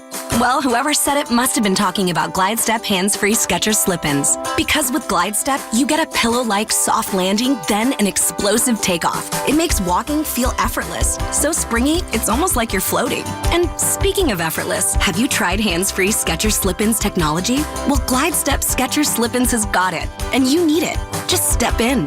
No hands necessary. And instantly, your shoes are on. No bending down, no touching. It takes putting on your shoes to a new level of convenience. Whether you're running errands, walking the dog, or on your feet all day at work, Glide Step keeps you comfortable from morning to night, all with the ease of slip-ins. Plus, Glide Step Skechers slip-ins are available in styles for men, women, and kids. From casual to athletic to work footwear, even sandals. So you can get the comfort of Glide Step anywhere, anytime. Put some major spring in your step with Glide Step hands-free Skechers slip-ins at a Skechers store, Skechers.com, or wherever stylish footwear is sold. Don't fumble the ball when it comes to fine jewelry, diamonds, and engagement rings. There's only one choice. It has to be H.L. Gross Jewelers of Garden City. Visit hlgross.com. Sunday no longer a fun day? We've got specialists for that. Walking the dog, unleash, knee pain? We've got specialists for that. With 45 Castle Connolly top doctors, Orland & Cohen specialists are considered among the best in the nation by their peers, which can mean a better outcome for you. From Staten Island to Southampton, our network is open 7 days a week, so you can feel better, faster. Visit OrlandCohen.com. Some things are hard to commit to, like learning how to surf or saving for a family vacation. But one commitment that's easy, switching to Fios Home Internet with a 5-year price lock guarantee. That means 5 great summers of fast, reliable internet at the same low price. All with the Fios 1 gig internet plan. Plus no hidden fees or equipment charges. Call 1-833-VERIZON to switch today. Price guarantee applies to base monthly rate only for new and existing My Home customers. Town Fair Tire has the area's largest inventory of name brand tires at discount prices, including Michelin tires, which give you the perfect match. A relaxing driving experience from your vehicle, along with all-season design for superior performance that stands out from the crowd. And Town Fair stands out from other dealers with a guaranteed lowest price on Michelin tires and gives you more free services for life than anywhere. Nobody beats a Town Fair tire deal. Nobody. Name brands at discount prices. Town Fair Tire. Catch all the play-by-play with Susan Waldman and Dave Sims. The home of Yankees radio. The Fan on the Odyssey, iHeart, and TuneIn apps.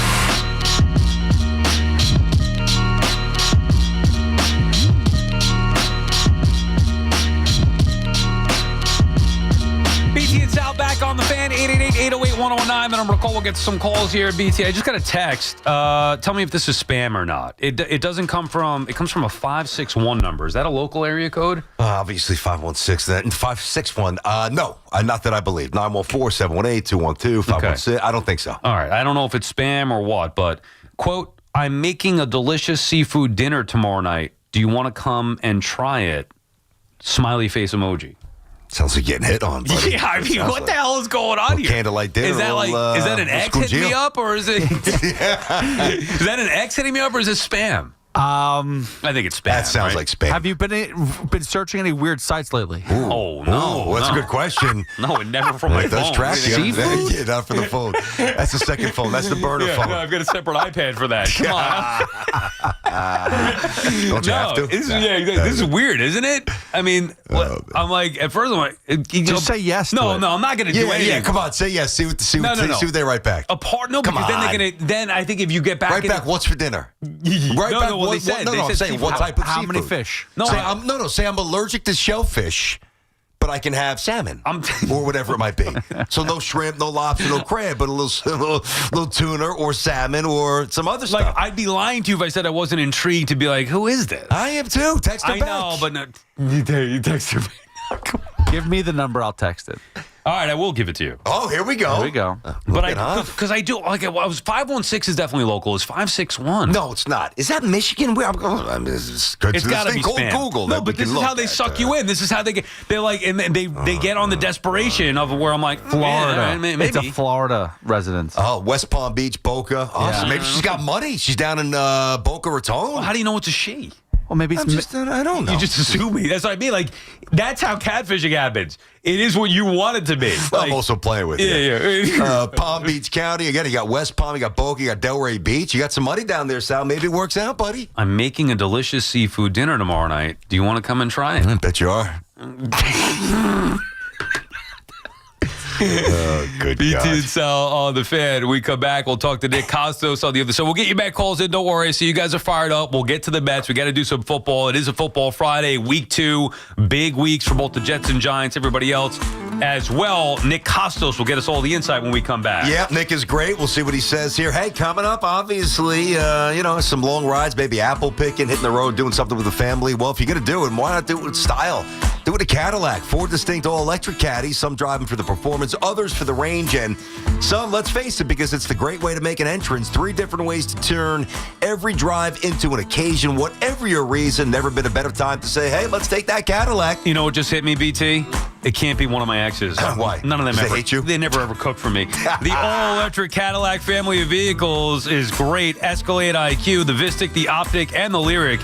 Visit your Tri-State Cadillac dealer today. The BT and Sal Show is presented by your Tri-State Cadillac dealers. Cadillac, the official luxury vehicle of the New York Mets. It's Evan and Tiki. Afternoons on the Fan 101.9 FM. Open the door to making the change after 1 week. Now, he hasn't done it because he's going to stick with Russ, but to even open the door. Well, I don't think he didn't open the door.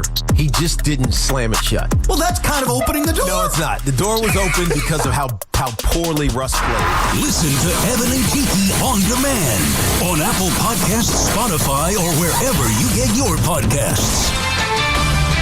This is Maggie Gray with an Odyssey Sports Minute sponsored by Metal Supermarkets, the convenience stores for metal. Find a store at metalsupermarkets.com. After a humiliating 33-8 loss to the Colts, the Miami Dolphins held a players-only meeting to regroup. And a lot of this falls on Tua Tagovailoa. In Week 1, he had 14 completions for 114 yards, 1 touchdown, 2 picks, a lost fumble, and a QBR of 2.7. Everything hinges on Sunday's must-win against the Patriots. I'm Maggie Gray. When you've got real work to do, Metal Supermarkets will help you get it done fast. With a huge variety of metals in stock, we can help no matter what job comes your way. And we cut to size, because just like taxes and BS, we think metal is better when cut. Metal Supermarkets, the convenience stores for metal. Find a store or shop online at metalsupermarkets.com. When you hear that a small Blizzard treat is just 85 cents in the DQ app, you might just feel like you're dreaming. 85-cent Blizzard treats. Trust us when we say you're not. But get to DQ quickly, because this dream is only a reality for so long. Hurry and get your small Blizzard treat for just 85 cents with a $1 purchase when you sign up for DQ Rewards. For a limited time at participating locations. Terms apply. At Nissan, we make cars that thrill. Experience the thrill for yourself today. Shop NissanUSA.com. Hey, I'm John Gallucci Jr., President and CEO of JAG Physical Therapy and an avid pickleball player just like you. I'm so excited to share that I've written my 4th book, Pickleball, Pickleball, Pickleball, Don't Get Hurt. JAG Physical Therapy and myself have treated many athletes throughout our careers. Each chapter gives you an opportunity to read about different injuries that you're exposed to in pickleball. Pickleball, Pickleball, Pickleball, Don't Get Hurt is a book that's written for beginners all the way up to professionals. It discusses the demands of the sport and how to prepare to play, prevent overuse injuries, proper nutrition and hydration, how to prepare with biomechanical movements and core strengthening, how to recover after participation to keep pain out of your joints and muscles. And of course, if you do get injured, please seek out one of our professionals at JAG Physical Therapy. This book is your essential guide to staying strong, playing smart, and avoiding injury. Grab your copy of Pickleball, Pickleball, Pickleball, Don't Get Hurt today on Amazon. And let's keep you playing and pain-free. Dunkin's $6 meal deal is kind of wild. You get a bacon, egg, and cheese sandwich, 6-piece hash browns, and a medium hot or iced coffee, all for $6. That's the main character meal energy you need this fall. Get it now in Dunkin' stores or order ahead on the Dunkin' app. No substitutions. Participation and times may vary. Offer price varies in California and Hawaii. Limited time offer cannot be combined with other offers. Exclusions and terms apply. Get ready for more BT and Sal on the Fan. If you're 55 or older and into that whole saving money thing, T-Mobile has an exclusive phone and internet bundle just for you. Right now, get 2 unlimited phone lines plus 5G home internet for just $30 each per month with AutoPay, plus taxes and fees. And with 5G home internet, setup is easy with just 1 cord and no technician needed, which is great if you're also into that whole keeping it simple thing. Switch now and experience the best mobile network in the U.S. Visit your local store to start saving. T-Mobile, it's better over here. Based on analysis by Ookla of speed test intelligence data Q4 2024 to Q1 2025. Ookla trademarks used under license. Unlimited on our network. Customers on voice plan may notice speeds lower than other customers and further reduction if using more than 50 gigs a month due to data prioritization. Video streams and SD on this plan. Home internet pricing after $20 a monthly bill credit plus $5 per line without autopay. Debit or bank account required. See 5G device coverage and access details at T-Mobile.com. Tune in for the Yankees' first pitch presented by Montefiore Einstein, the official hospital of the New York Yankees. Long Island is more exciting than ever at Jake's 58 Casino Hotel. This September, you'll be traveling in style when you win your share of $50,000 in cash and Toomey luggage. Be here on Friday, September 12th and 26th from 3 to 7 p.m. when one winner will be drawn every hour to win a Toomey aluminum extended trip packing case and international carry-on, plus up to $5,000 in cash. Come to where Long Island wins at Jake's 58 Casino Hotel. If gambling is a problem for you or someone you care about, please call the 24-hour toll-free helpline at 1-877-8-HOPE-NY or text HOPE-NY. Game day starts with the right truck, and Arnold Chevrolet has yours. Over 50 Silverado models in stock, from the family-friendly 1500 to the heavy-duty 3500 built to tow, haul, and handle any job. And right now, save up to $7,500 off MSRP. That's right, $7,500 off on select Silverado models. Our loyal sales and management team has been helping Long Island drivers for decades, and this season, we're serving up tailgate deals on our full lineup of trucks and SUVs. Visit Arnold Chevrolet in West Babylon or online at arnoldsautos.com, because nobody discounts like Arnold. Include Chevrolet, select market purchase, loyalty to qualify. If you're in the market for Michelin tires, get to Town Fair Tire and get them at the guaranteed lowest price. With Michelin's innovative technologies designed for durability and performance, you can trust you're getting the highest quality tires over all the toughest of road conditions. Plus, at Town Fair, you get free services for life. So if you're looking for the best deal on Michelin tires, get to Town Fair, because nobody beats Town Fair Tire. Nobody. Name brands at discount prices. Town Fair Tire. Talk New York sports here. The Fan.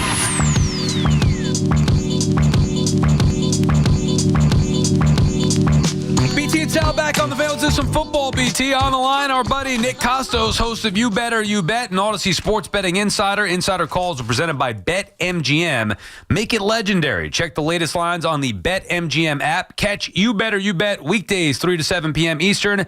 And You Better You Bet countdown to kickoff Sundays 11 to 1 Eastern time, leading you up to kickoff on the BetMGM network on the Odyssey app. Also Sunday mornings. Nick, what time's your show start Sunday? Because I watched it on delay on YouTube. It starts at 8 or 9 Sunday. We were on at 8 a.m. Sunday morning. 8 a.m. Sunday morning on the Fan. It's now on YouTube as well.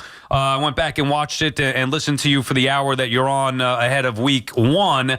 What do you got for week 2? Hoping a little bit better. You took some tough beats, right? Following along with the Ravens was a tough one. It just, you can, great to be on with you guys. You can deal with like regular losses, right? Like regular losses, like the Seahawks and the Falcons were like regular losses. Those losses happen when you bet the National Football League at the ends of games.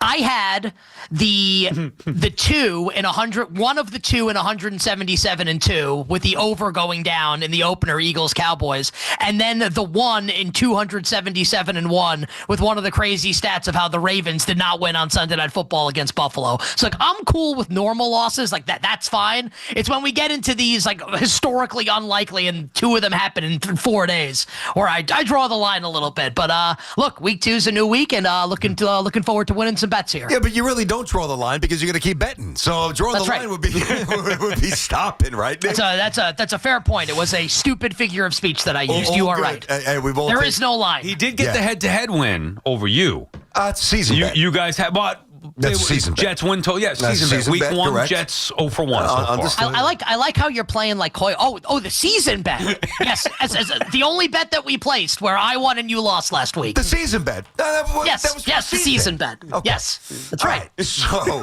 let's push it forward here, buddy.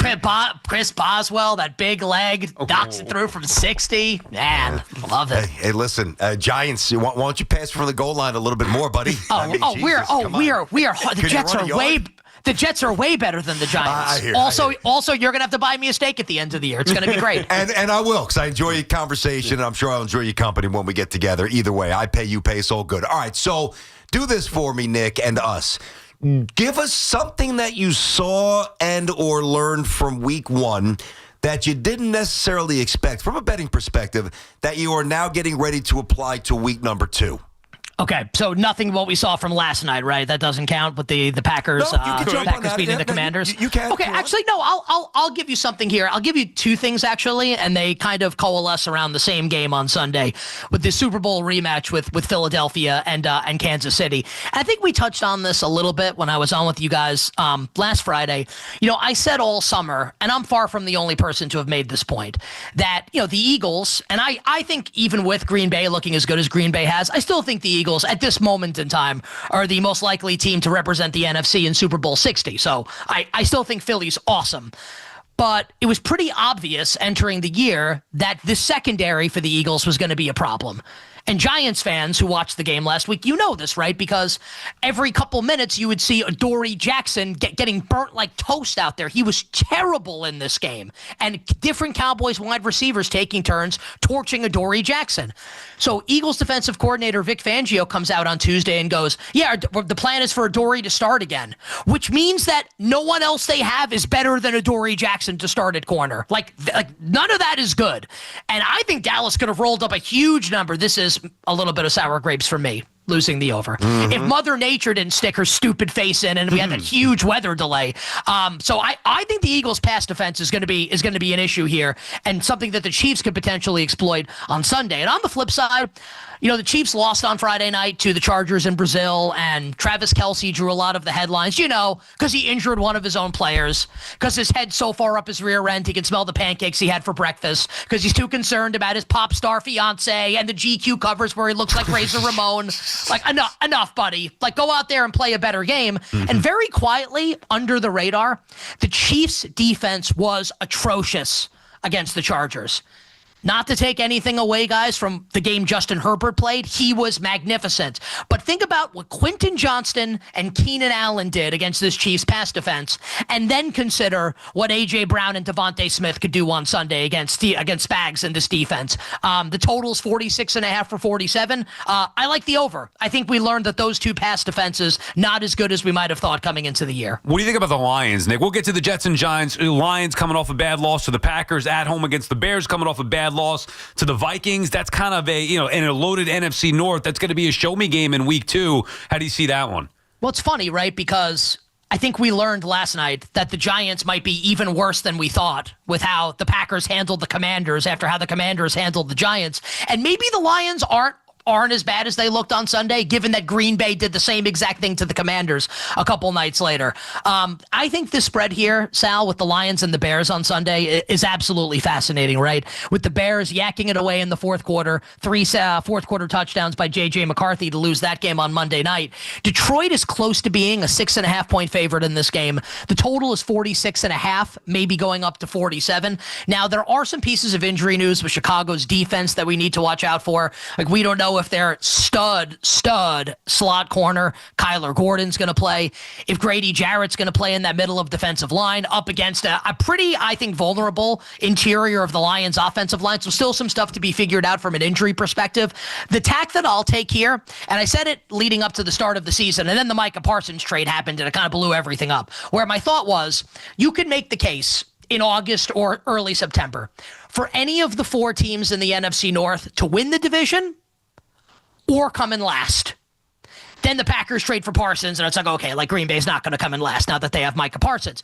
I don't think the gap between the Lions and the Bears is as big as the betting market says it is right now. So if we get some positive injury news for Chicago's defense, and I'll confirm this on Sunday when I'm on The Fan and my other show nationally, I think I'm going to be on the Bears here and hope that Caleb Williams can hit the broadside of a barn on Sunday. Oh, my God. Just don't go awful. too big. Yeah. Don't go big on that one, man. Jeez. All right, so I want to touch this game because I think they're on the precipice of implosion, and that's Miami.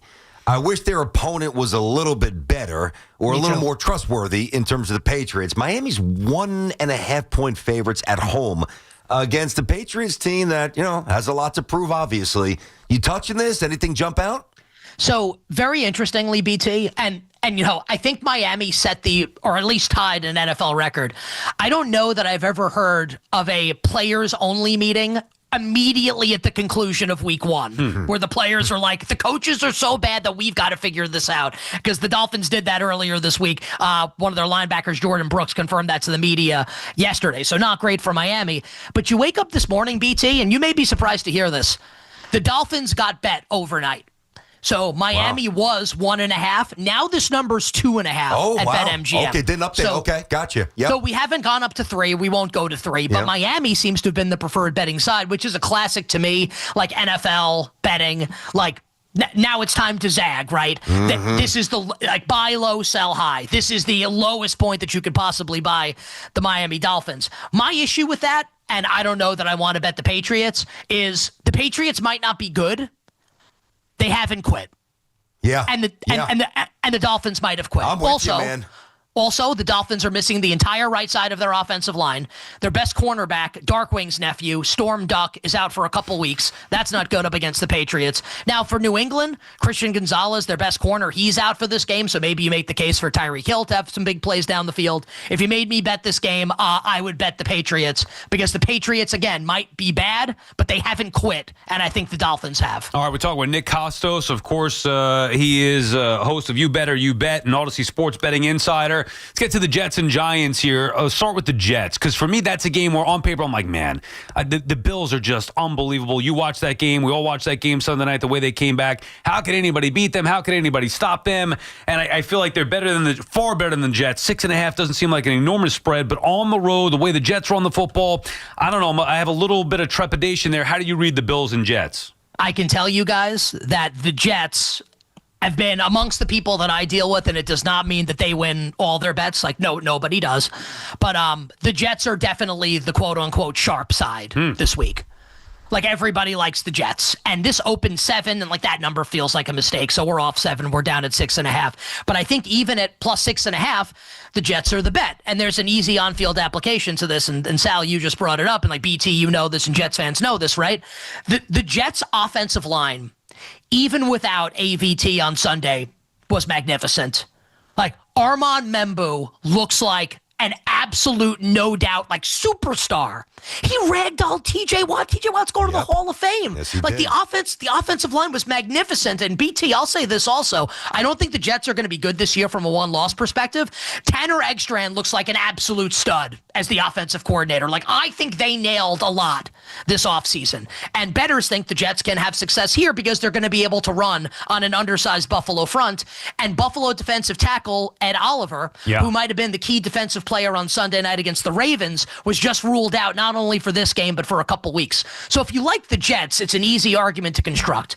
They're going to be able to run on an undersized Buffalo front that the Ravens sliced and diced in the run game, including with Lamar Jackson last week. And to that point, I do like Justin Fields over 44.5 rushing yards. Lamar went for 6 for 70 on Sunday night. My issue with the Jets at this number is the defense was horrendous last week, obviously, giving up all those points to Aaron Rodgers and the Steelers. You know, I think we're going to see Aaron Glenn, because this is what he does, play a ton of man coverage. I think Josh Allen's going to run for maybe like a 70 to 100 yards in this game. And if Buffalo takes a lead, what do the Jets do to come back with Justin? And I know he was good last week throwing the football, and maybe I eat my words here. Yeah. It's possible. Yep. This game is a pass for me from a side and total perspective. Really? But I did want to offer, though, again, all the sharp people I deal with like the Jets and think the Jets can keep this game close. I'm worried if they fall behind, they can't come back. I'll be on the Fields rushing yards over and the Josh Allen rushing yards over on Sunday. Okay, yeah. I mean, let's give me a little pause here. You know, the Jets always have one good game against Buffalo, even when the Jets are historically awful. They show up and generally show out at least once a year against this team. Oliver, that came in about an hour ago, at least for us. And I'm like, that's interesting. You know, the thing, though, and I've said this, like, if the Jets fall behind, and they're going to have a game or two like this because it's football, you know, 20-3, 27-10, 13-zip, 17-zip. When that happens, not if, when, they're going to probably have to kind of abandon their philosophy. And I don't know if that second receiver is good enough, whatever. So, and Reynolds might not even play on Sunday. Yeah. Also, who's the number 2 receiver? I know he is, but I'm not even a big fan. Like, I want to see Mason Taylor evolve at some point. So if you're not going to touch as a tight end, if you're not going to touch the Jets Bills here, is Dallas Giants, is that a little more appealing? To me it is, because I think the Giants could score a couple of points against Dallas's defense, and if they can't, then it might be a wrap. What do you take it away from this game early? Oh yeah. Oh, it's a wrap.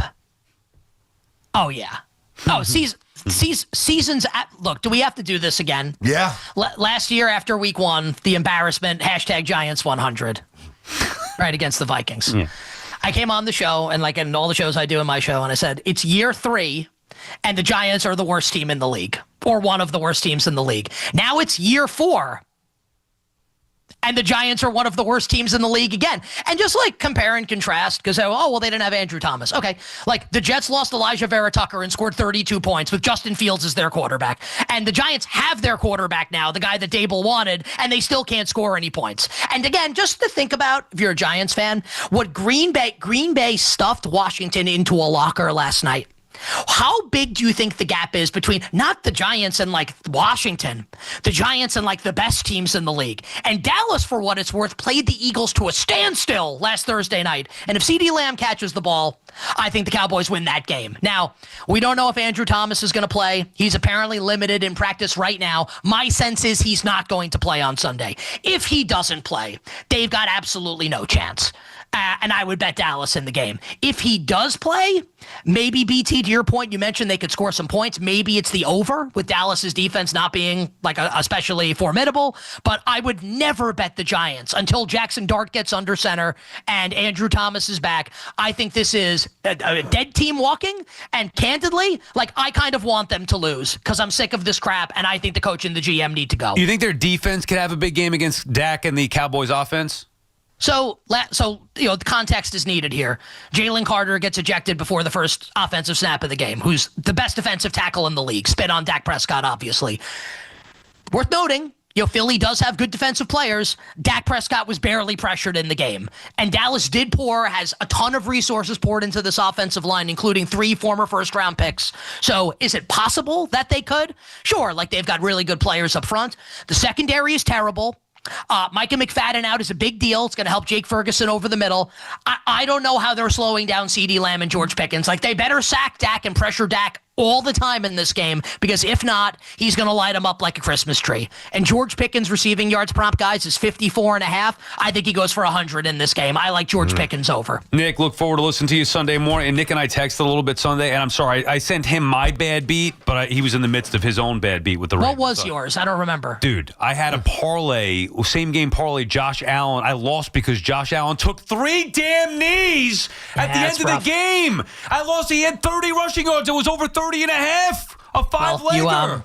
You could have had the Ravens, and they were up by 15 with under 4 minutes to play. I know. I was looking lost by 1. I was looking for somebody to commiserate with, but then I realized I didn't read the room, and Nick was. Listen, Nick, you guys want to get some money back? Just bet the Mets tonight. They'll deliver for you. Oh God, I gotta tell you, that's nasty, BT. So, like, are they? They're gonna make the playoffs, right? I think so. I mean, others don't. If and when they make. That's the crazy thing about baseball, right? The Mets got to the NLDS last year. Yeah, Yankees made the World Series last year. I'm not especially into either team right now, but just get in, and in this crazy format, like, you actually never know. There you go. I like it. All right, go ahead, Nick. Hit us with your line. Wishing everyone minimal sweats, winning bets, the absolute very best of luck. I would really enjoy if the Yankees would stop losing by 10 runs every game. It would be great. You got your win last night. Take that and now go up to Boston, see what they could do there. All right, that was the host of You Better, You Bet, and Odyssey Sports Betting Insider, Nick Costos. Insider calls presented by BetMGM. Make it legendary for all your betting and sports talk needs. Check out the BetMGM network on the Odyssey app. We'll come back, get more of your calls in here. Mets, NFL. We also have our picks coming up at 1:20 next hour. Right now, let's get you updated. Here's Andrew Bogut. Get the latest on the Giants and Jets on WFAN, WFAN FM, WFAN FM HD1, New York, and Odyssey Sports Station. WFAN Sports Flash. Good afternoon. At 1 o'clock, remains limited at Jets practice with his groin injury, but Aaron Glenn expects him to play against the Bills, who will not have D-tackle Ed Oliver Sunday because of an ankle injury suffered in practice this week.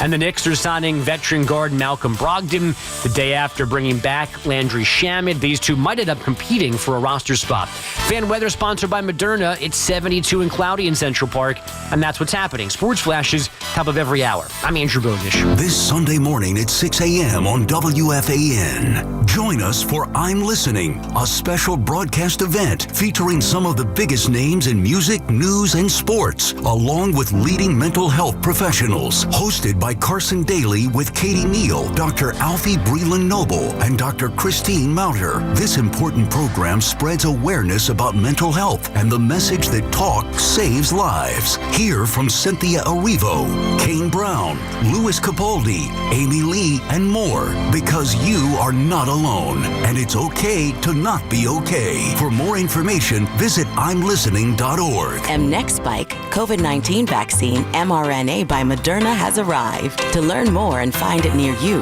visit mnexspike.com. That's MNEXSPIKE.com. At Nielsen, fun is in the driver's seat. Here are the fundamentals that have helped Nielsen Dodge make customers for life. There's always zero down payment available. We'll always give you up to $1,500 over book value for any trade. If you need credit help, we're here to make it happen. And of course, great deals on any new Jeep, Chrysler, Dodge, or Ram. Lease a new 2025 Jeep Grand Cherokee Laredo X 4x4, just $299 a month. Or lease a new 2025 Jeep Wrangler 4-door Willys 4xE, just $399 a month. Or choose from hundreds of quality certified pre-owned vehicles. Fun is in the driver's seat when you save money. On Route 10 in East Hanover. Online at NielsenDodge.com. A proud member of the Nielsen Auto Group. Fun is in the driver's seat. Drive into fall event. With approval term 24 months, do it sign Cherokee 3894, Wrangler 4394, add tax tag 498 dock and DMV. Hey, healthcare workers of New York, are you looking to make a difference? Saints Jotham and Ann Nursing and Rehabilitation Center is actively hiring nurses and CNAs. Call 718-714-4800. That's 718-714-4800.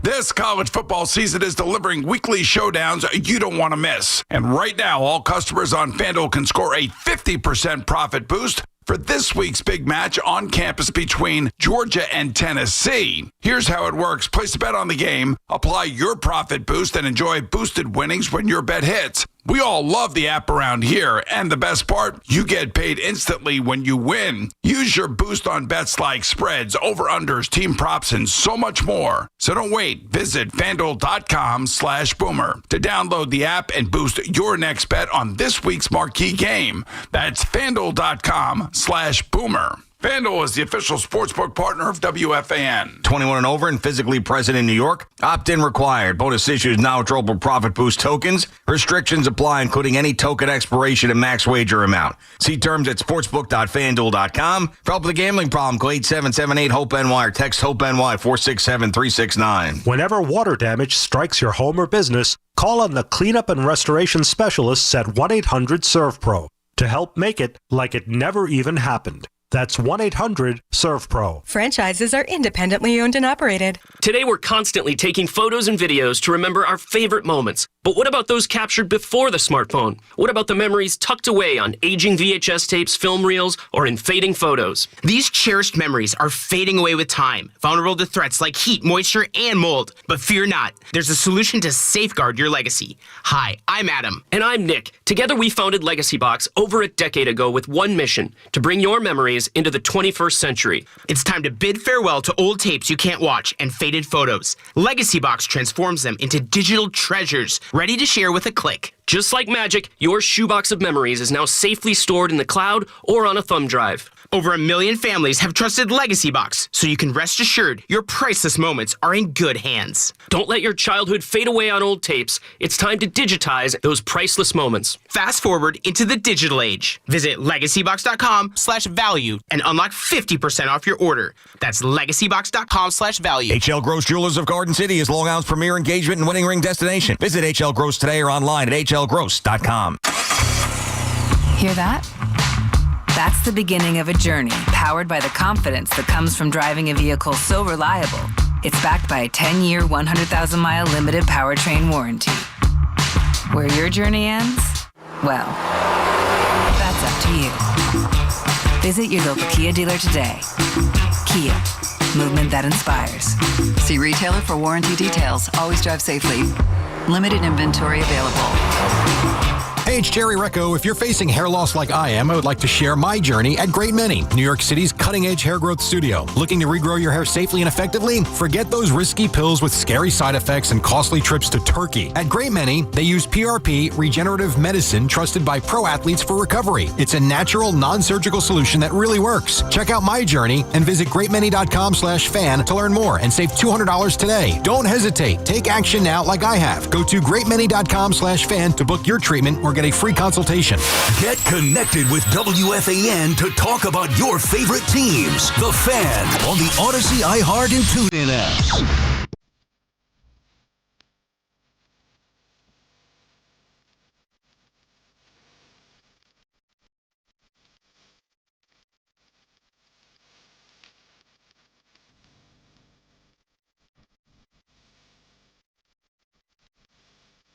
BT and Sal back on the Fan, 888-808-1019. The BT and Sal show on the Fan is brought to you by your Tri-State Cadillac dealers. Cadillac, the official luxury vehicle of the New York Mets. BT, let's give us our players to watch for this weekend. Who do you got?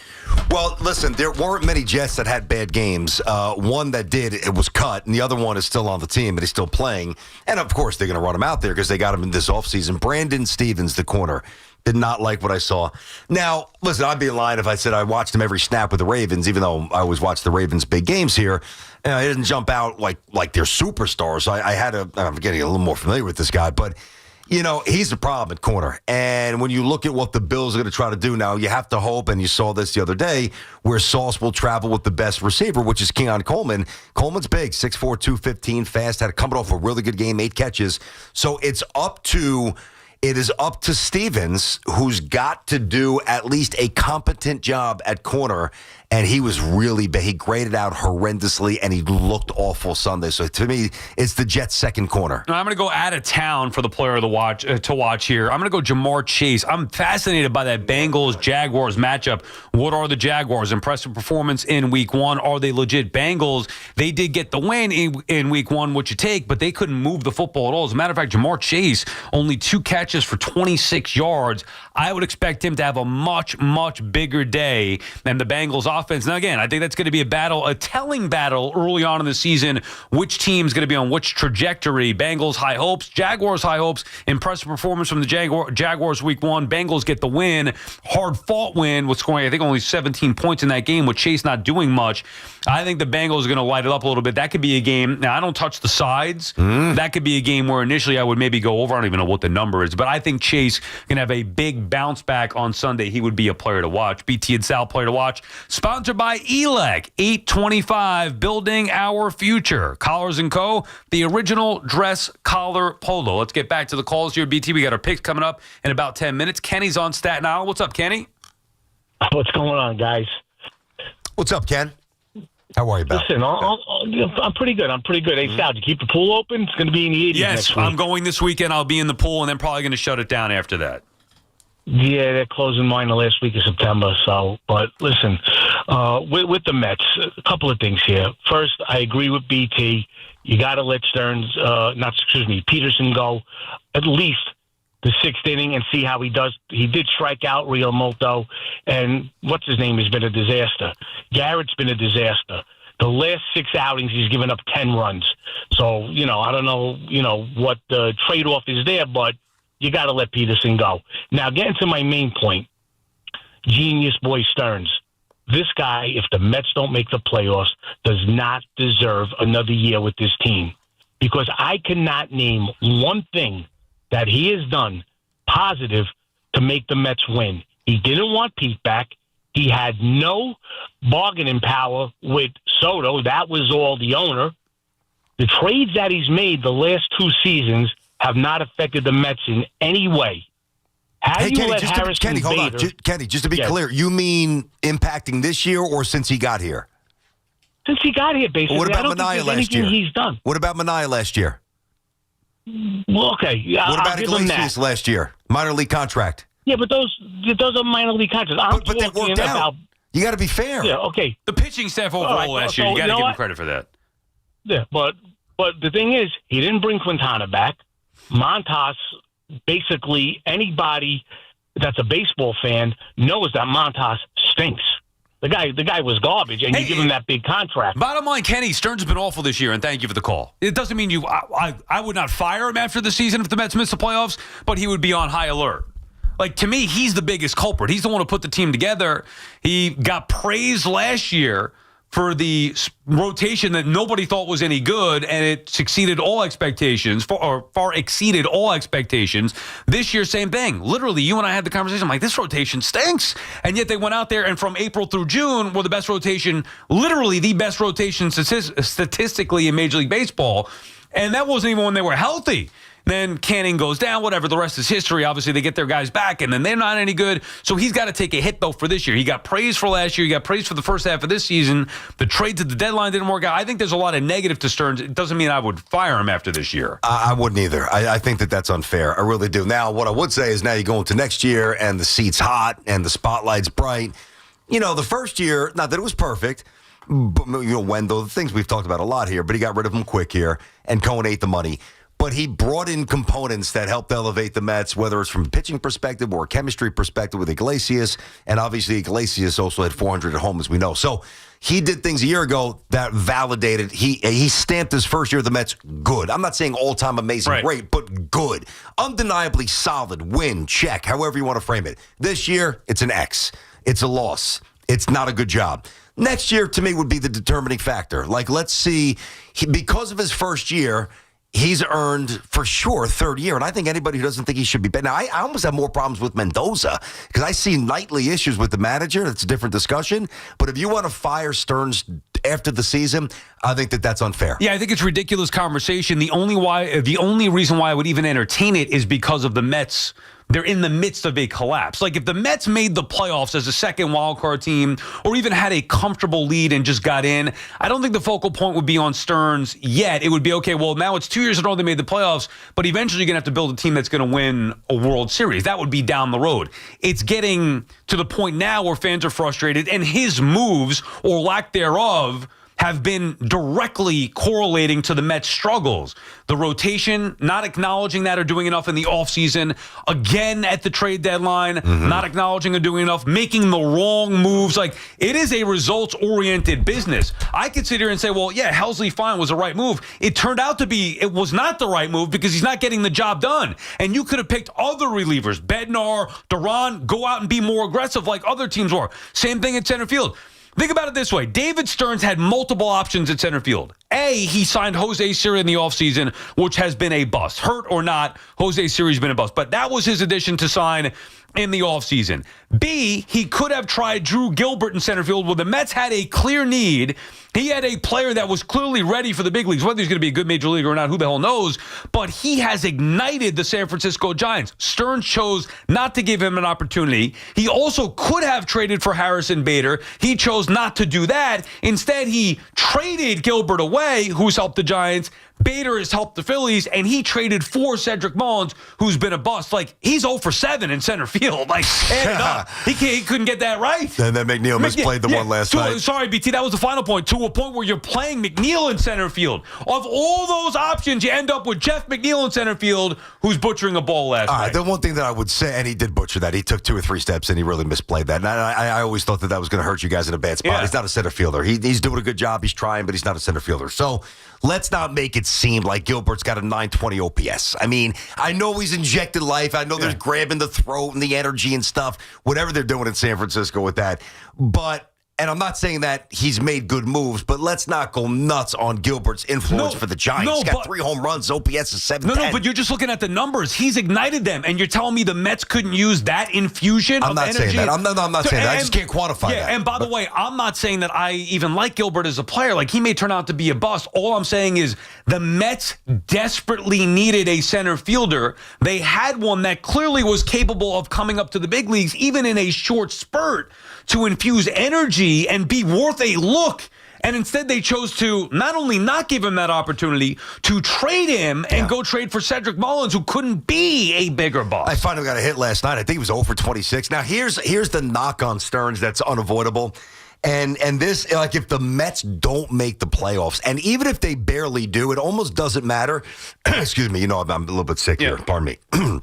It's almost inconsequential to the evaluation, but I would say this.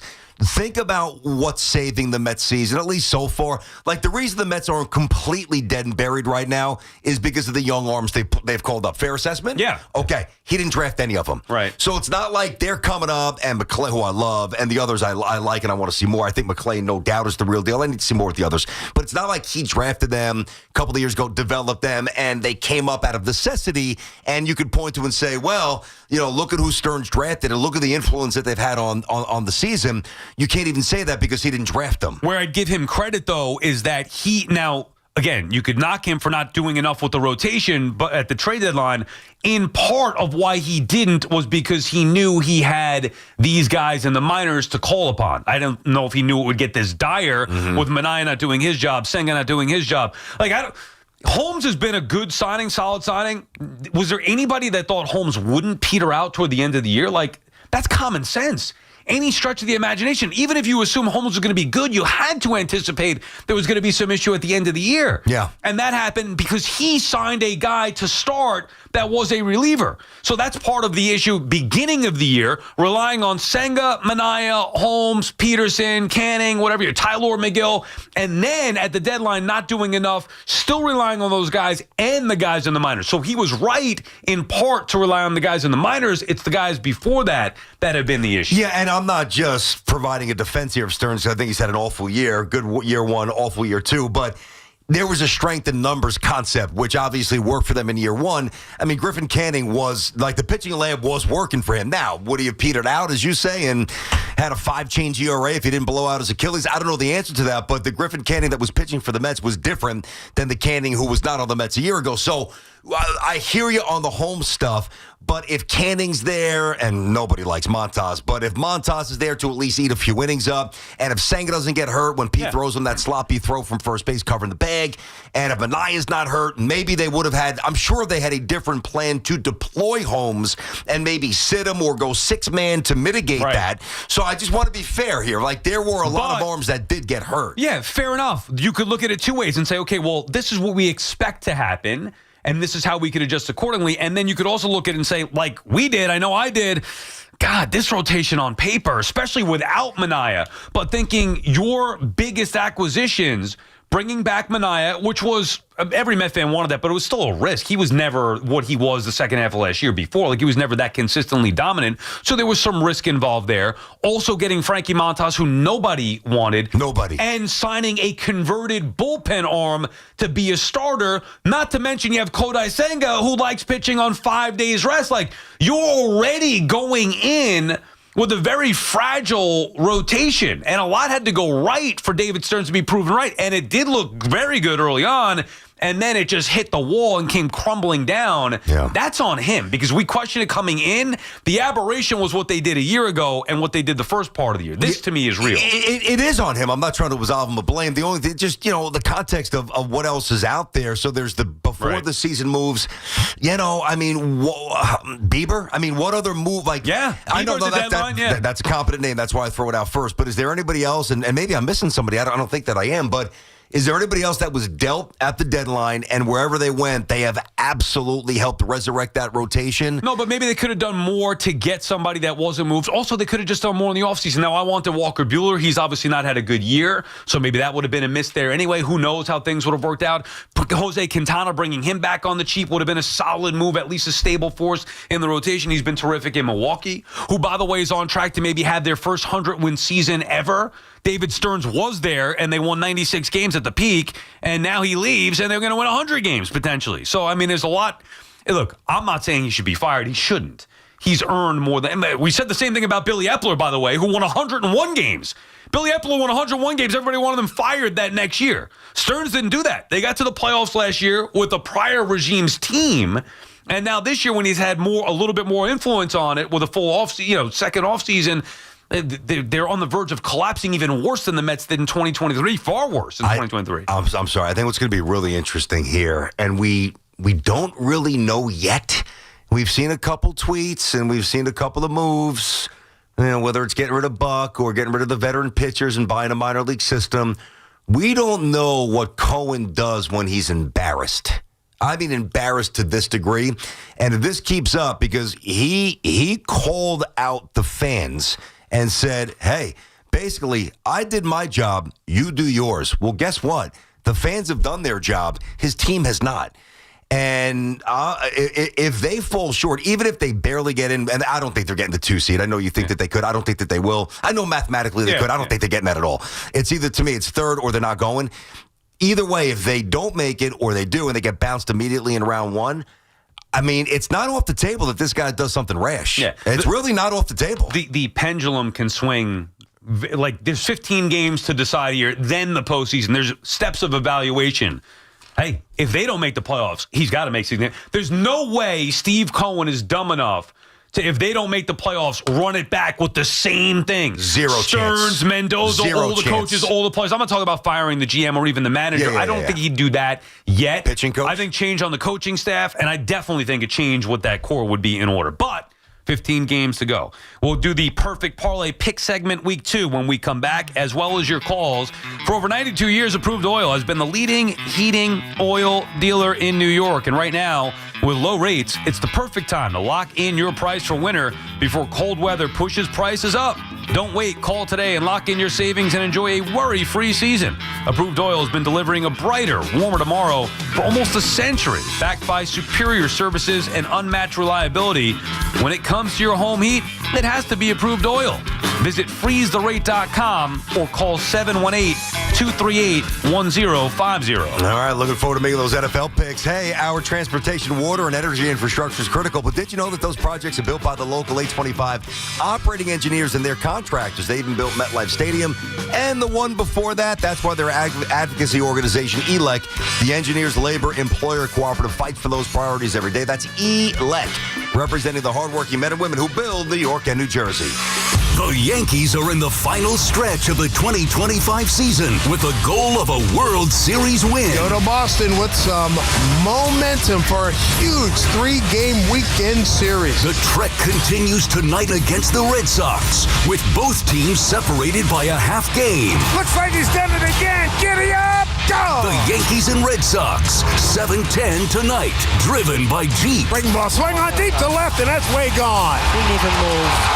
Way out. I'm talking 15 rows back, folks. Left field, a bomb by Big G. Susan Waldman and Dave Sims call all the play-by-play. The home of Yankees baseball is The Fan, 101.9 FM, and always live on the free Odyssey app. I'm Michael Jenkins here to help you beat the books with the BetMGM Network. We're taking the Tigers on the run line in Miami against the Marlins. Tariq Skubal on the mound for Detroit. Anytime he's on the mound, you have to back him in some way. Tigers have won 6 of the last 7 he has pitched, and he's only allowed 11 runs in those 7 games. Sandy Alcantara is on the mound for Miami, and all signs point towards the Tigers on the run line. I'm Michael Jenkins from the BetMGM Network. Bet smarter and beat the books, and download the BetMGM app today. Please gamble responsibly.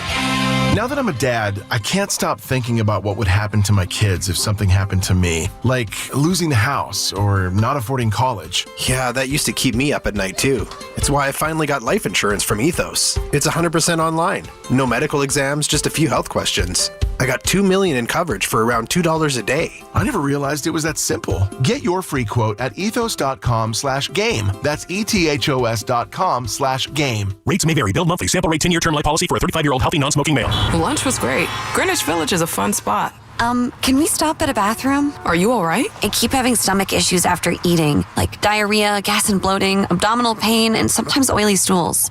Sound familiar? Those stomach issues may actually be a pancreas issue called exocrine pancreatic insufficiency, or EPI. Creon pancrelipase may help manage EPI. Creon is a prescription medicine used to treat people who can't digest food normally because their pancreas doesn't make enough enzymes.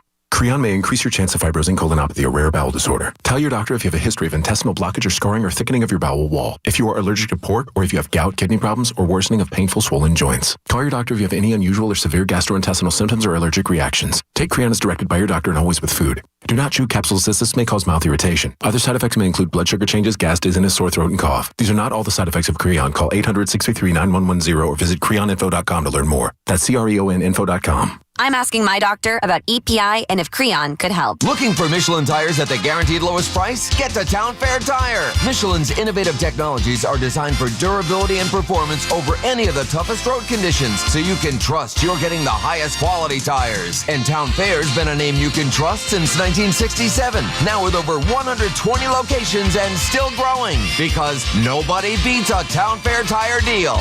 Nobody. Name brands at discount prices. Town Fair Tire. This is the story of the one. As a custodial supervisor at a high school, he knows that during cold and flu season, germs spread fast. It's why he partners with Grainger to stay fully stocked on the products and supplies he needs, from tissues to disinfectants to floor scrubbers. Also that he can help students, staff, and teachers stay healthy and focused. Call 1-800-GRAINGER, click Grainger.com, or just stop by. Grainger, for the ones who get it done. Get ready for more BT and Sal on The Fan. Do Crohn's disease or ulcerative colitis symptoms keep coming back? Tremfya, guselkumab, may help, with rapid remission achieved at 12 weeks and lasting clinical remission at 1 year. Some even saw visible improvement of their intestinal lining at 12 weeks and 1 year. Tremfya is a prescription medicine used to treat adults with moderately to severely active Crohn's disease and adults with moderately to severely active ulcerative colitis. Serious allergic reactions and increased risk of infections and liver problems may occur. Before treatment, your doctor should check you for infections and tuberculosis. Tell your doctor if you have an infection, flu-like symptoms, or if you need a vaccine. Healing is possible with Tremfya. Approximately 3 out of 10 patients were in endoscopic remission at 1 year, based on areas visualized on colonoscopy, which may not represent the deeper bowel layer or entire GI tract. Individual results may vary. Ask your doctor about Tremfya today. Call 1-800-526-7736 to learn more or visit tremfyaradio.com. Listen weekdays from 1 to 2 on The Fan for the call of the day with BT and Sal, brought to you by Wind Creek Bethlehem. Gambling problem? Call 1-800-GAMBLER. Oh, no. Ah, that's the sound of someone who's misplaced My debit card. their debit card. Where'd I leave that thing? Not at the gas pump, or the checkout counter, or the roof of your car. Now, if he has the Chase mobile app, he can use Card Lock. Wait, I could just lock my card. Yep, just a few tippy taps on his phone, and that sound? That's peace of mind from Chase. Chase mobile app is available for select mobile devices. Message and data rates may apply. JP Morgan Chase Bank N.A. Member FDIC. The John Deere Gator XUV lets you cut, pack, drive, scout, weld, stack, feed, pull, load, tow, spray, and haul, all in a single day. Because with the highest cargo box volume in its class, customizable features, and a towing capacity of up to 4,000 pounds, it gets the job done. You just have to get in the seat. Learn more at your John Deere dealer or visit johndeere.com/GatorXUV. Hey, bro, weirdest thing is happening at the game. This guy sitting next to me says, "You're our good luck charm." Every time I crack a Bud Light, we score a touchdown. Now his entire family wants to buy me Bud Lights. I think I'm some kind of a football prophet. Talk soon. The team needs me. Anything for Bud Light, the official beer sponsor of the NFL. Stock up today.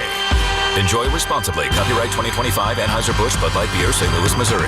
Get the scuttlebutt on your favorite team, The Fan, on the Odyssey, iHeart, and TuneIn apps. All right, time for BT and South Football Picks, brought to you by Cash App.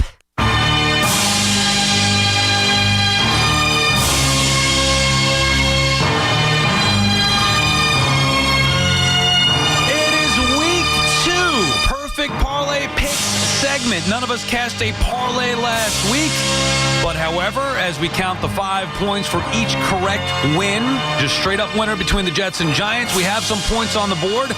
I had both correct picks with the Steelers and the Commanders beating the Jets and Giants respectively, so I have 10.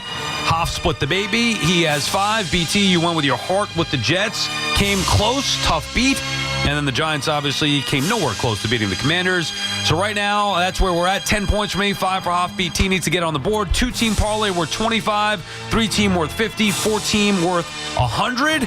Somebody's got to cash one here, BT. Week 2, what do we got? Let's go, and hopefully we got some wins. Music time. Let's go. Crank it up. Thank you very much there, Mr. Kramer. One thing I'm going to do is I'm going to change my philosophy. I'm going to stop because it's already hurt me, and I said this going into week 1 where I picked the Jets and the Giants too often early in the season, hoping we get some winners here. If I don't think you're going to win, I'm not picking it. All right, so that's where we're at. All right, so I did go for the 3 spot a week ago. I did not win. I won 2 of the 3, but you may as well win none of the 3 because you don't win when you win 2 out of 3. Today, I'm going to scale it back a bit. I'm going to go 2, a little twosome here, a little, just try to get into the fairway, try a little par before birdie. First up, the Chicago Bears are plus 6.5 in Detroit. Now, I don't think that the Bears are anything incredibly special. And I disagree with Nick, with Costos, who said that he thinks that any team in that division couldn't win the division. Bears can't win this division. I never felt that. But they could cover this number, and I expect them to cover this number. There are some things going on with Detroit who really looked out of whack a week ago. And we've talked about the coaching staff. Obviously, Aaron Glenn is here. The offensive coordinator is here. They have 2 offensive linemen that they missed, and that is very important for somebody like Jared Goff, who is not incredibly mobile. So I'm going to take almost a touchdown in a divisional matchup. Yeah, you bet you're behind I am. Give me the Bears plus 6.5 at Ford Field in Chicago. Number 2. Now, I do think it was a little overstated. It's not like Daniel Jones was looked like Aaron Rodgers, young Aaron Rodgers, or even last week's Aaron Rodgers, last week for the Colts, but he did play well. I thought some of the throws were overstated. They were pretty easy throws. Anybody can make them. But I don't think Denver looked particularly amazing. I really don't. They won 20-12 at home against the rookie quarterback in Cam Ward, who they did harass. And listen, Sean Payton's a hell of a coach. I was tempted. I wasn't sure if I was going to bite the bullet here. I'm going to take the Colts as home dogs, getting 1.5 points as they host Sean Payton's and Bo Nix's Denver Broncos. And that's the way I'm going to ride week 2 around the NFL. So, in short summation, Chicago plus 6.5 in Detroit. Colts plus 1.5 hosting Denver. 2 dogs. Let's see what we got. I like it. 2-team parlay. Hoff, what do you got for week 2? Well, you go big or go home. I'm going big. I was not even close last week, so I'm feeling like things are going to change. Were you 0 for 4? Did you go 0 for 4? I think I might have got 1. Oh, okay. I don't really remember. It wasn't very close, but I feel lucky this week. I don't know why. So I'm going to go 2 dogs and 2 favorites. First of all, I'm going to New Orleans. I know Brock Purdy's not playing, but the Saints aren't good. And the 49ers defense alone can put up points and score.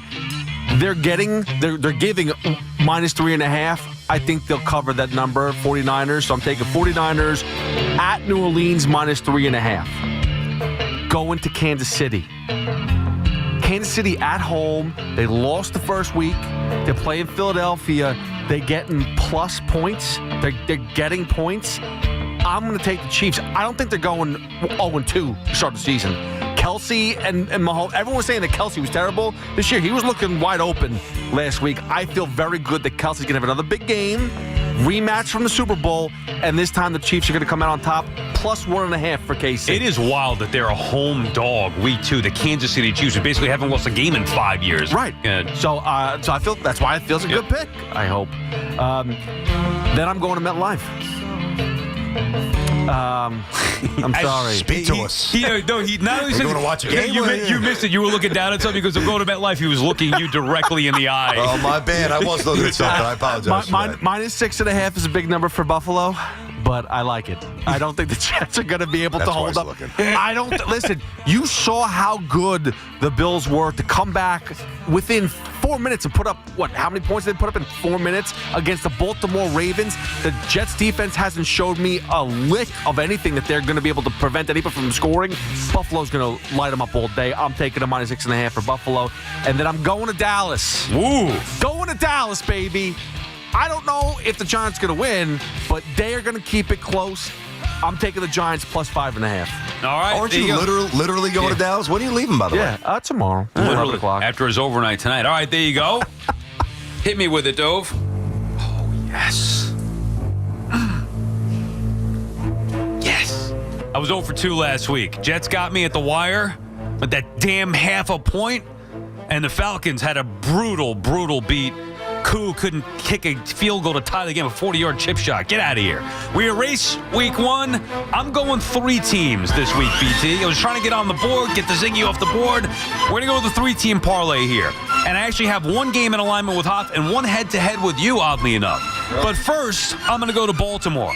Give me the Ravens to bounce back in a big way. Now, usually my philosophy, and that's why this was a difficult week for me, the games that fit my format, there's not a lot of those, so I'm going to go outside of my comfort zone. Ravens laying a big number, 11.5. Dude, they're playing Joe freaking Flacco. I know the Browns looked pretty good last week. They have a decent defense. Ravens are going to stomp them. Give me the Ravens minus 11.5. Run it all over Cleveland. Big way. They blow the Browns out at home. That's game number 1. Game number 2, I'm going to go with Hoff on this one. Give me the Niners. I know Brock Purdy's hurt. I wanted to pick the Niners last week. Costos hearing him, it kind of talked me off a little bit. I wasn't sure. I think the Niners are primed for a big bounce-back year. Purdy hurt sucks. Mac Jones could do enough with that offense. We've seen quarterbacks being plug-and-play in San Francisco's system before. I think you're going to get that with Brock Purdy. They have plenty of weapons. I know it's on the road. New Orleans stinks, to Hoff's point before. 3.5, not a big number. Give me the Niners minus 3.5. And then in closing, and this game to me comes down to one thing. Do you or do you not believe in Daniel Jones? And I do not. Give me the Broncos minus 1.5 in Indianapolis on the road to get things back to somewhat normal after Daniel Jones looked like Peyton freaking Manning in week 1. Broncos played a sloppy game. They got away with it because the Titans stink. I think they'll clean it up and get back to what we expected them to be. Give me Denver on the road. So 2 road favorites, BT. Abnormal for me. Broncos minus 1.5 at Indianapolis. Niners minus 3.5 at New Orleans. And the Ravens at home, big number, minus 11.5. Let's get a little blood here. We got some head-to-head. I like it. We got some stuff going on. I like it, too. Let's go. As for the straight-up Jets and Giants winners, I hate to do it, but I have a clear mind this year. No heart involved. Give me the Cowboys and the Bills. Yeah, I'm going to get a little more callous myself this year. I'm going to have to just stop doing what I usually do. I agree. I mean, for whatever it's worth, I mean, I do think the Jets have a pretty good chance to maybe knock them off, but I got to see some wins before I start taking the same approach that always burns me every year. Bills, Cowboys. All right, guys, I don't know what this means, but I'm going Buffalo and Dallas as well, so maybe you should go the opposite to win some money. Yeah, well, there will be no blood drawn there. As far as the head-to-head goes. It'll be a fun show. Yeah, you just got to go. Monday? Yeah, of course, yeah. You know what I mean? Like, if we go the opposite, like no blood drawn, I'll take the win and I'll take, lose a few bucks. Well, that's kind of the part. Like, last year, I think we both, or the last couple of years that we've been doing this, I feel like we get caught up in rooting for, at least I did. I definitely did. I know you did with the Jets a little bit. For you want it to happen so bad, you're kind of like willing it to happen. I think that they could happen. You make cases. Hey, could you make a case for the Giants upsetting the Cowboys? Yeah, you could make a case for that. Could you make a case for the Jets upsetting the Bills? Sure, you can make a case for that. I'm at the point where I need to see it consistently before I just throw away those 5 points that I'm not going to leave those on the board. Me neither. It's burned me before. Listen, the one thing that I almost did touch, and I very well might touch in terms of my side stuff with FanDuel, I did kind of like the over in the Dallas Giants game, because I've said all week. What's that number? 44.5, okay. And I do believe that the Giants, first of all, it's eventually they have to score a touchdown, but I think that the matchups are favorable to an extent where they can score maybe 2 and score some points. And I think Dallas will do enough.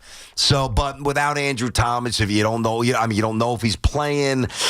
I don't know. But yeah, you got to show me something before I invest money or belief in the Jets or the Giants. WFAN NFL football is powered by Verizon. Get to your local Verizon store today. September is Prostate Cancer Awareness Month. Men, please get screened. It's a simple blood test, and when detected early, the survival rate of nearly all cases increases to 99%.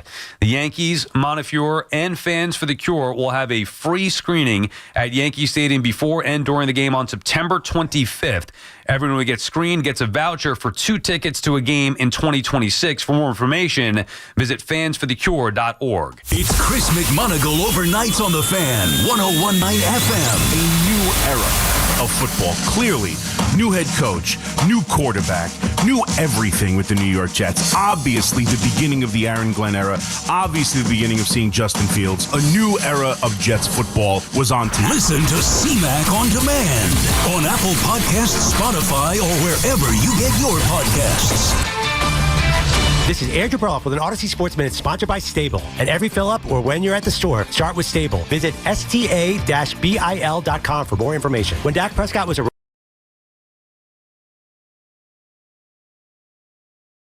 in their favor. I'm Andrew Perloff.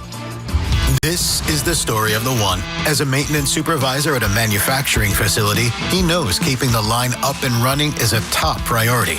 That's why he chooses Grainger. Because when a drive belt gets damaged, Grainger makes it easy to find the exact specs for the replacement product he needs. And next day delivery helps ensure he'll have everything in place and running like clockwork. Call 1-800-GRAINGER, click Grainger.com, or just stop by. Grainger, for the ones who get it done. Keeping your engines healthy means protecting them in season and out. Experts trust Stable to do that. And third-party testing confirms it. Stable is the industry leader in preventing fuel-related issues, no matter if you use it in your car, boat, or outdoor power equipment.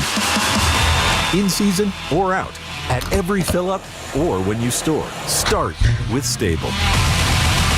You can't count on much, but you can always count on Sundays with the NFL on CBS and Paramount Plus. Stream your local NFL game live every Sunday all season long, starting at just $30 for your first year. That's like $250 a month. Visit ParamountPlus.com/NFL today. This college football season is delivering weekly showdowns you don't want to miss. And right now, all customers on FanDuel can score a 50% profit boost for this week's big match on campus between Georgia and Tennessee. Here's how it works. Place a bet on the game, apply your profit boost, and enjoy boosted winnings when your bet hits. We all love the app around here, and the best part, you get paid instantly when you win. Use your boost on bets like spreads, over-unders, team props, and so much more. So don't wait. Visit FanDuel.com/Boomer to download the app and boost your next bet on this week's marquee game. That's FanDuel.com/Boomer. FanDuel is the official sportsbook partner of WFAN. 21 and over and physically present in New York. Opt-in required. Bonus issues now withdrawable profit boost tokens.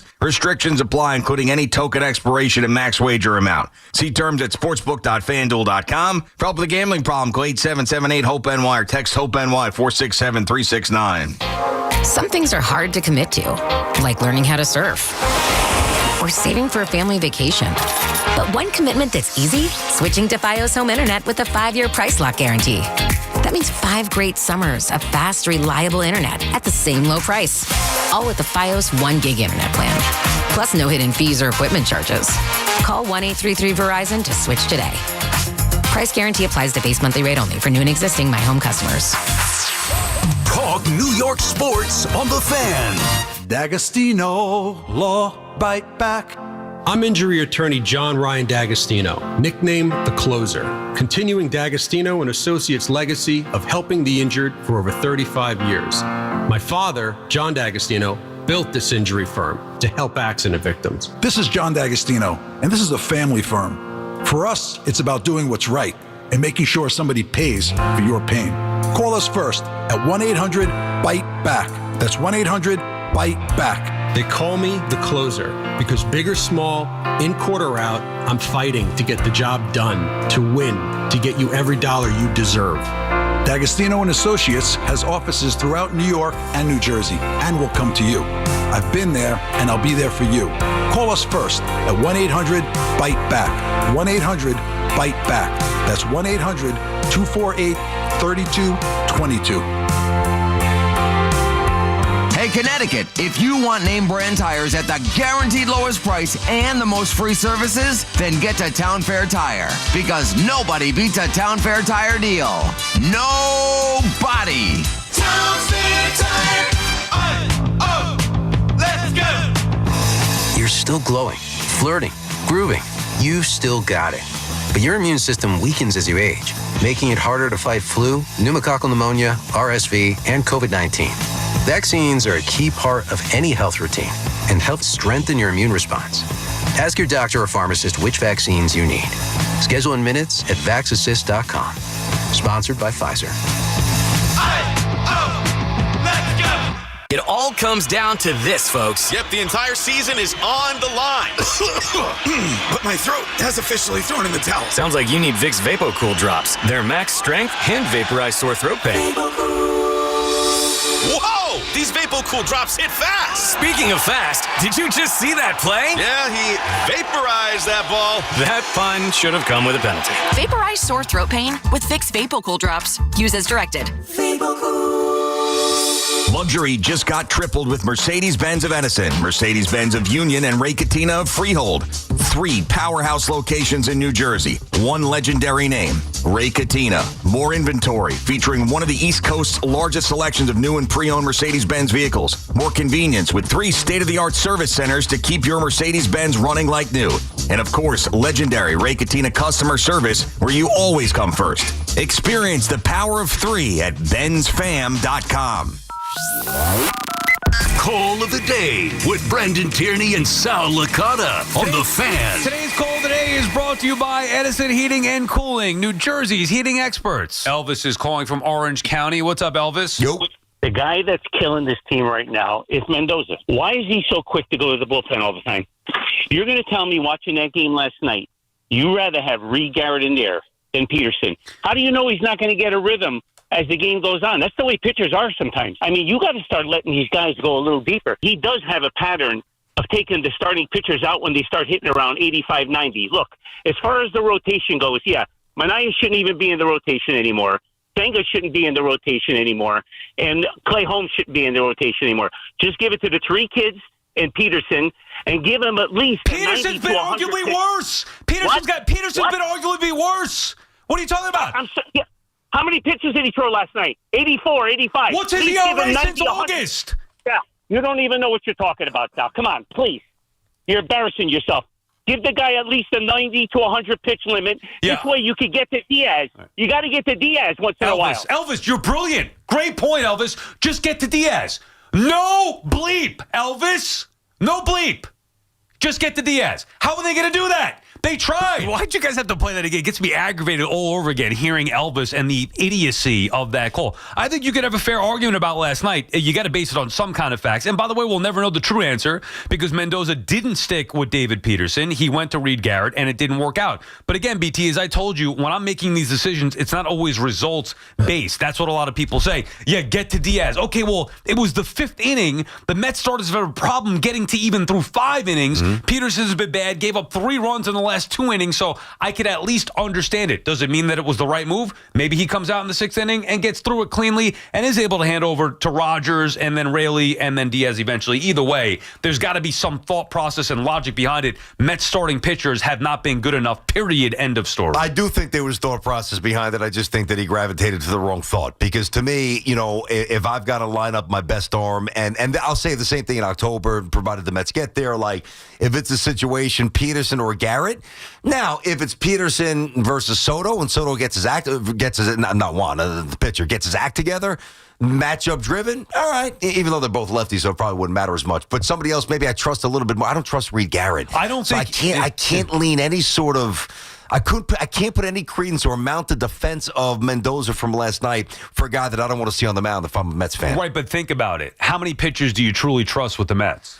I trust Peterson more than Garrett, so specific to this conversation, that's all that matters. Sure, but there's not many, last night I trusted Peterson more. Well, it's not all that matters because, yeah, of course, anybody would say that Peterson's better than Garrett, but Peterson, after what he did last night, combined with what he's done in August, was he in that spot, 88 or whatever it was, 85 pitches, after giving up 3 runs, is he in that spot definitively better than Garrett? I don't think it's easy to say in that spot. Yeah, if you just say Peterson versus Garrett. Now, he made the decision. He chose Reed Garrett. I don't like Reed Garrett, period, but in that spot, he felt the fresh arm was going to be better. You can't just go with Tyler Rogers. Like at some point, you're going to need 4 more arms. It's either a potentially tired, ineffective Peterson or a fresh Reed Garrett. Like that's the decision. Fresh Peterson versus Reed Garrett is a blowout.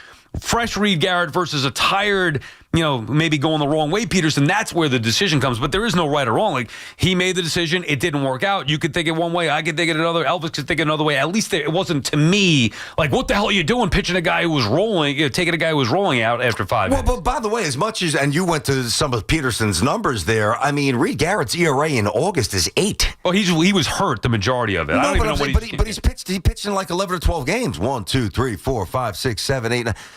10 when games. Did he come back? He came back. It was the last outing before this one was when? Before last night was Sunday. Okay. And he pitched a fairly clean 1 inning. And then before that, obviously, now you go back to August, he pitched 1, 2, 3, 4, 5, 6, 7, 8, 9. 9 times in August, and his numbers stink. Yeah, I can't stand Reed Garrett. I for years, like, Reed Garrett shouldn't even be in the big leagues. All I'm saying is the Mets haven't done.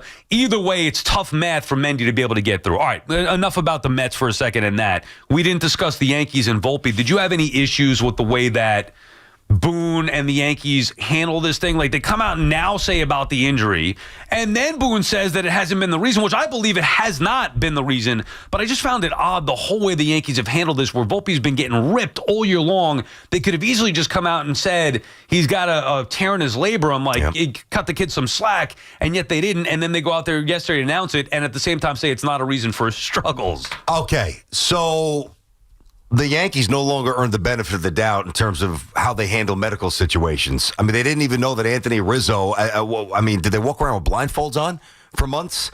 I mean, when he took, that was a Tatis collision, if you guys recall, with Rizzo at first base. He was never the same person, let alone the same player after that. Like, he was just in outer space and nothing happened. We've seen this before with the Yankees, and I just don't understand why. So with all their resources and, all the attention that every other team has, but medicine at this point in 2025 and injuries, and you shouldn't be throwing darts at the board saying, maybe he's okay, maybe he's going to be all right, he's this percent hurt, he's this percent healthy. We think it was an old injury. We think we think it was a pre-existing injury from high school. What the hell did we talk? Was it an injury? Now, so let me get this straight. So you trekked out, I would have to guess, probably 10 times to Del Barton to watch him play, whether it's against Seton Hall Prep or whomever, Bosco, and you think, and you devote a first-round resource, and you think that it's a pre-existing injury. That's unacceptable, number one. So the other checkpoints where I think the Yankees tripped over themselves a little bit here, number one, nobody wants to hear it, and I love the kid, and I'm going to support him, but he's not been good enough his first 2 years to lean on that as an excuse. Number one, we all know that. That's common sense. Number two, if it was a partial tear, it was May 3rd against Tampa when he dove and he hurt non-throwing shoulder, then you knew it was a partial tear, and you still elected to go months without going out and getting a shortstop to at least maybe back him up. I'm not trying to just unnecessarily pound on the Yankees here, but everywhere you look, they messed up. They screwed that up. And then even when they could have said there's a reason for it or protected him easily instead of throwing us this nonsense, which he's great, they didn't. Because Boone, to his credit, like, a part of me credits him for saying it's not an excuse for his poor play. But the other part of me thinks, dude, you had a layup to say, you know what, he's been hurt, although it makes them look bad then because then they run him out there since May. You mean saying it now or doing it in real time? Well, saying like it yesterday? Yeah, saying it, exactly. Saying it now or yesterday when he said it after the injury, saying that it's not an excuse for his poor play. I agree with it that it's not. And it takes some guts to say that. Yeah, so I give him credit for saying that. Me too. However, I think the organization has failed Volpe in this. Todd Zeile yesterday said on Baseball Night in New York, like, playing with the torn, like, anything that's from your shoulder down to your fingertips is going to impact you offensively. It just is. That's a former player saying that. Oh, yeah. So for the Yankees to think like it has no impact whatsoever, like, I'm not excusing his poor performance by it, but you don't think it's had any kind of impact on him? I do. I definitely do. I think that it has. Now, not so much the throwing, because that's his non-throwing shoulder, but maybe the way he's fielded the ball, maybe the way he's gone back, certainly in the last couple of days, trying to retrieve and retreats on some pop-ups that were in shallow center field where stretching and reaching out, maybe that's his glove shoulder. So if you're reaching out and your shoulder's jacked up and you try to catch a ball with extension, who knows? Do you feel that little wince? And if you feel that little wince, do you pull it back an inch? Does that prevent you from catching the ball? How the hell do I know? I don't know. Well, they don't either. I don't. Well, that's a bit of the problem here. And listen, they did have, I know we got a break or go.